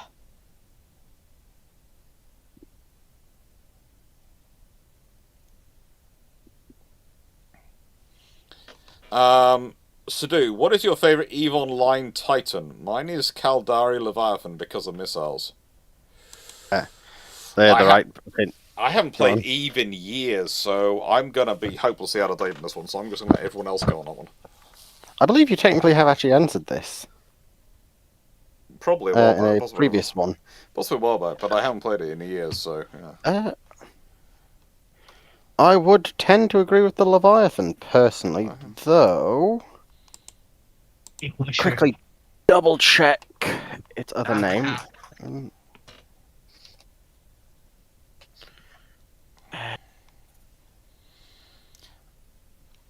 So we're going to get... or the Komodo, which is the Gristas Pirates variant of the Leviathan. Okay.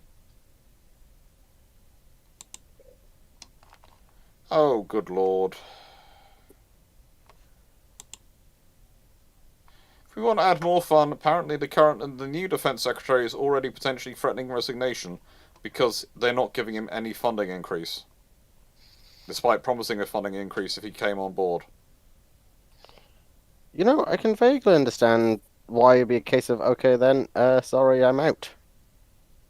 I don't think it's professional or in any way, but... I can at least to a degree understand it. Yeah.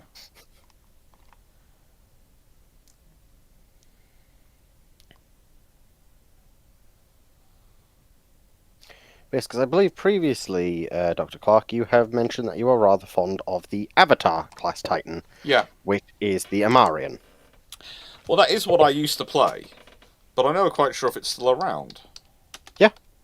All of the original faction stuff's still around. Okay. Well, then, that's mine. Though, actually, I will just also double check one final thing, because while I do definitely have the Leviathan is set in my in my heart, I need to check if there's a certain other factions finally had them added. Mm-hmm.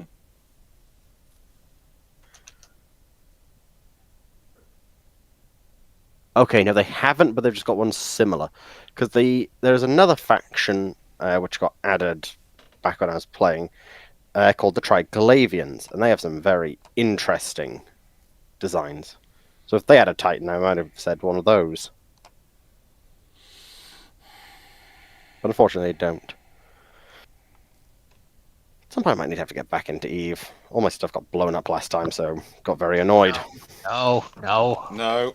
It's a ship collecting game. I collect ships. I like having an active boyfriend. No. Believe it or not, right.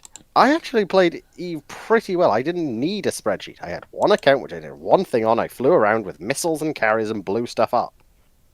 I should say drones because you're not allowed to fly carriers and bloody high secretaries. Nah. Grumble, grumble, grumble. Okay. Oh, that's wonderful. I've just been told when my site engineer is going to arrive for BT. Tomorrow? No. It's now been moved to Friday next week. Could be worse, but not great. Subaltern, I believe is the correct word. Well, it was originally Friday this week. Then it was Friday. Then it was going to be Tuesday, and that's been moved again. And I do love that BT send this email out on a Sunday at 11 o'clock and 11:30 at night. How can you tell it's an automated email? Knight 68. Right then. Next question is Knight 6831. If the British built 14 13.5-inch battleships and 5 13.5-inch battlecruisers in the run up to World War I, would the British use the last of the 5th Iron Ship of the Iron Ship as testbed ships? Look, if they've got 2 Tigers and they've got a nice way, if you've built that many ships and then followed on with as many 15-inch ones as they did historically, you've also just added quite dramatically to the firepower of the Royal Navy.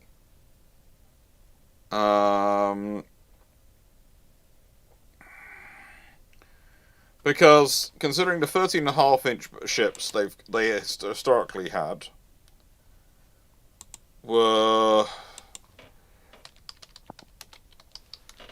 let's see, the 4 Orions, the 4 King George V's, and the 4 Iron Dukes. So they originally had 12, so if you give them 14, so they got 2 more 30.5-inch battleships. And they've gone from the 2 Lion, let's see, it goes Lion class, yeah, Queen Mary and Tiger, and they've got an extra. They got 2 Tigers. Yeah, that's going to give them a lot of. That's a pretty big increase in firepower in 13.5-inch ships. They've got 3 more. That's going to add to force multiplications. If you've got the traditional build of Queen Elizabeth and ours, so you've got 10 of them. The thing is, with the 13.5-inch ships and that many 13.5-inch ships, what you're going to do is they're going to claim they're still viable post-World War One, and they're not going to want to get rid of them, because that's what they did with the 13.5-inch ships. So that's going to add up to the force structure, which they are trying, especially the two Tigers. They're going to say they need 5 battle cruisers. They're going to say they need more numbers. So that's probably going to work out to extra tonnage allowance in the treaties. So would those ships be used as testbed ships? Possibly, but possibly they don't. They only need one testbed ship, really. So it's possibly it's a Tiger class in that scenario because they've got 2 of them to work through. And they're going to be newer ships than the Iron Duke hulls. Makes me wonder how long they'll keep the Tigers, these 2 Tigers around then. You could see some very interesting stuff in the late 20s, early 30s if they keep them around that long. Yeah, well, the Tiger herself survives into the early 30s, so she actually survives quite a long time through the 30s without being broken up and properly scrapped. So yeah, she's an interesting scenario. Night Ticket everyone. If you build 3, have we answered this? If you build 3 of the Tiger class to the Iron, do they run afoul problems that saw the ESN's last gen gun cruisers not use that much? Potentially, but potentially they also it's more worthwhile for the British to upgrade them. They're going to have less cruisers, so they're going to work on them more. More likely to find them getting a Sea Dart refit at some point in their life. Steve Clarke, Drax Comedy, HMS Leviathan, and use it to launch 150 Sopwith Cuckoo attacks on Wilhelmshaven.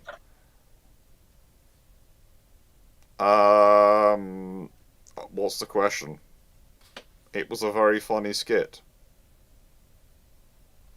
What's the question, Steve?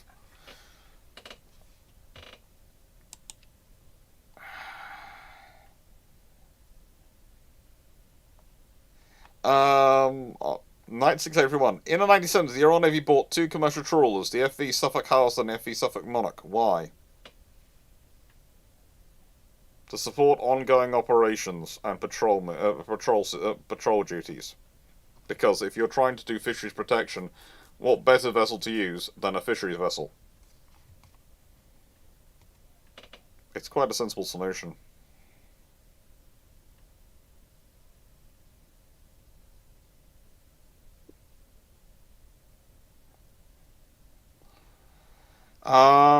That's an interesting question. And I'm going to put this to the panel first, and then I'm going to wade in.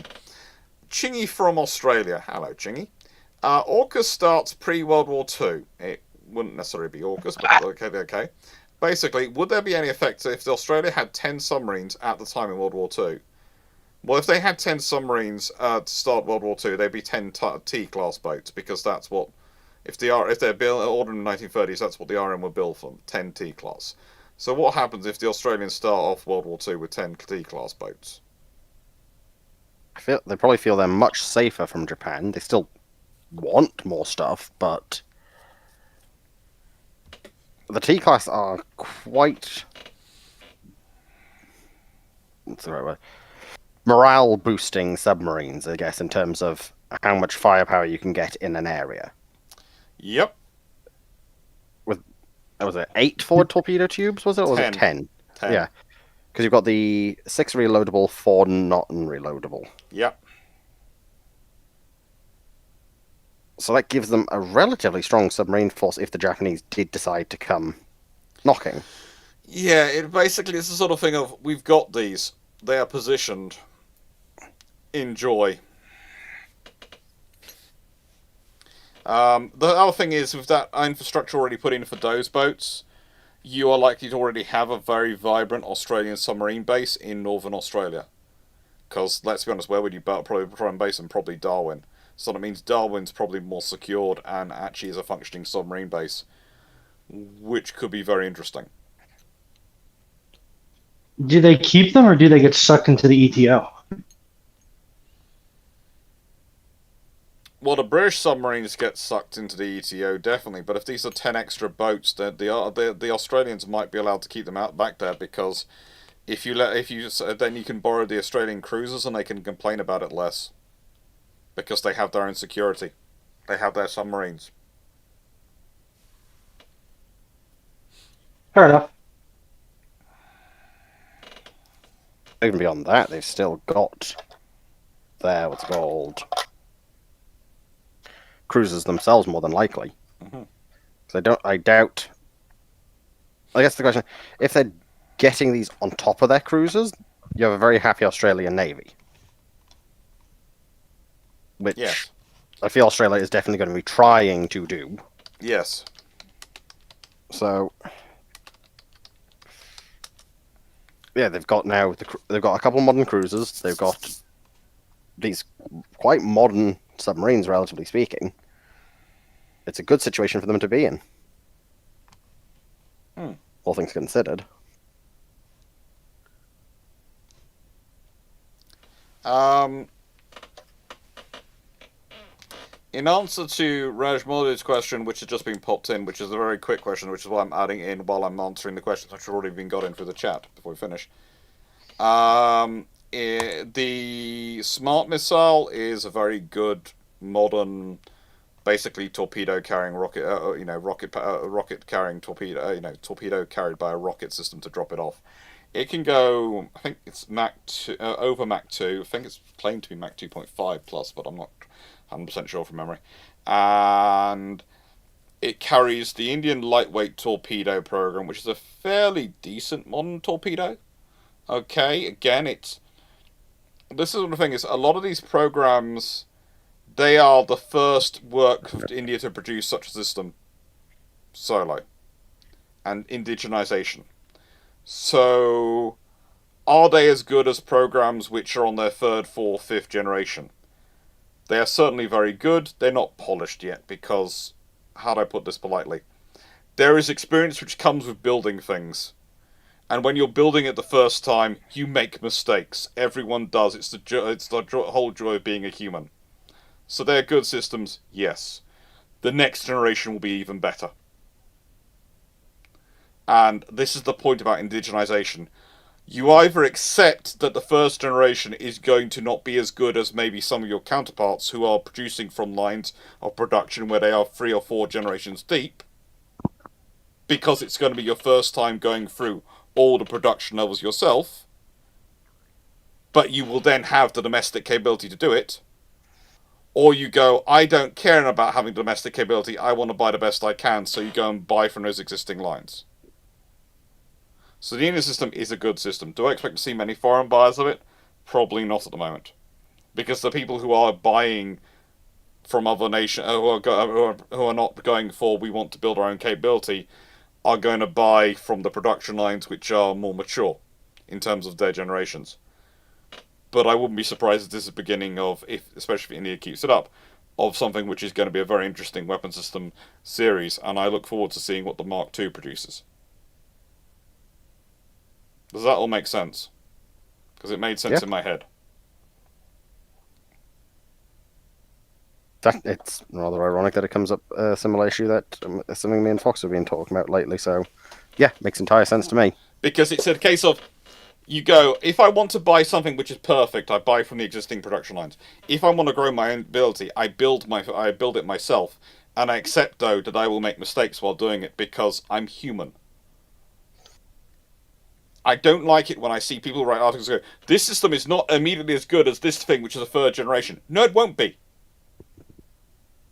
It's built by humans, and it's the first time they've built it. It's going to be very good because they're going to have tested and developed and worked very hard. But there are still going to be things they're going to learn in the production process and design process of things which they're later going to look back and go, I really wish we hadn't done it that way. It made sense at the time. It was logical, but I wish we hadn't.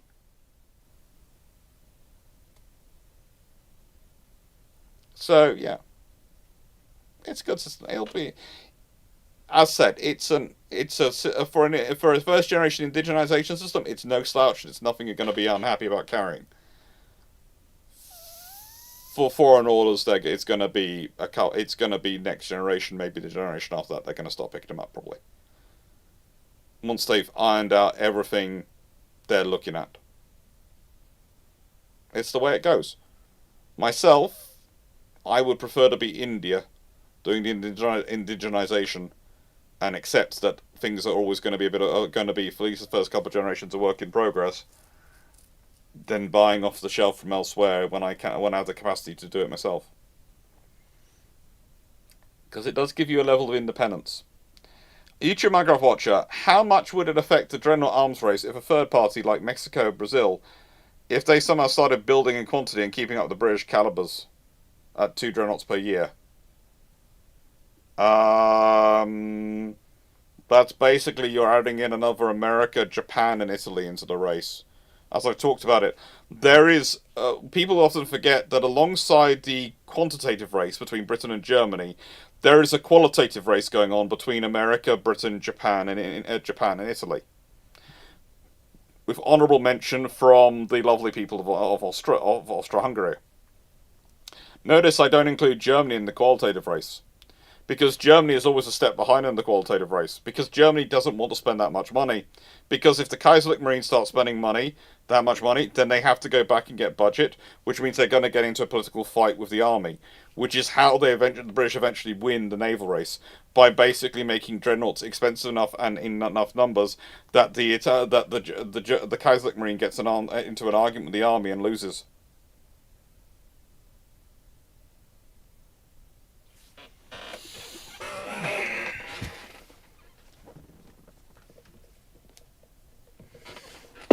Yeah. So basically, you're adding in another one into the qualitative race. That's fine. In isolated, the qualitative race was the most good-humoured thing going on. Literally, Japan's in competing it sometimes by buying British equipment, or the Americans are buying British equipment, the British are buying Americans, the Italians are buying from each other, people are buying Italian. They're all happily. The qualitative race is the race where people go. It's kind of like Formula One, where people are going, "Oh yeah, we're in a race against you, and we're going to beat you," but you've got a really good braking system. Can we buy it from you? Or you've got a really nice engine you're developing. Can we get in on that development? It's the most weird racer. Look, in a nice way, the two yards which are building some of the biggest ships for Britain and America at one point in the 1910s. The British yard is being run by has an American naval architect as its senior architect, and the American yard has a Brit as its senior naval architect. And don't get me started on Japan.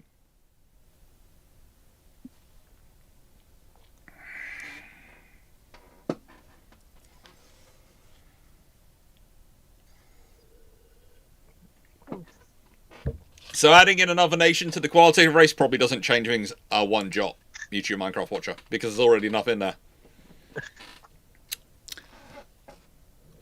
Ruben von Bismarck, do you think airships can have some sort of practical role in military matters in the future? Or is it simply not practical? It's potential. They have a lot of interesting... I know the Americans keep looking at them from logistics and those sort of things. Airships do have potentially a lot of attractive qualities, especially in terms of ability to land them in areas kind of like helicopters and those things, and volume they could carry and size. However, they are also relatively slow in a world which seems to be getting faster, and you're going to have to work out how to defend them, and all that adds up to potential issues. I think the thing is, I think they have a capability. I think the growth of other capabilities and other systems might pass them by before they actually are in, until they have a time period where they can be exploited and used. This is the trouble. Sometimes things look very good on paper, and could be, but the timing isn't going to be right, and they're never going to. By the time that sort of sustained system would be useful, there are other things which will do it better and in a safer way. And the trouble is for airships, I would say, is VTOL aircraft, and their development and their growth, and the fact that they can get particularly get bigger and are faster. And whilst yes, a airship can theoretically carry more than an individual VTOL aircraft, you can send 3 or 4 VTOL aircraft, and because of their speed and their ability, they can actually insert more. They can insert the same amount, and they are more likely to survive.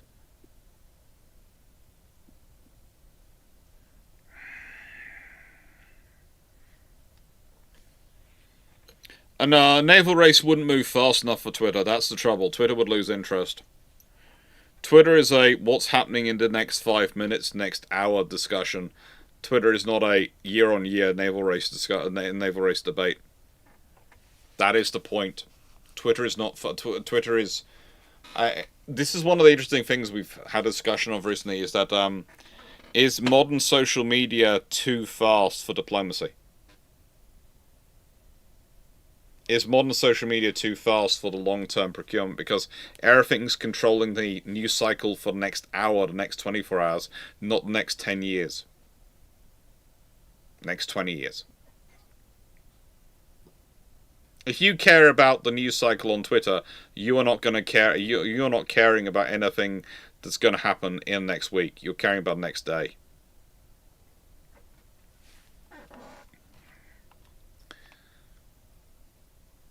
What do you all think on that one? Get a basic nail on the head. But And it's gender related, but I think given how fast a lot of social media has gotten with news, is that it doesn't lend itself well to de-escalation. No. Agree with Be that. on top and being controlling narrative, you have to keep escalating. Which is okay if I'm in a poo-flinging contest with someone from Massachusetts. But when you've got world leaders on there,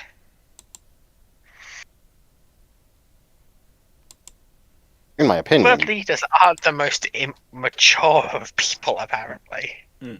to be blunt, in my opinion, I would have the whole thing of that.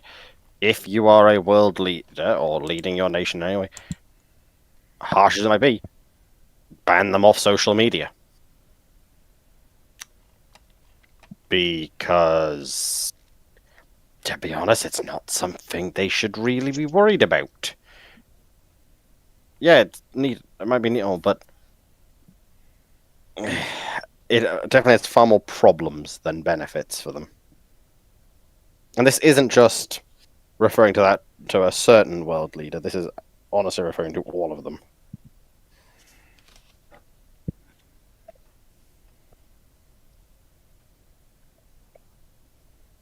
Honestly, even with the existence of that particular individual, I don't think that's necessarily the best idea or an enforceable one.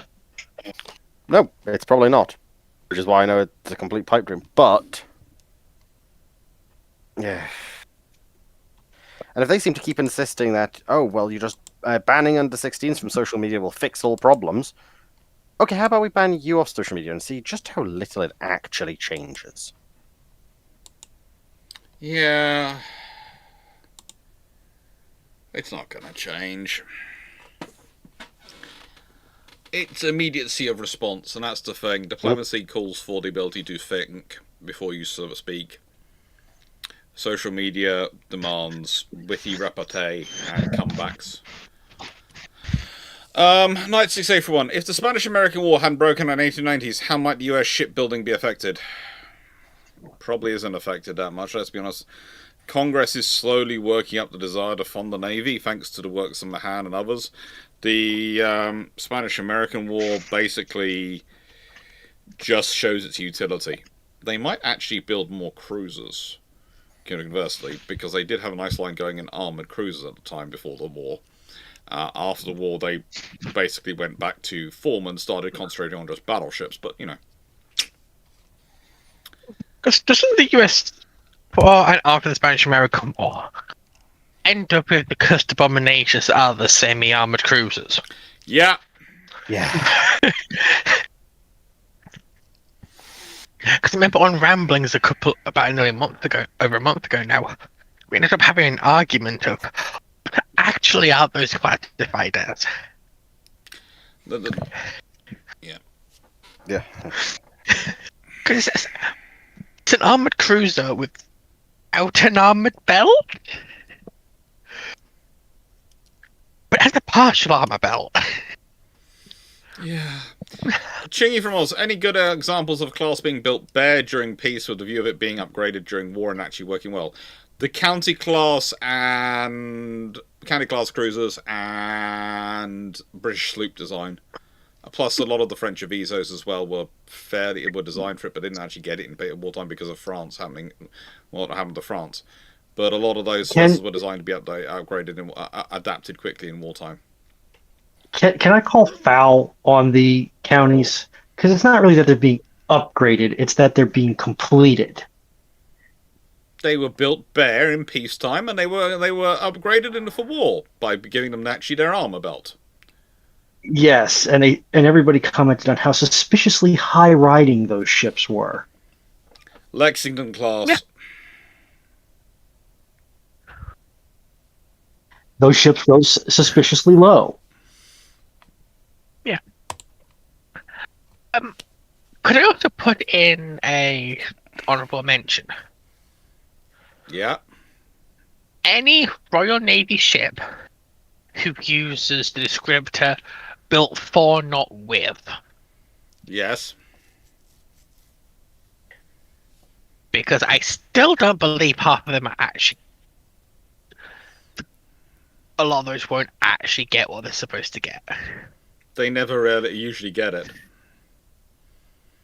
In a nice way, it's built for this, and it's like the Type 45s were built for Mark 41 VLS, and are now getting the C-Scepter VLS put in. Yeah. Whereas the Mark 41 VLS could quad pack the C-Scepter. You could literally have put 16 cells of Mark 41 VLS. Potentially, I think it is actually. Yeah, I was on discussion. It is at least 16 cells. There is potentially a space for another 24 as well on the ship. You could have put 16 in, and you could have gone, right, and 8 will carry C-Scepters, quad packed, so that's your 32 C-Scepters, and 8 more will carry Asta 45, let's say Asta 45s, or, I don't know, SM-3s, anti-ballistic missile systems, and suddenly Britain has a theatre ballistic missile defence system. And we're not going to mention HMS Unicorn. YouTube Microwatch, what if through some dark magic, Admirals Henderson, Cunningham, Beatty, Jellicoe, and Fisher were resurrected in 20-year-old bodies, but with their full lives, memories, and experience today? Oh Lord, help the world with an Admiral with Fisher. Lord, help the world. Beatty would be interesting.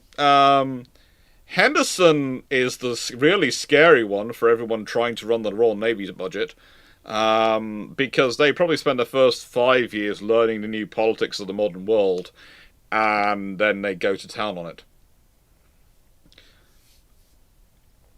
Fisher with access to social media would be a nightmare. Oh, BT with social media would also be a nightmare, I feel. BT with social media would be posting all the parties. BT would be Instagram. Fisher would be Twitter. BT would be Insta. I'm not sure what's worse. Go ahead, Foxel. I'm just imagining Fisher just getting addicted to Instagram and TikTok Reels. Oh, Fisher would be on the TikTok Reels, but the Fisher would be on them. Cunningham would probably be going fishing. And trying to avoid the world. Or literally? No, trying to avoid the world by going fishing. I'm just imagining Henderson spending part of his time scoping out the political lay of the land, checking to see which bodies he had that were still fresh. Accumulating new ones, probably. Yeah, as the saying goes, I know where the bodies are buried. Yeah.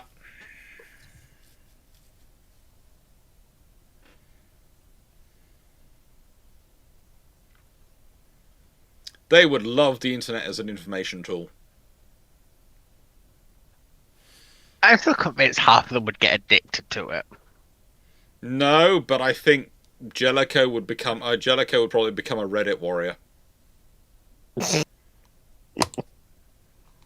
Not what my opinion of Jellicoe would be, to be honest, but... Think about it, he likes things to be factually accurate and correct. Yeah, but Reddit warriors... Reddit is full of factual inaccuracies. He'll be trying to correct it. I'm now imagining BD as your stereotypical Discord mod. No, BT's all over Instagram. BT doesn't turn up on Discord. Discord doesn't have enough photos of him having a brilliant social life.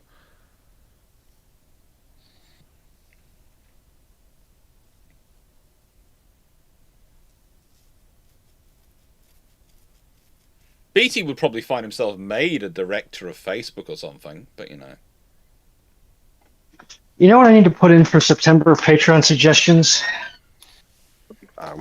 No, please don't. Beatty's wins. List 5 wins of Beatty 5 and wins. BT. 5 wins of BT. No. Politicking for the Royal Yeah. Navy to get funding in the 1920s and 30s. Because by the way, he was a good political admiral. Just don't put him in command.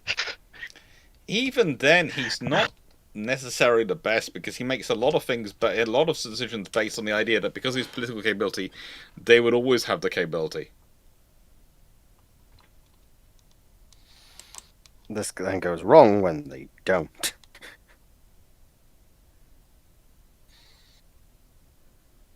But that's the basics of political survival. You make yourself irreplaceable.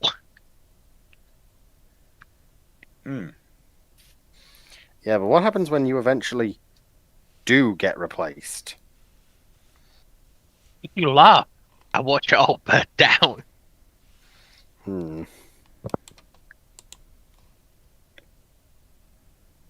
Not personally what my goal would be, but...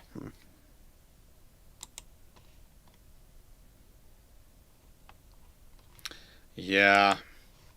Okay.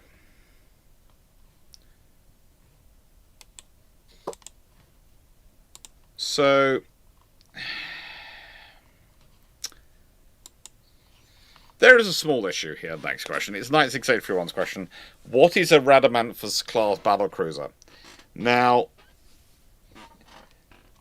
I would say, myself, it is a theoretical design study, put one of Fisher's many. And it's given a name, and it's sometimes given purpose, but it really isn't more than a paper study of him and his idea. And it's one of the many which fold into what is eventually built as a Renounce. Ooh. But there are other discussions. Yeah, basically it's one which has even less armor. What? What are you gaining for that? It's supposed to be higher speed. It's his high-speed battlecruiser. But they're already not exactly a slouch in terms of speed. Yeah, but this one was going to have it wasn't going to even have a glass jaw, it was going to have a paper jaw. Did he not learn from Courageous, Glorious and Furious? No, this was of course pre-Renown, remember? It's part of the reason he pushes for Courageous, Glorious and Furious, because he basically takes some of his ideas from Radamanthus and goes, "We can make this possible," and everyone else is going, "No, please don't!"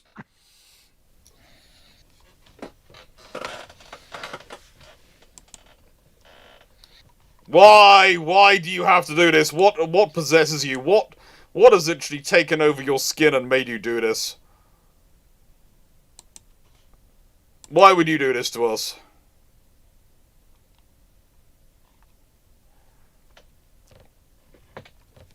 But yeah. Oh.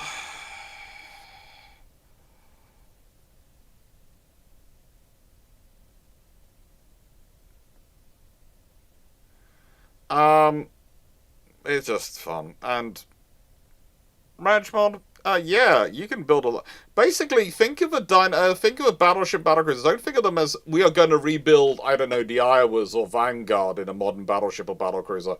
Think of it as we are building a very large version of a modern destroyer, which is going to carry even more missiles, and it's probably going to be nuclear powered, so it has the power to supply things like railguns and lasers with the power they need to operate. So basically, consider it something going for, instead of, if you're going to call them Terminator destroyers, I'm trying to think of, what would we call it? What were the Terminator warships? What do they call their warships in the Terminator, in the, in the movie where the Terminators have won? Did we ever Matrix. get a name for them? Matrix movie. What do the Terminators call their ships? The bots call their ships. Oh. Because that's what I was deciding in my head, Cameron. The Matrix is when the Terminators won.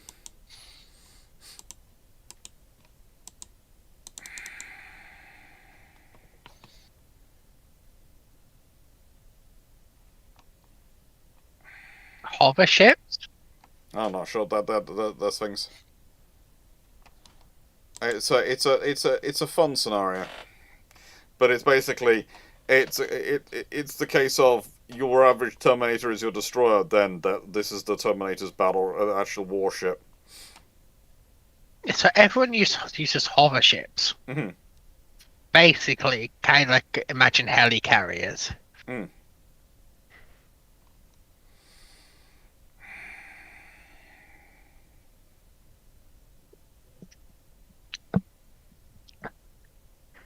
Who use nuclear EMPs to protect themselves from Skynet?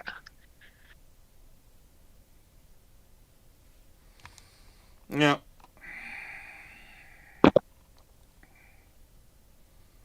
Certainly a solution.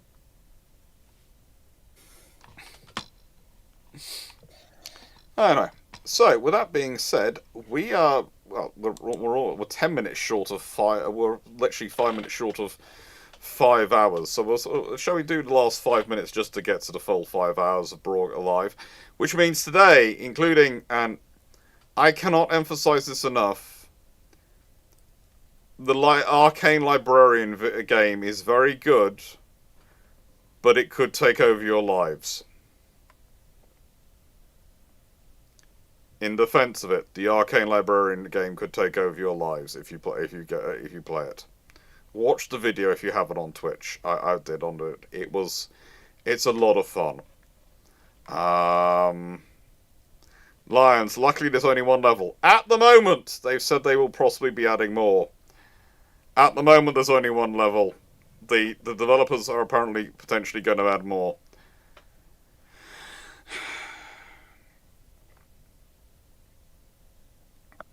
The fact that there are people excited about that worries me for the whole. Yeah, it's been a fun Sunday. It has been a fun Sunday. We've done a lot of discussion today, and I always enjoy it. I think, yeah, I enjoy Bruships. I've scheduled the next few. There should be another 7 scheduled after this. I try and schedule them in batches, and I'm going to be scheduling a whole load of lives as well this week and other things. You might have noticed that this week I've got a dip scheduled. A dip video, because it was supposed to be coming out, then it wasn't, then it was, and I sort of thought, well, I'm going to talk through what I would say would be my guiding principles for the defence investment plan. And they're mostly going to be industrial infrastructure stuff of, right then, what stuff can we buy that's going to start growing our industrial capacity to actually build more? And also give us a return in terms of ability to sell things.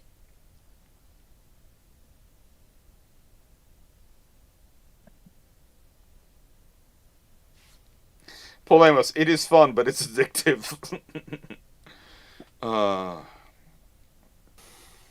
Stafford, I often do realise flat Earth comments are to stir the pot. Flat Earth and me is not.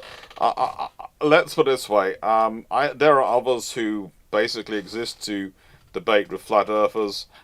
I am just annoyed because today, well, you know, the Jehovah's Witnesses came round our house. And I don't mind. I'm welcome to everyone. I will have a nice chat with them. But the moment they saw me grabbing my Bible to have a discussion with them about the points they were raising, they left. And I was bringing them tea and coffee as well. I was offering them tea, coffee, and biscuits. I was looking forward to it. They left. How disappointing. No one will actually sit and have a good conversation anymore. They just want to talk their talking points, and then they don't want anyone. They don't want to have an actual proper discussion. It's just cruel. Usually you're not allowed to. You can't talk religion on politics in the UK. It's not a good fit. Not polite conversation. You thought at least the Jehovah's Witnesses would be happy to have a nice conversation about religion.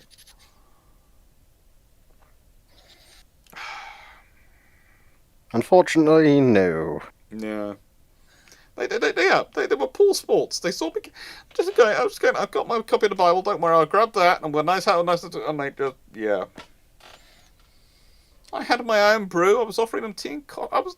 I'd even taken some seats out for them. I have mentioned previously that like one of my actual professors of engineering was a flat earthist. That never surprised me with some engineers.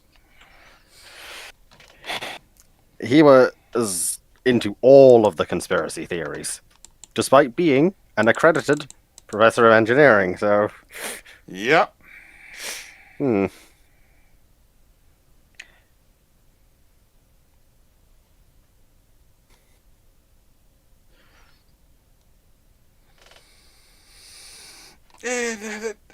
It's going to sound strange, but in my experience, some of the most interesting academics in the world.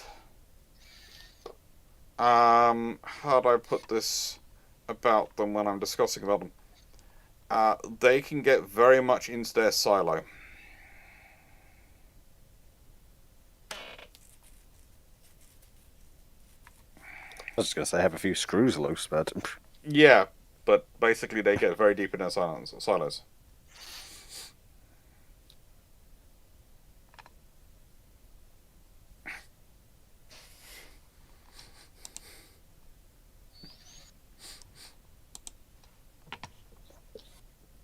They did. They did. No, it's not so much. Look, one of the things I've learned a lot dealing with because I sort of weirdly straddle the academic world with my work and my wandering in, and the very much non-academic world with the consultancy I do and the YouTube and the other stuff I do. I love it dearly, but I do notice the difference. Yeah, the thing I always like about the academic world is you can debate pretty much anything, and as long as you're respectful, you can have a good discussion, and you can actually learn stuff and think things through. That's not always the case in all the academic world, but it's not also always the case outside the academic world. So please, and before anyone goes, you can't do it here. That people are just, yeah, I know, but in the good quality academic world. But I would say the academic worlds, whereas in terms of non-academic world, people tend to want to focus more on their areas and their specific areas than discuss have the wide-ranging discussions. The academic world is more prone to having people who, because they are extremely competent and knowledgeable in a very niche area of knowledge, they will then presume they are completely competent in areas which have no impact at all on their area. For example, I tend to stick to history, war studies, and I tend to stick to the naval side of things because those are the areas I know. Okay? Occasionally wander into aircraft because I have some background in that. And I like enjoy tanks and I enjoy Romans and I enjoy some elements of history. So I wander a bit in the other areas of history. But I won't ever do a video about religion because that's certainly not my area. As much as I enjoy a good debate, I do not have enough knowledge to be able to do a video about it. I will not do videos about tectonic plates and those things because as much as I do know a little bit and have had to study a little bit because believe it or not it comes up in war studies in terms of studying strategic things that are going to have a strategic impact or stuff. It's not I steal the effects of it, not the reasons for it. So again, not really my area of study. Okay, so you do war studies, as you said, Mm-hmm. and you do a lot of modern war studies. Yes. Then, especially in the last 40 years with the rise of Islamism in the Middle East and that sort of thing, how do you do war studies without touching on religion? Oh, you do deal with religion, but I wouldn't say I have knowledge of how it's been misused. I wouldn't call myself a theocratic expert of or someone who's specialized enough in theology to have a good discussion about to have do a video on religion. That's the reason. You have to, for war studies, you have to have a very broad knowledge of a lot of factors, and you have to have depth to understand how those factors will impact warfighting. But again, I don't do comparisons between religions. I just look at everything. It's like the discussion I had mentioned earlier when I was talking about, yeah, but even not, there is a period of the year where actually hangriness does affect diplomacy. It sounds really stupid when you put it like that, but you understand. Okay, oh, so these are, and they're all hungry, and that leads to that, and that can cause issues. And one of the reasons why some of them don't like that, some of those countries try to always keep discussions till after sunset in that period, and it makes sense. But it's one of the things that I like. It's one of the interesting things I run into because some of the people ask me why I know about things, and I go because it does impact war studies, but I wouldn't claim to be an expert in them, and therefore I wouldn't do a video about them. But there again, I have had people who are professors of engineering and very qualified professors of engineering try and explain to me that the military doctrine, operational policies and sort of military doctrines have been wrong for the last 1,000 years because they've seen something no one else has. And when I point out the reason that hasn't been done is because of this ugly, disturbing thing called logistics, they tend to not like it. A lot of people seem to forget that logistics is a very, very critical factor. Yeah, you can have the thing about some of the weapon systems and ideas was like I had once a discussion with someone who go, well, no, if they'd gone with the octagonal bullet casings, they could have stored the bullets more efficiently and shells more efficiently. They wouldn't have had to put the shells in things to hold them in the ships. They could have just stacked them next to each other with no space. And I'm sitting there going, wait, what? That's no. That does not make a good idea. You're still not going to do that. Doesn't matter what shape it is. You're not going to start stacking them on top of each other like that. That's what I asked. Have they ever been to sea in the North Sea during, I'm not even going to say a storm, just a not perfectly calm day? Nope. The answer was nope. Because that, even just a not calm day, tells you this is why you don't do that. But that was an honest discussion I had with a gentleman who had been a professor of English literature for a long time, and was very knowledgeable about the English literature, and was absolutely sure that the gentleman in history, the engineer who proposed that the bullets shouldn't be round, they should be, I think it was hexagon, I think it was a six-sided, because he felt that would get them better rifling, was right, and it should have been applied to naval shells.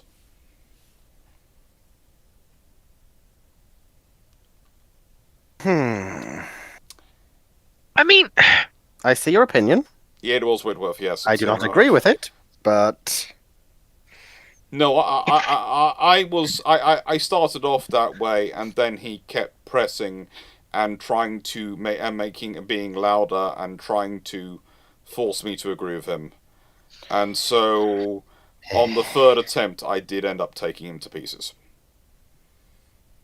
Yep. Honestly, it has the same, because it has the same energy as one of the things I've noticed when people bring up, especially comparing high medieval Europe to places. Yes. and sort of pre-high medieval Europe, so a lot like your 11th, 12th, and 13th century.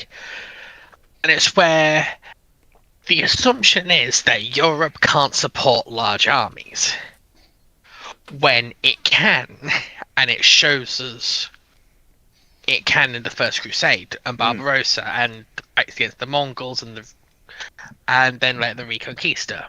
Yeah. And people just ignore the fact that there was a lot of pressure that meant you didn't need large armies. Because when everything is a castle, 3,000 blokes can siege a castle. You don't need an army of 30,000. No, you don't.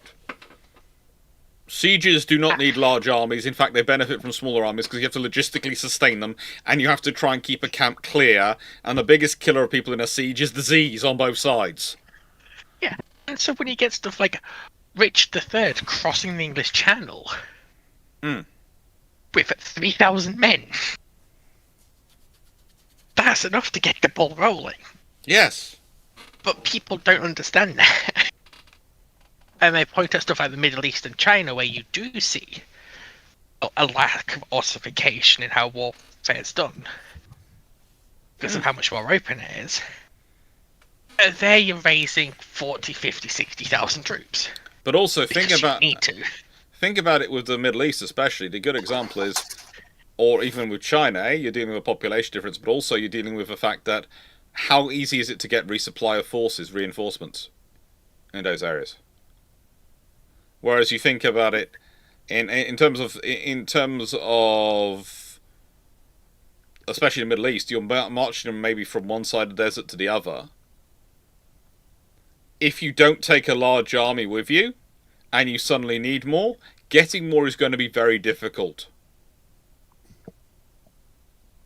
It's going to require a lot of logistics and formation. It's just easier to start off with a large number at the beginning and sustain it and support it and bring the stuff with you than it is to try and do it all in smaller packets. Yeah, because, I mean, I just quickly do another one that really irritates me.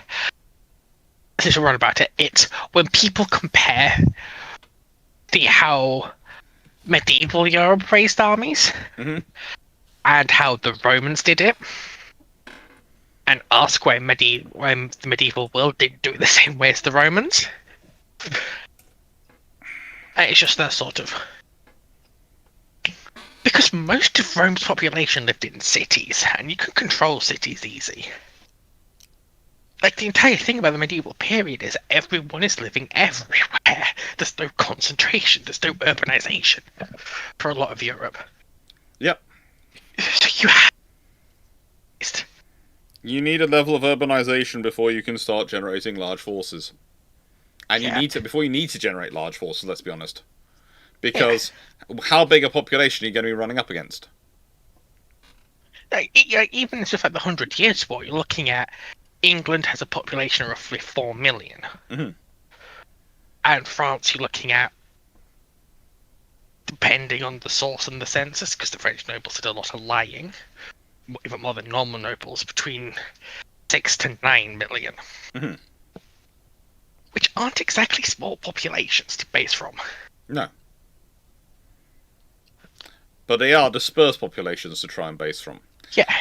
And also, that's the other problem you've got, is that compared to the Romans in the sort of scenarios, the Romans were a very large empire with very large borders, but also quite a lot of stability in those borders and within those borders. Whereas for the British, well, the English, in the 100 Years' War, every time they sent an army to France, they usually had to have an equal army sitting up in the north of England going, "Hello, Scots." And usually something sitting in Wales, and something sitting in Wales going, "Have you met me?" My favourite one is the scenario you've got, what if Rome invaded medieval Europe? And you've got, there are massive sweeping legion battles, and be like, no, you just have a bunch of Romans starving outside their castle 10 years before going home. Well, or maybe staying outside of Paris before going home. The Romans are fairly good at siege warfare. Yeah. They were fairly good at siege warfare. It would be interesting. But so were medieval Europeans. It would be interesting to watch. I think the Europeans might be going. They turn up with a very large army to besiege us, haven't they? Yeah. So, what's your uncle doing? Currently bivouacking around their supply lines. Yeah. Yeah. It'll be fun. Anyway, with that being said, thank you very much, everyone, for being here. Thank you to the panel for being here in January. Thank you to everyone who submitted chats, questions and chats and all these things tonight. Thank you to everyone who's been here. Hope you enjoyed the video. Hope you enjoyed the live. And yeah, we'll be here again next week. And there's videos on the schedule during this week. And there are all sorts of videos hopefully going to be coming out this week. Because hopefully I will be actually able to do some recording this week. Because there is supposed to be at least 2 days where there's supposed to be no one making loud noises all day. You are dooming yourself saying this. I know, I'm touching wood and crossing my feet and fingers at the same time. Take care, everyone. Thank you for being here. Toodles.